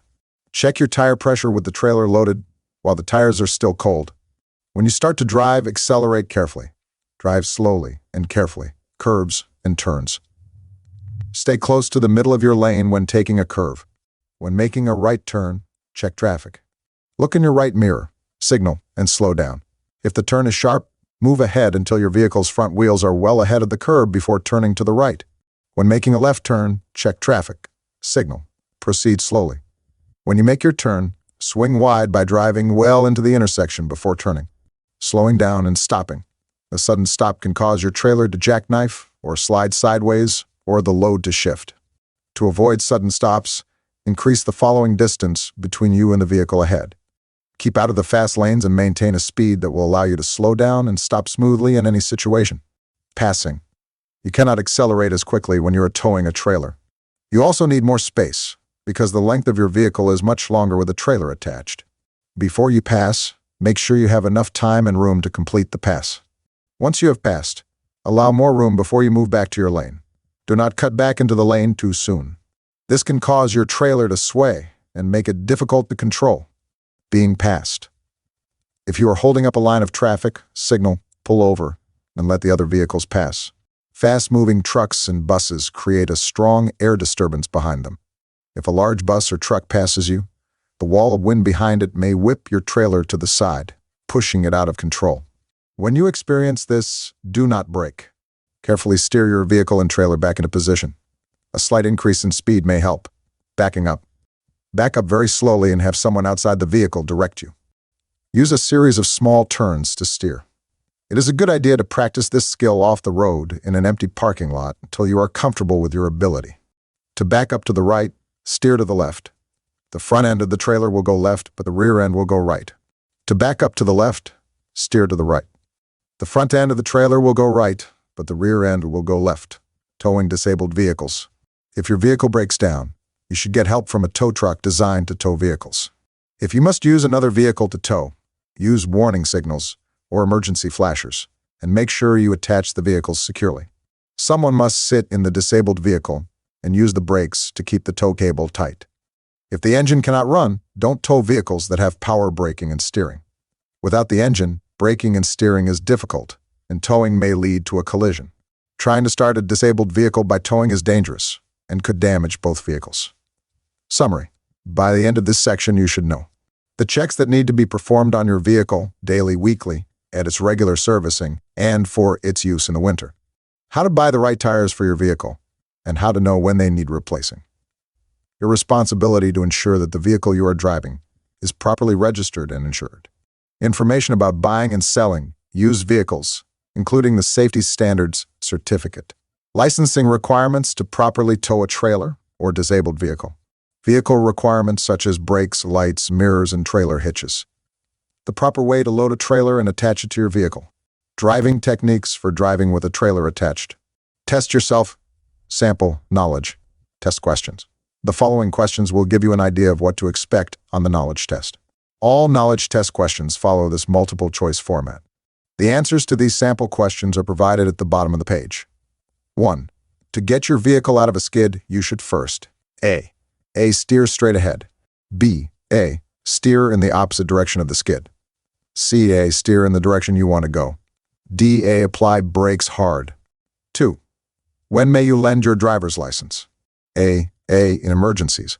B. To a person learning to drive. C. It is not permitted. D. For identification purposes. 3. What must a driver do before entering a highway from a private road or driveway? A. Enter or cross the highway as quickly as possible. B. Yield right of way to all vehicles approaching on the highway. C. Sound horn and proceed with caution. D. Give hand signal, then take right of way. Or, never change lanes in traffic without A. Looking in the rearview mirror only. B. Giving proper signal and looking to make sure the move can be made safely. C. Blowing your horn and looking to the rear. D. Decreasing speed and giving correct signal. 5. When the driver of another vehicle is about to overtake and pass your vehicle, you must speed up so that passing is not necessary. B. Move to the left to prevent passing. C. Signal to the other driver not to pass. D. Move to the right and allow such vehicle to pass. 6. When you're deciding whether or not to make a U-turn, your first consideration should be to check A. Traffic regulations. B. Presence of trees, fire hydrants, or poles near the curb. C. Turning radius of your car. D. Height of curb. 7. It is more dangerous to drive at the maximum speed limit at night than during daytime as A. Your reaction time is slower at night. B. You cannot see as far ahead at night. C. Some drivers unlawfully drive with parking lights only. D. The roadways are more apt to be slippery at night. 8. You should under all conditions drive at a speed which will allow you to A. Stop within 150 meters, 500 feet. B. Stop within 90 meters, 300 feet. C. Stop within 60 meters, 200 feet. D. Stop within a safe distance. Answer key 1C, 2C, 3B, 4B, 5D, 6A, 7B, 8D. The Level 2 Road Test. Statistics show that new drivers of all ages are far more likely than experienced drivers to be involved in serious or fatal collisions. To help new drivers develop better, safer driving habits, Ontario introduced graduated licensing in 1994 for all drivers applying for their first car or motorcycle license. Graduated licensing lets you gain driving skills and experience gradually in lower-risk environments. The two-step licensing system takes at least 20 months to complete and includes 2 road tests. Passing the Level 2 G2 road test gives you full Class G driving privileges, while the Level 1 road test deals with basic driving skills. The Level 2 deals with advanced knowledge and skills that are generally gained with driving experience. When you take the test, the examiner will give you directions. As you complete the driving tasks, the examiner will watch to make sure you successfully perform the actions associated with them. The G2 road test includes a component of expressway driving. To proceed, you must complete and sign a declaration of highway driving experience to ensure that you have sufficient expressway driving experience to complete this component. On the form, you will indicate how many times in the 3 months before the road test you have driven on a freeway and/or a highway with a speed limit of at least 80 km/h. You are required to indicate what was the average length of these trips. For example, under 5 kilometers, between 5 and 15 kilometers, over 15 kilometers.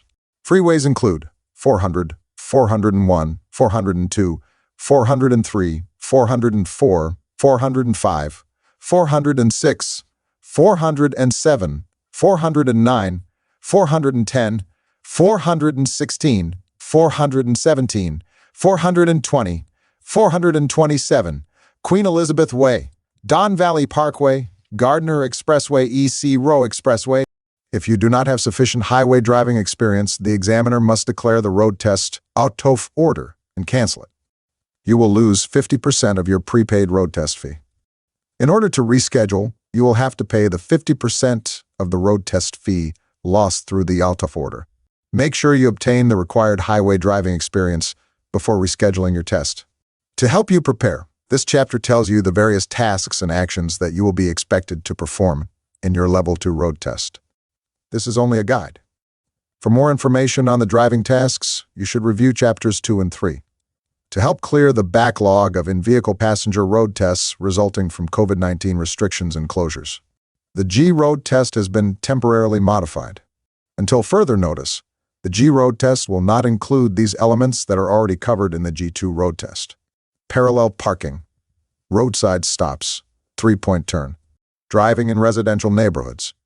The test will still include all of the fundamental elements such as driving on major roads and expressways, including merging on and off, maintaining appropriate speed and space, signaling, and more. Turns, curves, and lane changes.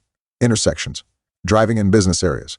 Learn more about what's included in the G road test, www.ontario.ca/document/official MTO driver's handbook/level 2 roadist. Left and right turns. Diagram. The approach. This driving task begins when the examiner tells you to make a left or right turn and ends at the point just before you enter the intersection. Make sure you take the following actions. Traffic check. Before slowing down, look all around you. Use your rear view and side mirrors to check traffic behind you. If you change lanes, remember to check your blind spot by looking over your shoulder. Lane. Move into the far left or far right lane as soon as the way is clear. Signal. Turn on your signal before slowing down for the turn. unless there are vehicles waiting to enter the road from side roads or driveways between you and the intersection. Wait until you have passed these entrances so the drivers will not think you are turning before the intersection. Speed. Steadily reduce speed as you approach the turn. In a vehicle with manual transmission, you may downshift into a lower gear as you slow down. Do not coast with your foot on the clutch pedal. Space. While slowing down, keep at least a 2 to 3 second distance behind the vehicle in front of you. If stopped, you will need to do this driving task. You cannot complete your turn without stopping, either because the way is not clear or you face a stop sign or red traffic light. Remember to follow these actions. Stop. Come to a complete stop. Do not let your vehicle roll forward or backward. When traffic conditions allow, move forward to check that the way is clear or to start the turn. If you have to stop after you have passed the stop line, do not back up. Space. When stopped behind another vehicle at an intersection, leave enough space to pull out and pass without having to back up. Leaving this space protects you in 3 ways. It lets you pull around the vehicle in front. If it stalls, it helps prevent you from being pushed into the vehicle ahead if you are hit from behind. And it reduces the risk of collision if vehicle ahead rolls backward or backs up. www.ontario.ca/document/official MTO driver's handbook. 170-218. Stop line. If you are the first vehicle approaching an intersection with a red light or stop sign, stop behind the stop line if it is marked on the pavement. If there is no stop line, stop at the crosswalk, marked or not. If there is no crosswalk, stop at the edge of the sidewalk. If there is no sidewalk, stop at the edge of the intersection. Wheels. When waiting to make a left turn, keep your front wheels straight. With your wheels turned left, your vehicle could be pushed into oncoming traffic. When waiting to turn right, keep the wheels straight if there is a risk of being pushed into pedestrians crossing the intersection. At a large intersection with curved sidewalks where you are turning right, angle your vehicle to follow the curb so that no other vehicle can fit between you and the curb. Making the turn. The driving task involves your actions as you make the turn. Remember to do the following. Traffic check. If you are stopped, waiting for a green light or for the way to be clear, keep checking traffic all around you. Just before entering the intersection, look left, ahead, and right to check that the way is clear. If there is any doubt about the right-of-way, try to make eye contact with nearby drivers or pedestrians. If it is possible for another vehicle to overtake you while you are turning, check your blind spot before starting to turn. You have not properly checked traffic if another vehicle or pedestrian has the right-of-way and must take action to avoid your vehicle. Both hands. Use both hands to turn the steering wheel throughout the turn. You are most at risk from other traffic when turning. Using both hands on the wheel gives you maximum steering control when you need it most. An exception to this is if you have a disability that prevents you from using both hands. In a vehicle with manual transmission, do not shift gears during the turn. If you need to, you may shift gears immediately after the vehicle is moving, but before it is well into the turn. You may also shift gears in an intersection wider than 4 lanes, if not doing so would slow down other traffic. Generally, not changing gears gives you more control over your vehicle when turning. Speed. Move ahead within 4 to 5 seconds after it is safe to start. Make the turn at a steady speed, increasing speed as you complete the turn. Drive slowly enough to keep full control of your vehicle without slowing down other traffic. Wide short. Turn into the corresponding lane on the intersecting road without going over any lane markings or curbs, completing the turn. This driving task completes the turn. It begins when you enter the intersecting road and ends when you return to normal traffic speed. Take the following actions. Lane. End your turn in the lane that corresponds to the lane you turned from. If you are turning left onto a multi-lane road, return to normal traffic speed and move into the curb lane when it is safe to do so. If you are turning right onto a road where the right lane is blocked with parked vehicles or cannot be used for other reasons, move directly to the next available lane. Traffic check. As you return to normal traffic speed, check your mirrors to become aware of the traffic situation on the new road. Speed. Return to normal traffic speed by accelerating smoothly to blend with the traffic around you. In light traffic, accelerate moderately. In heavier traffic, you may have to accelerate more quickly. In a vehicle with manual transmission, shift gears as you increase speed. Diagram 6 to 2-1. The approach. This driving task is done at intersections where you must come to a stop. It begins at the point where you can see the intersection and ends just before you enter the intersection. Be sure to follow these actions. Traffic check. Before slowing down, look all around you. Use your mirrors to check traffic behind you. Speed. Steadily reduce speed as you approach the intersection. In a vehicle with manual transmission, you may downshift into a lower gear as you slow down. Do not coast with your foot on the clutch pedal. Space. While slowing down, keep at least a 2 to 3 second distance behind the vehicle in front of you. The stop. This driving task includes the actions you take while stopped and waiting to move through the intersection. Remember these points. Stop. Come to a complete stop. Do not let your vehicle roll forward or backward. When traffic conditions allow, move forward to check that the way is clear or start across the intersection.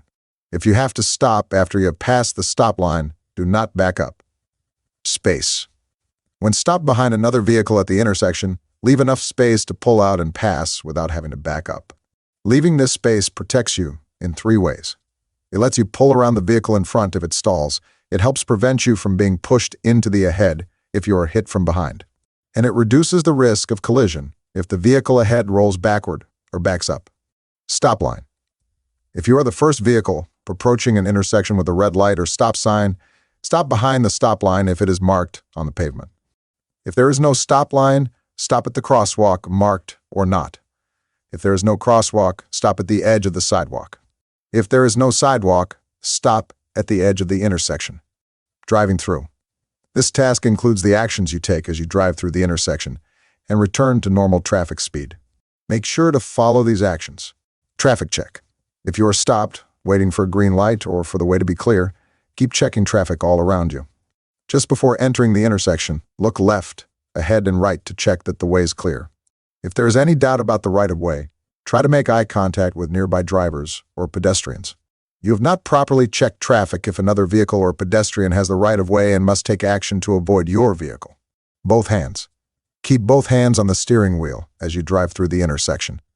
You are most at risk from other traffic when you are crossing the intersection. Using both hands on the wheel gives you maximum steering control when you need it most. An exception to this is if you have a disability that prevents you from using both hands. Gears. In a vehicle with manual transmission, do not shift gears crossing the intersection. If you need to, you may shift gears immediately after the vehicle is moving, but before it is well into the intersection. You may also shift gears in an intersection wider than 4 lanes if not doing so would slow down other traffic. Generally, not changing gears gives you more control over your vehicle. Traffic check. As you return to normal traffic speed, check your mirrors to become aware of the traffic situation after you have gone through the intersection. Speed. Move ahead within 4 to 5 seconds after it is safe to start. Return to normal traffic speed by accelerating smoothly to blend with the traffic around you. In light traffic, accelerate moderately. In heavier traffic, you may have to accelerate more quickly. In a vehicle with manual transmission, shift gears as you increase speed. Through intersection. Diagram. The approach. This driving task is done at intersections where you may not need to stop. It begins at the point where you can see the intersection and ends just before the entrance to the intersection. Remember to do the following. Traffic check. As you approach the intersection, look left and right for traffic on the intersecting road. If you have to slow down for the intersection, check your mirrors for traffic behind you. Speed. Keep at the same speed as you go through the intersection, unless there is a chance traffic may cross the intersection in front of you. If so, slow down or hold your foot over the brake. Ready to slow down or stop. Watch for pedestrians about to cross the intersection and vehicles edging into the intersection or approaching at higher speeds. Space. Keep at least a 2 to 3 second distance behind the vehicle in front of you. Driving through. This driving task includes your actions from the time you enter the intersection until you have crossed it and are returning to normal traffic speed. Remember these points. Lane. Do not go over lane markings or change lanes in the intersection. If your lane is blocked by a vehicle turning left or a vehicle edging into the intersection from the right, slow down or stop instead of pulling out to go around the vehicle. Both hands. Keep both hands on the steering wheel as you drive through the intersection. You are most at risk from other traffic when you are crossing the intersection. Using both hands on the wheel gives you maximum steering control when you need it most. An exception to this is if you have a disability that prevents you from using both hands. Gears. In a vehicle with manual transmission, do not shift gears while crossing the intersection. If you need to, you may shift gears immediately after the is moving, but before it is well into the intersection. You may also shift gears in an intersection wider than 4 lanes, if not doing so would slow down other traffic. Generally, not changing gears gives you more control over your vehicle. Traffic check. If you slowed down for the intersection, check your mirrors again before returning to normal traffic speed. Freeway. Diagram 6 to 4-1. Entering. This driving task begins on the entrance ramp to a freeway and ends when you have reached the speed of the traffic on the freeway. Remember to do the following. Traffic check. While on the ramp, as soon as you can see freeway traffic approaching from behind, check your mirrors and blind spot for a space to merge safely. At the same time, watch any vehicles in front of you on the ramp and keep back a safe distance. Continue to divide your attention between watching in front, checking your mirrors, and looking over your shoulder to check your blind spot until you can merge safely with traffic. Signal. If you have not done so already, turn on your signal as soon as traffic on the freeway is able to see your vehicle on the ramp. Space. While on the ramp and merging with freeway traffic, keep at least a 2 to 3 second distance behind the vehicle in front of you. Time your merge so you do not move in beside another vehicle or into the blind spot of another vehicle.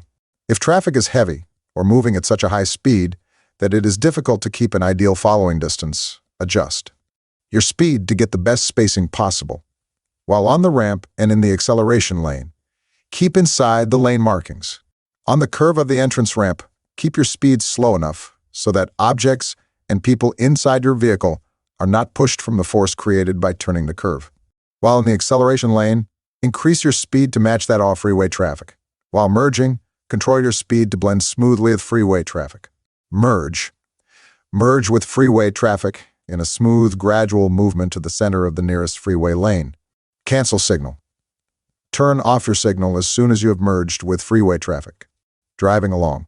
This driving task checks your actions driving along the freeway, but not merging, changing lanes, or exiting. Be sure to remember the following points. Traffic check.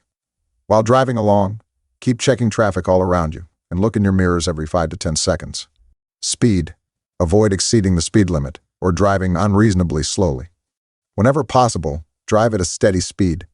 Look ahead to where you are going to be in the next 12 to 15 seconds for dangerous situations or obstacles that you can avoid by changing your speed. Space. Always keep at least a 2 to 3 second distance behind the vehicle in front of you. If another vehicle follows too closely behind you, give yourself even more room in front or change lanes. Try to keep a space on both sides of your vehicle and try not to drive in the blind spots of other vehicles. Avoid driving behind large vehicles. Because of their size, they block your view off traffic more than other vehicles. Exiting. This driving task begins when you are driving in the far right lane of the freeway and can see the exit you want to take. It ends when you reach the end of the exit ramp. Remember to do the following. Traffic check. Before moving into the exit lane, look left and right and check your mirrors. If there is a lane of traffic on your right, such as an acceleration lane from an entrance ramp or a paved shoulder, remember also to check your right blind spot. Signal. Turn on your signal before you reach the exit lane. Exit lane. Enter the exit lane at the beginning of the lane with a smooth, gradual movement. Stay inside the lane markings. If there are 2 or more exit lanes, do not cross solid lines on the pavement to change lanes. Speed. Do not slow down before you are completely in the exit lane. Once you are in the lane, slow gradually without causing traffic to pile up behind you. On the curve of the exit ramp, keep your speed slow enough so that objects and people inside your vehicle are not pushed from the force created by turning the curve. In a vehicle with manual transmission, downshift as you reduce speed. Space. Keep at least a 2 to 3 second distance behind the vehicle in front of you. Cancel signal. Turn off your signal once you are on the exit ramp. Diagram. This driving task begins as you look for a space to change lanes and ends when you have completed the lane change. Remember to follow these actions. Traffic check. While waiting to change lanes safely, look all around you. Divide your attention between watching in front, watching the mirrors, and checking your blind spot.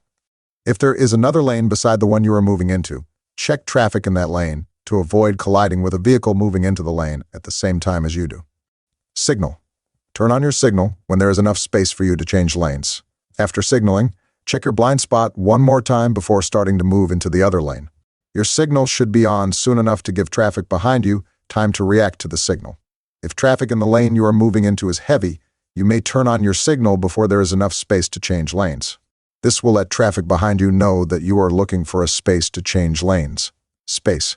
Keep at least a 2 to 3 second distance behind the vehicle in front of you. If there is another lane beside the one you are moving into, be careful not to move in beside another vehicle or into the blind spot of another vehicle. Speed. Adjust your speed to match the speed of traffic in the new lane. Change. Change lanes with a smooth, gradual movement into the center of a new lane. Both hands. Keep both hands on the steering wheel as you change lanes. Using both hands on the wheel gives you maximum steering control. An exception to this is if you have a disability that prevents you from using both hands. Cancel signal. Turn off your signal as soon as you have changed lanes. Roadside stop. Diagram 6 to 6-1. The approach. This driving task begins when the examiner tells you to stop and ends once you have come to a stop. Make sure you take these actions. Traffic check. Before slowing down, check your mirrors and scan. To see if it is legal, look for signs to make the roadside stop. Then scan the road for traffic approaching from the front and rear of your vehicle. A 150-meter gap in both directions provides enough space to perform the move safely. If there is a chance off traffic or pedestrians overtaking you on the right, check your right blind spot just before pulling over. Signal. Turn on your signal before slowing down, unless there are vehicles waiting to enter the road from side roads or driveways between you and the point where you intend to stop. Wait until you have passed these entrances so the drivers will not think you are turning before the stopping point. Speed. Steadily reduce speed as you approach the stop.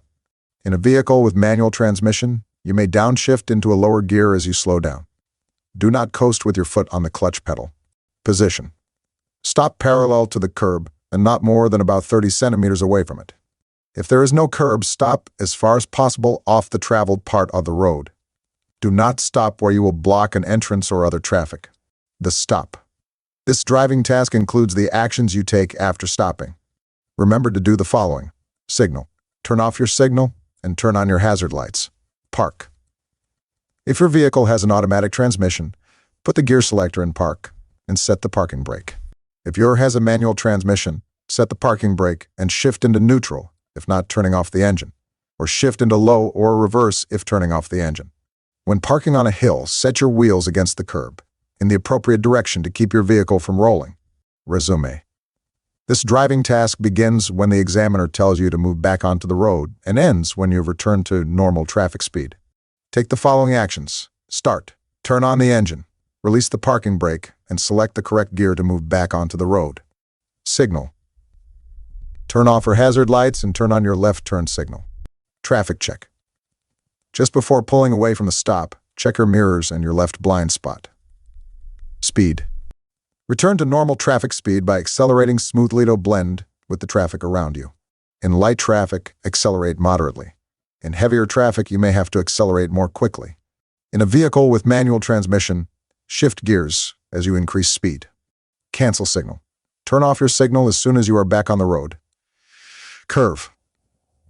This driving task begins when the curve comes into sight and ends when you have gone completely around it. Follow these actions. Diagram 6 to 7-1. Speed. As you approach the curve, try to determine the safe speed for it. To do this, look for clues such as a sign that shows the safe speed, the shape off curve, and the type of road you're driving on. Slow down to the safe speed for the curve by the time you are 30 meters into it, in a blind curve where you cannot see all the way around it. Drive more slowly in case oncoming traffic wanders into your lane or the curve is tighter than you expected. Slow down before the start of the curve to avoid braking in it. While in the curve, keep your speed steady and slow enough so that objects and people inside your vehicle are not pushed from the force created by turning on the curve. Near the end of the curve, begin accelerating to return to normal speed. In a vehicle with manual transmission, do not shift gears in the curve. Not changing gears gives you more control over your vehicle and reduces the risk of your wheels locking while downshifting. Lane. As you enter the curve, look across or as far around it as possible. This helps you stay in a smooth line and centered in the lane throughout the curve. If you look only at the road directly in front of you, you are likely to wander back and forth across the lane, forcing you to constantly correct your steering. Business section. This driving task is done on straight sections of road where a number of businesses are located. Be sure to do the following actions. Diagram 6 to 8-1. Traffic check. In a business area, there are many places other than intersections where vehicles or pedestrians are likely to enter the road. These include entrances to businesses, institutions, and construction sites, as well as pedestrian and railway crossings. At all these locations, look left and right to check for vehicles or pedestrians about to enter the road. www.ontario.ca/document/official MTO driver's handbook. 184/218. Mirror check. While driving along, check your mirrors every 5 to 10 seconds. Check your mirrors more often in heavy traffic or where vehicles are moving at different speeds. Lane. Drive in the safest lane for through traffic. This is usually the curb lane. However, if the curb lane is blocked by traffic or there are many curbside hazards, the center lane may be a safer choice. Keep to the center of the lane and within the lane markings. Look ahead to where you will be in the next 12 to 15 seconds for dangerous situations or obstacles that you can avoid by changing lanes. Speed. Avoid exceeding the speed limit or driving unreasonably slowly. Whenever possible, drive at a steady speed. Look ahead to where you will be in the next 12 to 15 seconds for dangerous situations or obstacles that you can avoid by changing your speed. Space. Keep at least a 2 to 3 second distance behind the vehicle in front of you. Increase the distance if another vehicle follows too closely behind you. On a multi-lane road, try to keep a space on both sides of your vehicle and try not to drive in the blind spots of other vehicles. In slow traffic, avoid driving behind large vehicles that block your view of traffic ahead of you. When you stop behind another vehicle, leave enough space to see its rear wheels or to pull around it without having to back up. Residential section. This driving task is done on straight sections of residential or rural road. Remember these points. Diagram 6 to 9-1. Traffic check on a residential road. Watch out for entrances to schools, pedestrian crossings, driveways, sidewalks, and any other locations where there might be traffic hazards. On a rural road, watch for entrances to residences, farms, businesses, and industrial sites. At all these locations, look left and right to check for vehicles or pedestrians about to enter the road. 218. Mirror check. While driving along, check your mirrors every 5 to 10 seconds. Check your mirrors more often in heavy traffic or where vehicles are moving at different speeds. Lane. Keep to the center of the lane. If there are no lane markings, keep to the center of the traveled part of the road, away from parked vehicles or pedestrians. Where you cannot see far ahead on the road because of a curve or a hill, move right to avoid colliding with an oncoming vehicle that is over the center line. Look ahead to where you will be in the next 12 to 15 seconds for dangerous situations or obstacles that you can avoid by changing lanes. Speed. Avoid exceeding the speed limit or driving unreasonably slowly. Whenever possible, drive at a steady speed. Look ahead to where you will be in the next 12 to 15 seconds for dangerous situations or obstacles that you can avoid by changing your speed. Space. Keep at least a 2 to 3 second distance behind the vehicle in front of you. Increase the distance if another vehicle follows too closely behind you. In slow traffic, avoid driving behind large vehicles that block your view of traffic ahead.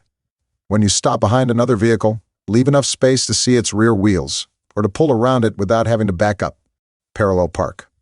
Diagram 6 to 10-1. The approach. This driving task begins when the examiner tells you to park and ends when you have come to a stop, ready to back into the parking space. Remember these points. Traffic check. Before slowing down, check your mirror for traffic behind you. Before pulling into position to back up, check your blind spot. Signal. Turn on your signal before slowing down unless there are vehicles waiting to enter the road from side roads or driveways between you and your stopping point. Wait until you have passed these entrances so the drivers will not think you are turning before your parallel parking position. Speed. Steadily reduce speed. In a vehicle with manual transmission, you may downshift into a lower gear as you slow down. Do not coast with your foot on the clutch pedal. Stop. Stop beside or parallel to the parked vehicle, real or imaginary, in front of the empty parking space. Leave at least 60 centimeters between your vehicle and the parked vehicle. Stop when your vehicle is completely in front of the empty parking space. This driving task includes the actions you take to park in a parallel parking space. Remember to do the following. Traffic check. Before backing up, look all around the vehicle and check your mirrors and both blind spots. Do not start reversing until the way is clear. or traffic has stopped to let you park. Back up. Begin reversing into the space, turning the steering wheel toward the curb. When your vehicle is about halfway into the space, steer to bring your vehicle in line with the curb. Once you are in the parking space, move forward or backward to fit within the pavement markings or to allow room for the vehicle in front or behind you to pull out. Do not hit the curb or touch another vehicle while entering your parking space. Where there is no curb, park off the traveled part of the road. Park. If your vehicle has automatic transmission, put the gear selector in park and set the parking brake. If your vehicle has manual transmission, set the parking brake and shift into neutral if not turning off the engine, or shift into low or reverse if turning off the engine. When parking on a hill, turn your wheels in the appropriate direction to keep your vehicle from rolling. Resume. This driving task begins when the examiner tells you to move from the parking space and ends when you have returned to normal traffic speed. Remember these points. Start, turn on the engine, release the parking brake, and select the correct gear to move back onto the road. Signal. Turn on your signal. Just before pulling out of the parking spot, check your mirrors and your blind spot. Speed. Return to normal traffic speed by accelerating smoothly to blend with the traffic around you. In light traffic, accelerate moderately. In heavier traffic, you may have to accelerate more quickly. In a vehicle with manual transmission, shift gears as you increase speed. Cancel signal. Turn off your signal after you leave the parking space. 3-point turn. Diagram 6 to 11-1. The approach. This driving task begins when the examiner tells you to stop and turn your vehicle around. It ends when you have almost stopped, ready to start the turn. Be sure to do the following. Traffic check. Before slowing down, check traffic in front and behind you. If necessary, check your blind spot before pulling over to the right side of the road to stop. Signal. Turn on your signal before slowing down, unless there are vehicles waiting to enter the road from side roads or driveways between you and your stopping point. Wait until you www.ontario.ca/document/official MTO Driver's Handbook 189/218 have passed these entrances so that drivers will not think you are turning. Speed. Steadily reduce speed.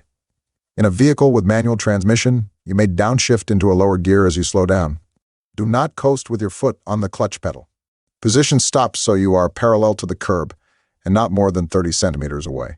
Where there is no curb, stop as far as possible off the traveled part of the road. Do not stop where you will block an entrance or other traffic. Turn around. This driving task includes the actions you take to turn around and ends when you are ready to drive away in the opposite direction. Remember these points. Traffic check. Check your mirrors and your blind spot just before starting the turn. Wait until the way is clear or traffic has stopped to let you turn. Each time you stop while turning, check traffic in both directions. Signal turn on your left signal before starting to turn. Turn around with the steering wheel turned sharply left. Move slowly and smoothly across the road.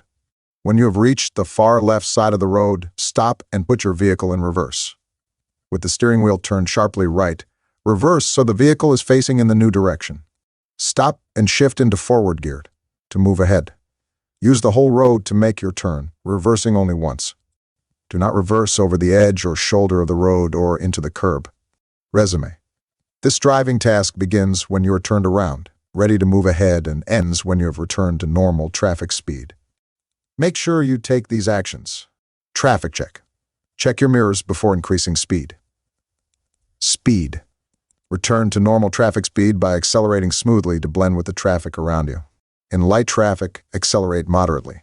In heavier traffic, you may have to accelerate more quickly. In a vehicle with manual transmission, shift gears as you increase speed. Off-road vehicles and snowmobiles. This handbook is only a guide. For official purposes, please refer to the Highway Traffic Act, www.ontario.ca/laws/statutes/H. The Motorized Snow Vehicles Act, www.ontario.ca/laws/statutes/M. And the Off-Road Vehicles Act of Ontario, www.ontario.ca/laws/statutes/. If you're taking beginner driver education, make sure it's from a ministry-approved school, www.mto.gov.on.ca/English/driver/driving-schools.html. For more information about driver licensing, visit the website www.mto.gov.on.ca. to request a copy of this book in an alternate format. Contact Publications Ontario at 1-800-668-9938 or 4163265300, or visit Service Ontario Publications, www.publications.serviceontario.ca. Disponible en français. Demandez le less than guide officiel de l'automobiliste depuis Pavement greater than. Driving is a privilege, not a right. Introduction. Off-road vehicles and snowmobiles are popular forms of recreation for many people in Ontario. They are also necessary for transportation in remote areas and in emergencies. But these vehicles are not toys. If you intend to use them, you must know how they work, how to drive them safely in different situations, and how Ontario laws apply to them. It is important to remember that off-road vehicles are intended for off-road use. Dirt bikes cannot be driven on public roads, although snowmobiles can be in some areas. Off-road vehicles are allowed to travel directly across some highways. However, only single-rider, all-terrain vehicles can be driven on the shoulder of some provincial highways and municipal roads where bylaws permit. This section of the handbook contains information about Ontario's laws and safe driving tips for snowmobiles and off-road vehicles. As you read, remember, it is a guide only. For official purposes, please refer to the Highway Traffic Act, the Motorized Snow Vehicles Act, the Off-Road Vehicles Act, the Trespass to Property Act, and the Occupier's Liability Act of Ontario. The applicable legislation can be accessed online through Ontario's e-laws website, https://www.ontario.ca/laws. Note: alcohol presents a major risk to your safety and the safety of others, whether you are driving a car, motorcycle, snowmobile, or off-road vehicle. Drinking affects your ability to operate your vehicle and increases your chances of having a collision. Driving a snowmobile. This chapter tells you what you need to know to drive a motorized snow vehicle in Ontario. This includes age requirements, registration, where you can and cannot drive, safety tips, traffic signs and signals, and the snowmobiler's code of ethics. First, getting ready to drive a snowmobile. What you need to drive a snowmobile in Ontario. You can drive a snowmobile if you have a valid Ontario driver's license, any class. If you do not have a driver's license and you are 12 years of age or older, a valid motorized snow vehicle operator's license, MS-VOL, will allow you to drive on trails established and maintained by a recreational organization for the use of snowmobiles. However, you must be 16 years of age or older and have a driver's license or a motorized snow vehicle operator's license, not both, to drive a snowmobile along or across a public road where snowmobiles are allowed.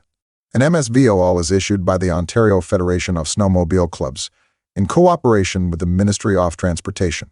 You must successfully pass a snowmobile driver training course to get a license. For more information on how to get a motorized snow vehicle operator's license, if you are a visitor to Ontario and wish to drive a snowmobile while you are here, you must have a valid license that allows you to drive a snowmobile in your home province, state, or country.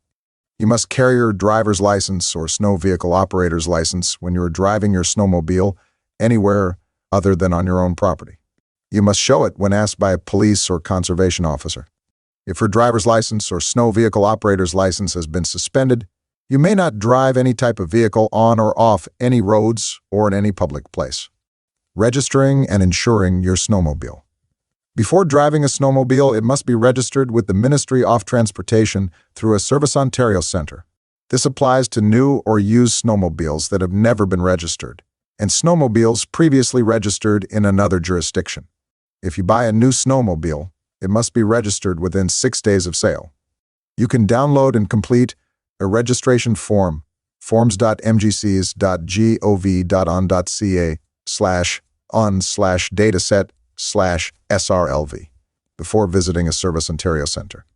If you buy a new snowmobile, your dealer will register it with the Ministry of Transportation within 6 days of sale.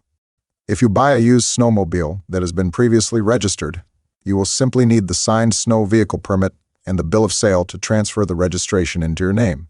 You must pay a fee to register your snowmobile. This is a one-time fee to be paid by owner of the snowmobile. After registering, you will be given a permit and a registration number decal to display on your snowmobile. Attach the decal to each side of your snowmobile's cowling or engine cover. It should be placed so that the start of the registration number is between 10 and 15 centimeters from the rear of cowling. If the decal cannot be placed on the cowling because of design of the vehicle, Place the decal on each side of the tunnel, near the light reflector. www.ontario.ca/document/official MTO driver's handbook. 193, 218. Unless you are driving your registered snowmobile on your own property, or you are a resident of Northern Ontario that is exempt, you must have a validation sticker on your registration decal. You must carry your driver's license or MSVO and evidence of your vehicle's registration at all times and show it to a police or conservation officer when asked. Snowmobiles are only permitted on public highways when directly crossing. In specific circumstances, snowmobiles can operate on the non-serviced portion of some highways. Local municipalities also have authority to pass bylaws governing the use of snowmobiles on highways under their jurisdiction. There is an annual renewal fee for the sticker. Place the sticker in the upper right corner of the decal. You must also have liability insurance to drive your snowmobile off your own property. Carry the insurance card given to you by the insurance company for the snowmobile and show it when a police or conservation officer asks for it. If someone else uses your snowmobile with your consent, you are both responsible for any penalties, damages, or injuries that may occur. There are separate requirements and rules regarding the operation off-trail grooming equipment. Make sure you know what is required before operating grooming equipment. Wear a helmet. You must wear a helmet whenever you drive or ride on a snowmobile or any kind of toboggan or sled towed by a snowmobile. Although you do not require a helmet when you operate a snowmobile on your own land, it is recommended that you wear one for safety reasons. The helmet must meet the standards approved for motorcycle helmets or motor-assisted bicycle helmets and must be fastened properly under the chin. Protect your eyes and face. Always wear a face shield or goggles. A face shield can help prevent windburn, frostbite, sunblindness, and watering eyes from the wind. A face shield can also protect your eyes from branches and twigs when driving through wooded areas. Select lightly tinted and shatterproof shields or goggles to match conditions. For example, choose clear plastic for dull, cloudy days and deep yellow for late afternoon, when flat light can hide depressions in the snow. Avoid dark tinted shields or goggles, which can restrict your vision. Make sure your snowmobile is in good condition. Before every trip, check your snowmobile to make sure it is in good working order. Your life may depend upon it. Do the following. Check the steering mechanism. Turn the handlebars back and forth to make sure the turning is smooth and unrestricted. Check the condition and tension of the motor drive belt. Change it if necessary, or if you are in doubt about its reliability. Check the emergency switch, headlights, and taillights. Check the battery solution level. Check the throttle and brake levers. Make sure they move freely. Check the spark plugs and the tank's fuel level. Do not use matches or a lighter when doing this, and never add fuel when the motor is running. When towing a toboggan, sled, or any other kind of vehicle behind a snowmobile, be sure to use a rigid tow bar and a safety chain. For safety, towed vehicles must have reflective material on the front sides, and rear to make them more visible. Towing is generally not allowed on public roads except to cross the road at a 90-degree angle. This does not apply to a snowmobile being used to free a stuck vehicle, for any emergency rescue, or for trail maintenance. Before you drive anywhere, read the owner's manual carefully and keep it in your snowmobile at all times. Be well prepared for every trip. Carefully preparing for every trip is an important part of safe snowmobiling. Check local weather forecasts and local ice conditions before heading out, as they can change in a matter of hours. Avoid traveling on unmarked frozen lakes and rivers. Make sure you tell someone where you will be traveling and when you expect to be back. Use the buddy system. Do not drive your snowmobile alone, and always ride within your abilities and according to conditions. Take along a first aid kit, a vehicle repair kit, an extra ignition key, a drive belt, spark plugs, and a rope.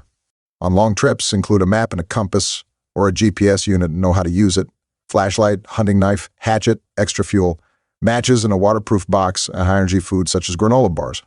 If you travel over frozen lakes and rivers, wear a buoyant snowmobile suit and carry ice picks to improve the chances of survival if you break through the ice. Second, safe and responsible snowmobiling. Where you can and cannot drive. You may drive your registered snowmobile on your own property, on the private trails of organizations to which you belong, on private property when you have the owner's permission, or in permitted public parks and conservation areas. Snowmobiles are only permitted on public highways when directly crossing. In specific circumstances, snowmobiles can operate on the non-serviced portion of some highways. Local municipalities also have the authority to pass bylaws governing the use of snowmobiles on highways under their authority. You may not drive a snowmobile on certain high-speed roads, freeways, the Queen Elizabeth Way, the Ottawa Queens Way, and the Kitchener-Waterloo Expressway. This includes the area around these roads, from fence line to fence line. You may not drive on the service section of a road from shoulder to shoulder except to cross. When crossing, you must slow down, stop, and then proceed at a 90-degree angle. When riding in a group, do not motion the driver behind you to cross. Let each rider assess oncoming traffic and decide for themselves when it is safe to cross. If visibility is restricted at the crossing, you may then wave to the driver behind you that the way is clear. Except where prohibited, you may drive your snowmobile along public roads, keeping as far away from the road as possible in the section between the shoulder and the fence line.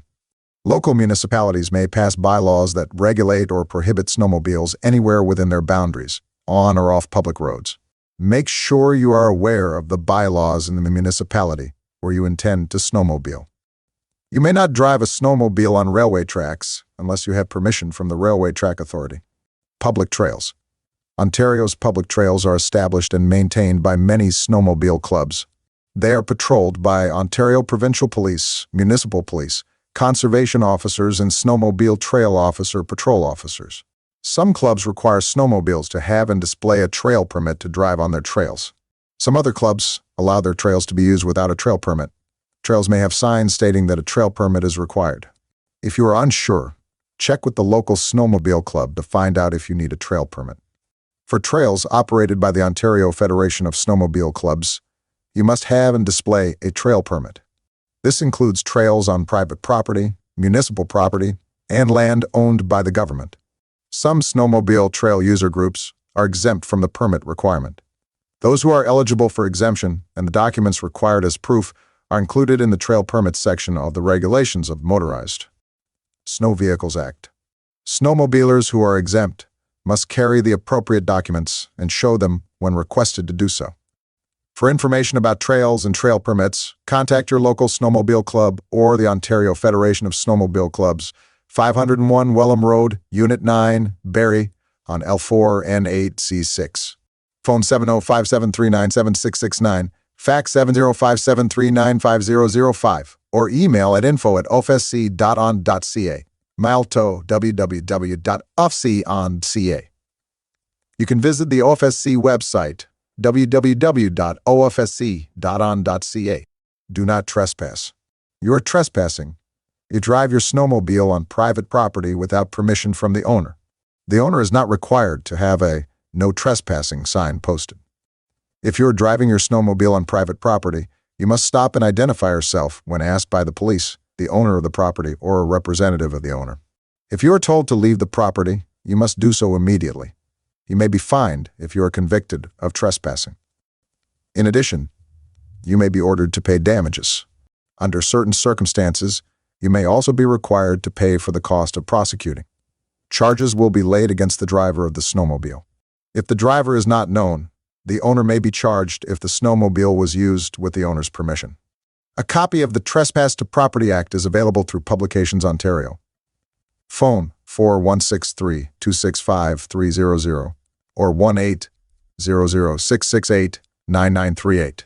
It is available over the internet at Service Ontario Publications, www.publications.gov.on.ca, and Ontario's e-laws website, www.ontario.ca/laws. It is an offence under the Railway Safety Act to trespass on railway tracks. Obey the speed limits. You must not drive a snowmobile faster than 20 kilometers in any public park or exhibition ground, or on any road where the speed limit for other vehicles is 50 km/h or less.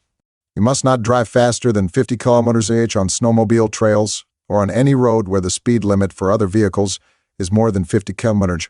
Always leave extra space between you and the snowmobile in front to give yourself more time to react to unexpected hazards and stop safely. Lower your speed at night and don't outrun your headlights. Reduced nighttime visibility makes hazards more difficult to spot, and estimating distance is much harder. Always wear clothing with reflective markings to remain visible at night.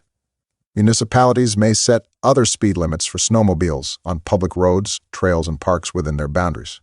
Check municipal bylaws. Stop for police. You must come to a safe stop when requested by a police officer to do so. If you do not stop, you may have to pay a fine or go to jail or both. If you are convicted of failing to stop for a police officer, and the court believes you willfully avoided police during pursuit, that you tried to escape the police, your license will be suspended for a minimum of 5 years. Your license can be suspended for up to 10 years if anyone is killed or injured as a result of avoiding police. Report collisions to the police. You must report to the police immediately any collision that results in injury to any person or damage to property, apparently exceeding $400. Do not drink and drive. Alcohol is a major factor in snowmobile fatalities. Consuming any amount of alcohol before you ride affects your ability to make good decisions. Alcohol also increases fatigue, slows reaction time, and increases your risk of hypothermia. It is against the law to drive a snowmobile when you are impaired by alcohol or drugs. Drinking and driving is a deadly combination. All drivers, especially inexperienced drivers, must be able to concentrate on driving. Consuming any amount of alcohol before you ride affects your ability to make good decisions. Even one drink can reduce your ability to concentrate and react to things that happen suddenly when you are driving. With more alcohol in your blood, you could have trouble judging distances and your vision may become blurred. Factors like tiredness, your mood, and how long ago you ate and how much can make a difference in how alcohol affects your driving ability. The police can stop any driver to determine if alcohol or drug testing is required. They may also do roadside spot checks. When stopped by the police, you may be told to blow into a machine that tests your breath for alcohol, a roadside screening device, or perform physical coordination tests. If you fail or refuse to provide a breath sample or to perform the physical coordination tests, you will be charged under the criminal code. If the reading on the machine shows you have been drinking, you may be taken to a police station for a breathalyzer test. The breathalyzer uses your breath to measure the amount of alcohol in your bloodstream. If you cannot give a breath sample, or it is impractical to obtain a sample of breath, the police officer can require you to provide a blood sample instead. If the police believe that a driver is impaired because of the consumption of a drug or a combination of alcohol and a drug, they can also require a driver to submit to an evaluation and then require a driver to provide blood, oral fluid, or urine samples. If you fail or refuse to comply with any of these demands, you will be charged under the criminal code. Driving impaired or with more than 80 milligrams of alcohol in 100 milliliters of blood is an offense under the criminal code. Even if your blood alcohol concentration is less than 8, you can still be charged with impaired driving under the criminal code. You will receive an immediate 90-day administrative driver's license suspension if your blood alcohol concentration, BAC, is more than 0.8, or if you fail or refuse to provide a breath or bodily fluid sample. Perform a physical coordination test or submit to an evaluation. If you register in the warn range of 5 to 8 on a roadside screening device, you will receive an immediate driver's license suspension. For a first occurrence, you will be suspended for 3 days. For a second occurrence in a 5-year period, you will be immediately suspended for 7 days, and you must undergo a remedial alcohol education program. For a third or subsequent time in a 5-year period, you will be immediately suspended for 30 days, and you must undergo a remedial alcohol treatment program and have an ignition interlock condition placed on your license. For 6 months, if you choose not to install an ignition interlock device, you must not drive until the condition is removed from your license. If you are 21 years old and under and hold a full-class driver's license, you must not drive if you have been drinking alcohol. Your blood alcohol level must be 0. If you are caught driving with alcohol in your blood, you will receive an immediate driver's license suspension at the roadside for 24 hours, and, if convicted, you will face a fine and a 30-day license suspension. Drivers of all ages in either Level 1 or Level 2 of Ontario's graduated licensing system must also have a blood alcohol level of 0 when driving. New drivers caught drinking and driving will receive an immediate driver's license suspension at the roadside for 24 hours and, if convicted, will face a fine and will receive a suspension period, as per the novice driver escalating sanctions scheme. For the first occurrence, you will be suspended for 30 days. For the second occurrence, in a 5-year period, you will be suspended for 90 days. For the third occurrence, in a 5-year period, the novice portion of your driver's license will be canceled, and you must reapply for a G1 license. Novice drivers will also be charged under the criminal code if their BAC exceeds 8 and will be issued a worn range suspension if they register between about 5 and about 8. Any drug that changes your mood or the way you see and feel about the world around you will affect the way you drive. Criminal code and HTA sanctions apply to drivers impaired by alcohol or a drug. In circumstances involving possible impairment by drugs or a combination of alcohol and a drug, police can require a driver to perform physical coordination tests and to submit to an evaluation, and then require a driver to provide blood, oral fluid, or urine samples. If you fail or refuse to comply with any of these demands, you will be charged under the criminal code. You will also receive an immediate 90-day administrative driver's license suspension. Illegal drugs such as marijuana and cocaine are not the only problem. Some drugs that your doctor may prescribe for you and some over-the-counter drugs can also impair your driving. Here are some points you should remember. If you use prescription medicines or get allergy shots, ask your doctor about side effects such as dizziness, blurred vision, nausea, or drowsiness that could affect your driving. Read the information on the package of any over-the-counter medicine you take. Any stimulant, diet pill, tranquilizer, or sedative may affect your driving. Even allergy and cold remedies may have ingredients that could affect your driving. Drugs and any amount of alcohol together can have dangerous effects, even several days after you've taken the drug. Do not take a chance. Ask your doctor or pharmacist. Practice safe snowmobiling. Driving a snowmobile requires the same attention and alertness that driving any other kind of vehicle does. You must have complete control of your reflexes. If you are a beginner, practice until you can handle the basic driving skills. Learn how to control your balance on turns by using your weight to control your movements and leaning in the direction you want to turn.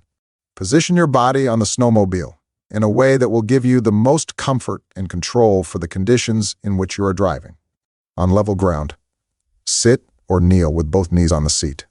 On uneven or bumpy ground, stand on the running boards with your knees slightly bent. Always take the time to plan your route before you ride and make sure others in your group know the route as well. If you must stop on the trail, always select a location where you will be visible and pull over to the right as far as possible. If you are riding in a group, you should park the snowmobiles in single file and leave the vehicles running so you are visible at night. On hard-packed snow or ice, reduce your speed because stops and turns are harder to make and you will require greater distance to complete them. When your snowmobile is trapped in deep snow, remember to turn off the motor before you try to get it out of the snow. Every time you travel on ice, you are risking your safety and that of your passenger. Watch out for pressure cracks that are much more difficult to spot at night. If you are in an unfamiliar area, ask local authorities or residents about the ice conditions, inlets, outlets, springs, fast-moving current, or other hazards. Listen to local radio broadcast warnings by the Ontario Provincial Police about ice conditions. If you must drive over frozen lakes or rivers, you should consider using a buoyant snowmobile suit. It might save your life. Whenever you are driving, always watch for trails and highway signs and obey them. Always remain on the right-hand side of trail when riding and exercise caution on hills and curves. You should always be prepared for the unexpected. Exercise caution at road and rail crossings. Trucks and trains often kick up large clouds of snow that greatly reduce visibility. Carry a cell phone with you when riding. Third, snowmobile signals and signs. Hand signals. Signals tell others what you want to do, giving them a chance to slow down, stop, or prepare to turn. Use hand signals to signal before stopping, slowing down suddenly, or turning. Give the correct signal well before the action and make sure others can see it. These illustrations show nationally recognized hand and arm signals. Left turn. Extend your left arm straight out and point in the direction of the turn. Right turn. Raise your left arm to shoulder height with elbow bent. Stop. Extend your right arm straight up over your head with the palm off hand flat. Slowing. Extend your left arm out and down the side of your body. Flap your arm up and down to signal caution. Oncoming snowmobiles. Raise your left arm to shoulder height with your elbow bent and motion left to right over your head, pointing to the right side of the trail. Snowmobiles following. Raise left arm to shoulder height with your elbow bent. Motion front to back over your shoulder with your thumb, like a hitchhiker. Last snowmobile in line.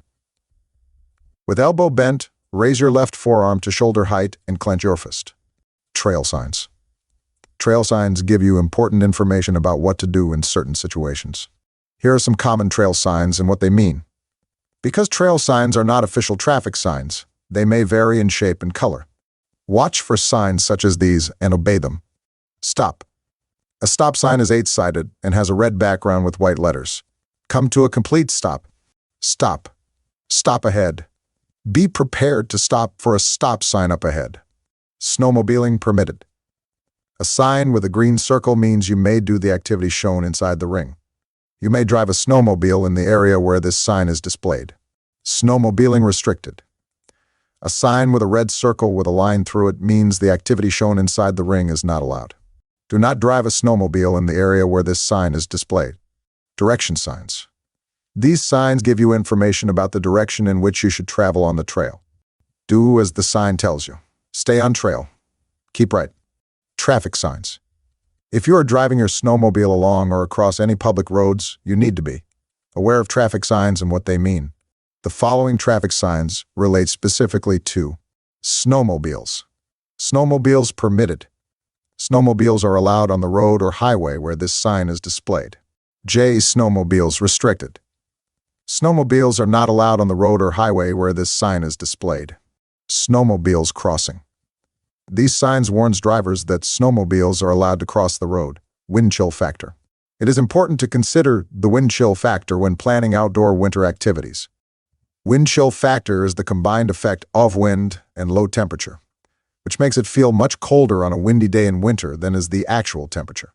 This is caused by the faster cooling effect of the wind. For example, if the actual temperature is minus 10 degrees Celsius and the wind speed is 40 kilometers, the temperature feels like minus 31 degrees Celsius. You need to be aware of wind chill factor so that you can dress appropriately. Outer layers that are waterproof and multiple underlayers of clothing provide added protection and allow you to take clothing off if temperatures increase. Also, make sure that young passengers are properly dressed and that their hands and faces are well protected. Wearing a balaclava will reduce the risk of exposure. Prolonged exposure to cold wind chill temperatures can lead to hypothermia. The chart below can help you calculate wind chill so you will be aware of potentially. Dangerous conditions. Observed wind speed at 10 minutes elevation in km, H 510. Wind chill calculation chart. Air temperature in C. 50 to 5, 10 to 15, 4 to 2, 7 to 13 minus, 19 3 to 3. 11 to 17. In 7 to 13 minus 19 3 to 3, 12 to 19, 25 to 32, 13 to 20, 26 to 33. 40 to 1, 7 to 14 minus to 15 minus 21, 70 26 to 33. August 15th, 2022.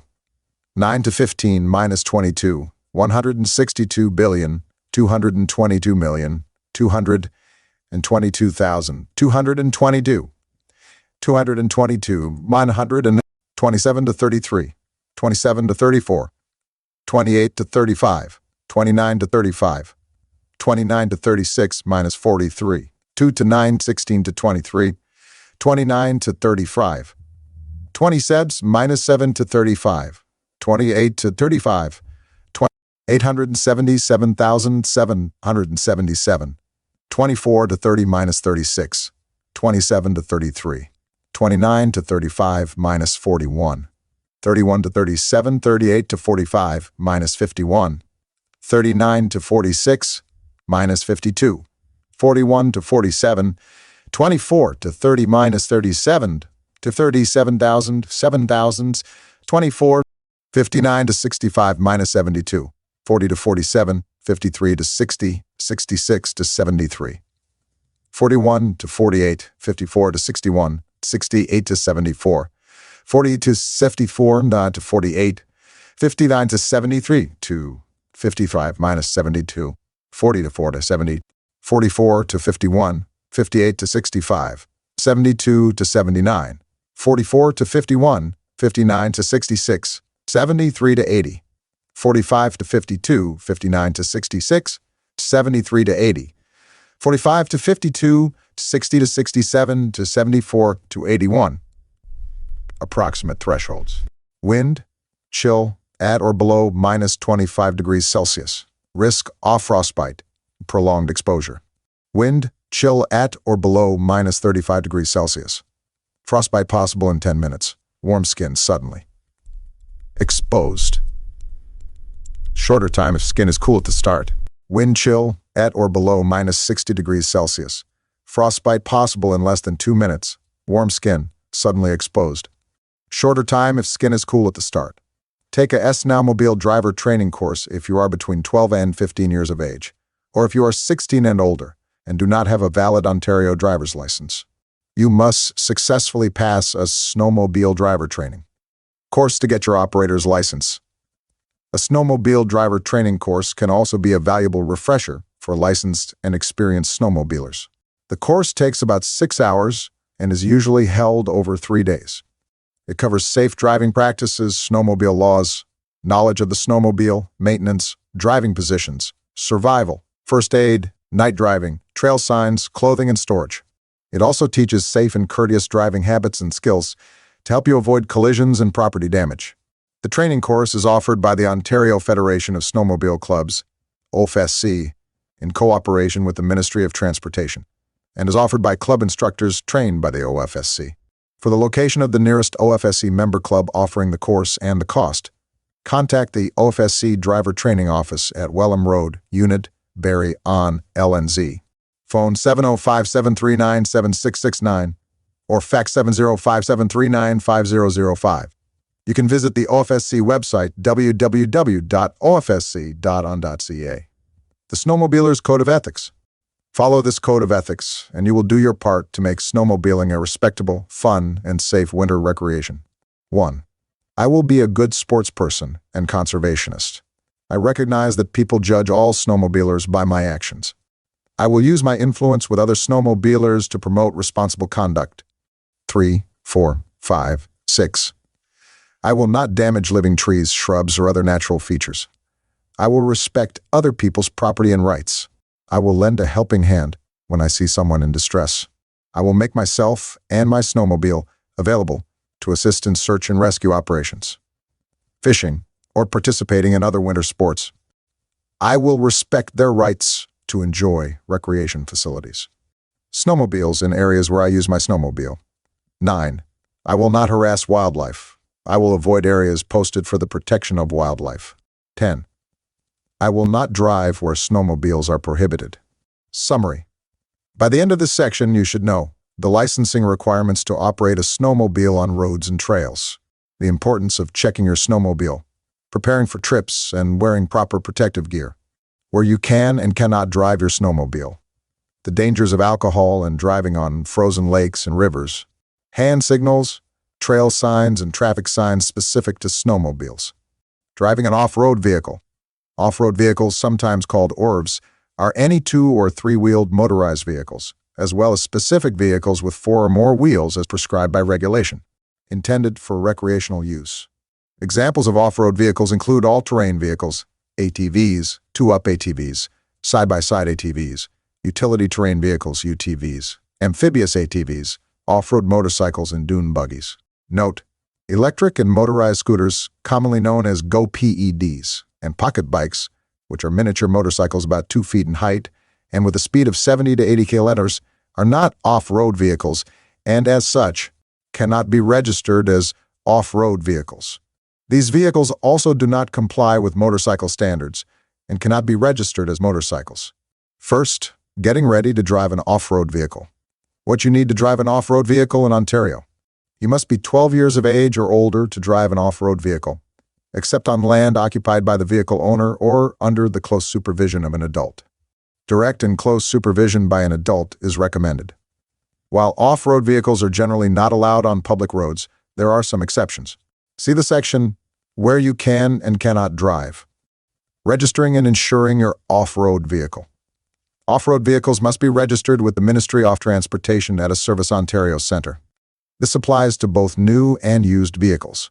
You must be 16 years or older to register an off-road vehicle, and you must be able to prove you own the vehicle.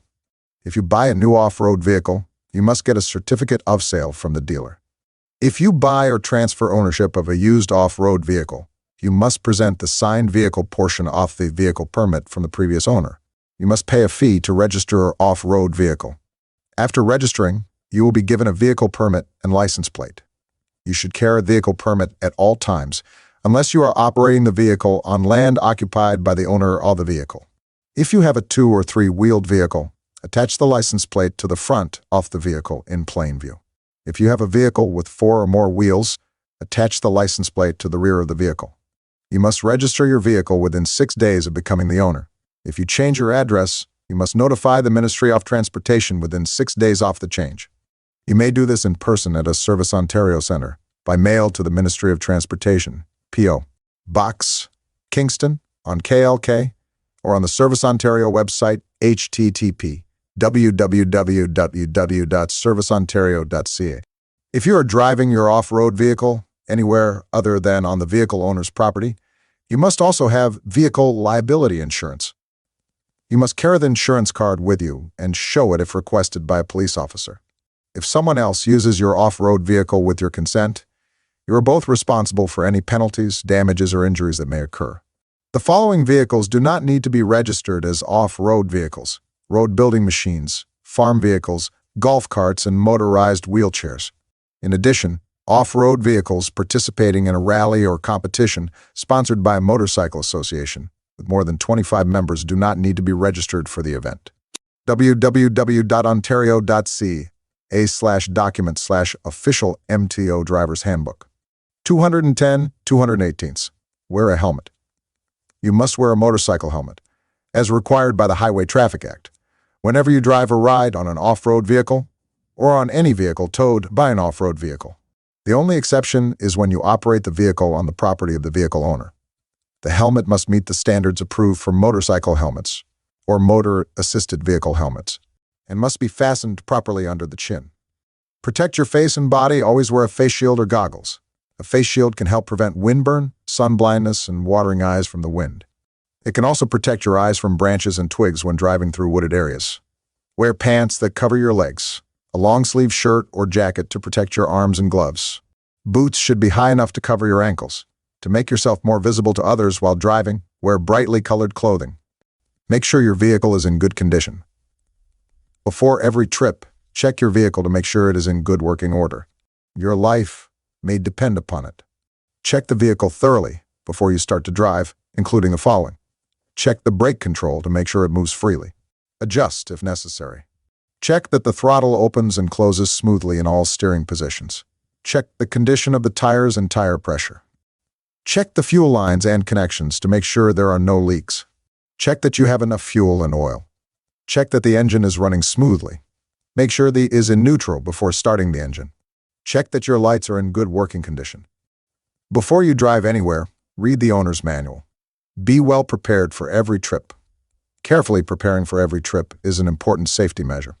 Check local weather forecasts and make sure you tell someone where you will be traveling and when you expect to be back. Use the buddy system.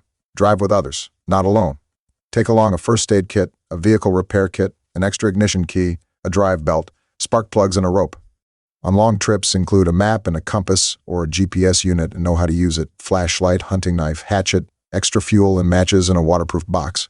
Second, safe and responsible off-road vehicle driving. Where you can and cannot drive. You may not drive an off-road vehicle on most public roads in Ontario. This includes the area between the boundary or property lines, including medians, shoulders, and ditches. There are some exceptions. You may drive an off-road vehicle directly across some public roads. You may drive certain off-road vehicles with 3 or more wheels along some public roads when using the vehicle for farming, for licensed hunting, or for the trapping of fur-bearing animals, provided that the vehicle weighs 450 kilograms or less and does not have an overall width greater than 1.35 meters, excluding mirrors. You may drive an off-road vehicle within a provincial or public park if it is permitted by the park authority. Emergency personnel, such as police officers and firefighters, who are performing necessary duties in the course of their work or who are responding to an emergency, may drive off-road vehicles on public roads. There are also exceptions for the category of off-road vehicles known as all-terrain vehicles, ATVs. If you do drive an off-road vehicle on or across a public road, you must be at least 16 years of age and have a valid Ontario driver's license, Class G2, M2, or higher. You may not operate an ATV in such a way as to disrupt or destroy the natural environment, including fish habitats, property, and plants or trees. For more specific information on where you may operate off-road vehicles and what rules you must follow when doing so, you should refer to the Highway Traffic Act and the Off-Road Vehicles Act. All-terrain vehicles, ATVs. All-terrain vehicles are off-road vehicles with the following characteristics. 4 wheels, all of which are in contact with the ground, steering handlebars, and a seat designed to be straddled by the driver.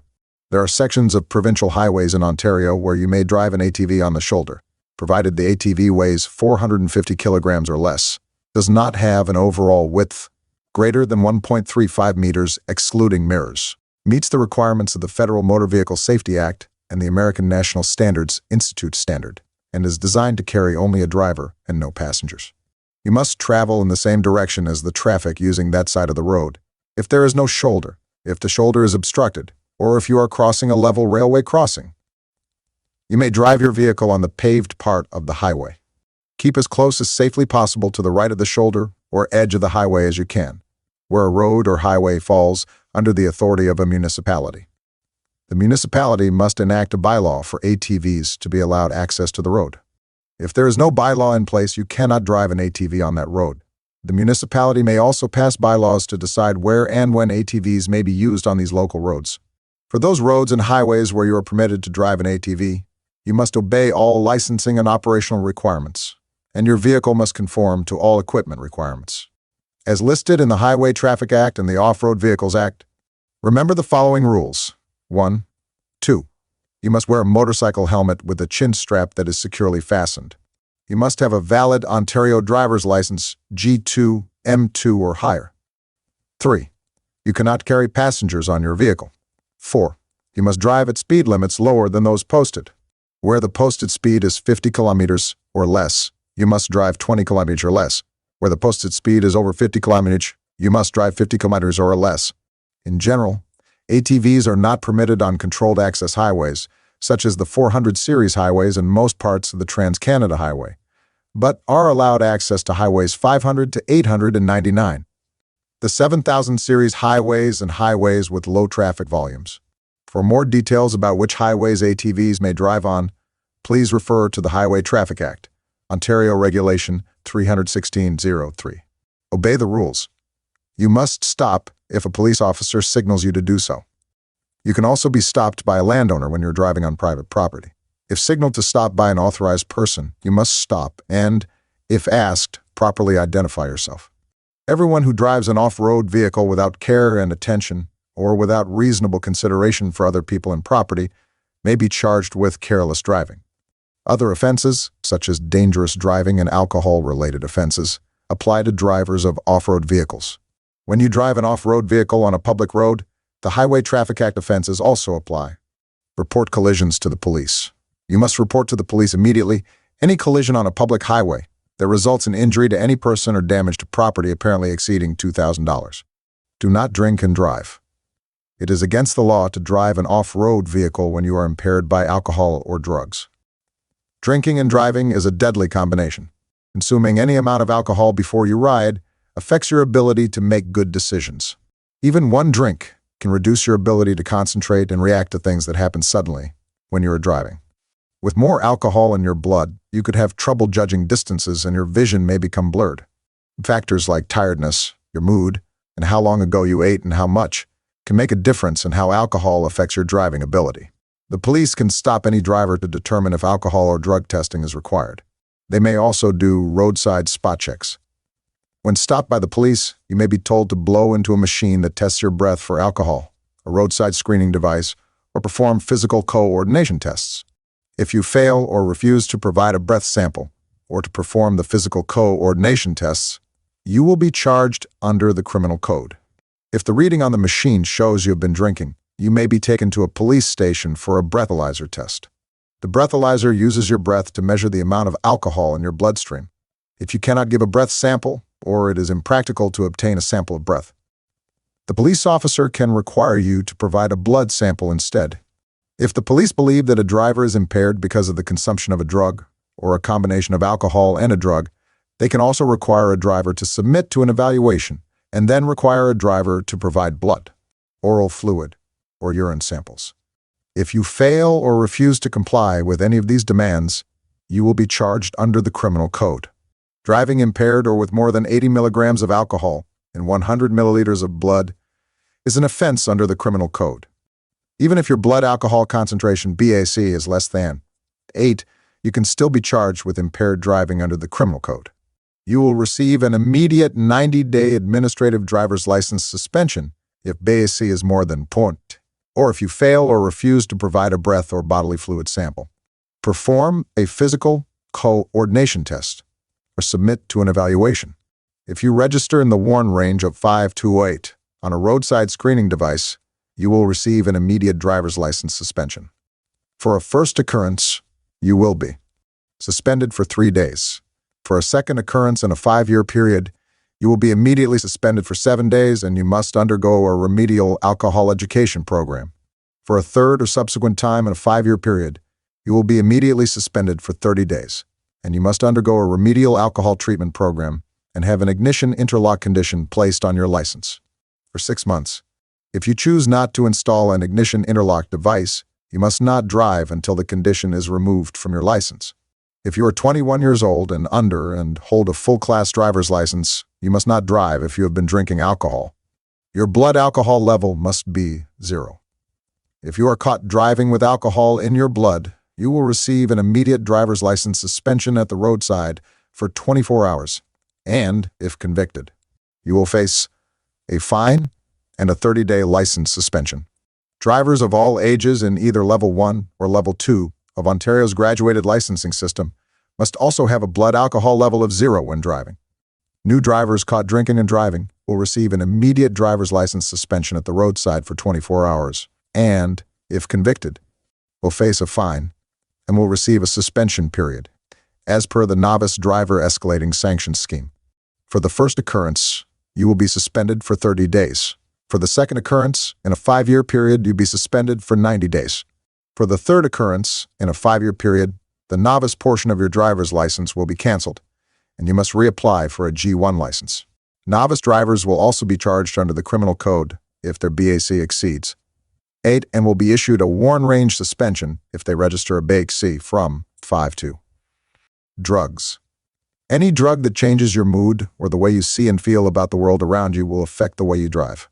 Criminal code and HTA sanctions apply to drivers impaired by alcohol or a drug.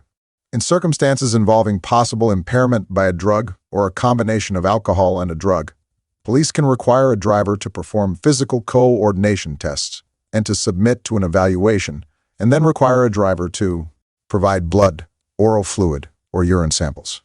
If you fail or refuse to comply with any of these demands, you will be charged under the criminal code. You will also receive an immediate 90-day administrative driver's license suspension. Illegal drugs such as marijuana and cocaine are not the only problem. Some drugs that your doctor may prescribe for you and some over-the-counter drugs can also impair your driving. Here are some points you should remember. If you use prescription medicines or get allergy shots, ask your doctor about side effects such as dizziness, blurred vision, nausea, or drowsiness that could affect your driving. Read the information on the package of any over-the-counter medicine you take. Any stimulant, diet pill, tranquilizer, or sedative may affect your driving. Even allergy and cold remedies may have ingredients that could affect your driving. Drugs and any amount of alcohol together can have dangerous effects, even several days after you've taken the drug. Do not take a chance. Ask your doctor or pharmacist. Do not carry passengers. Do not carry passengers on an off-road vehicle designed for one person. Carrying passengers changes the weight distribution of the vehicle and limits your ability to shift position on the vehicle for control and stability. Practice safe driving skills. Driving an off-road vehicle is different than driving any other type of vehicle and takes more skill than you might think. Be sure to read your owner's manual before you begin to drive.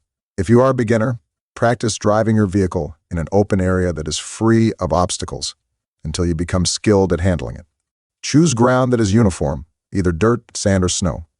Avoid paved surfaces when driving an off-road vehicle. ATVs are designed for off-road use and are more difficult to maneuver on paved surfaces. When driving, keep both feet on the footrests at all times. Do not try to stabilize a tipping vehicle by putting your foot down. You could run over your foot or leg. Be extremely careful driving through water. Driving fast across unknown water is dangerous. Hidden rocks or holes could throw you off the vehicle and cause serious injury or drowning. First, check that the water is not too deep. Drive slowly and carefully so you can steer around rocks and other obstacles. Always use a flag mast when driving in dunes and hills. Remember that you need a running start to climb most hills. Be extra cautious when driving among pedestrians, horseback riders, sunbathers, or bicyclists. Read the snowmobiler's code of ethics and follow it when driving your off-road vehicle. Summary. By the end of this section, you should know the licensing requirements to operate an off-road vehicle on roads and trails, the importance of checking your off-road vehicle, preparing for trips and wearing proper protective gear, where you can and cannot drive your off-road vehicle, the dangers of alcohol and driving an off-road vehicle,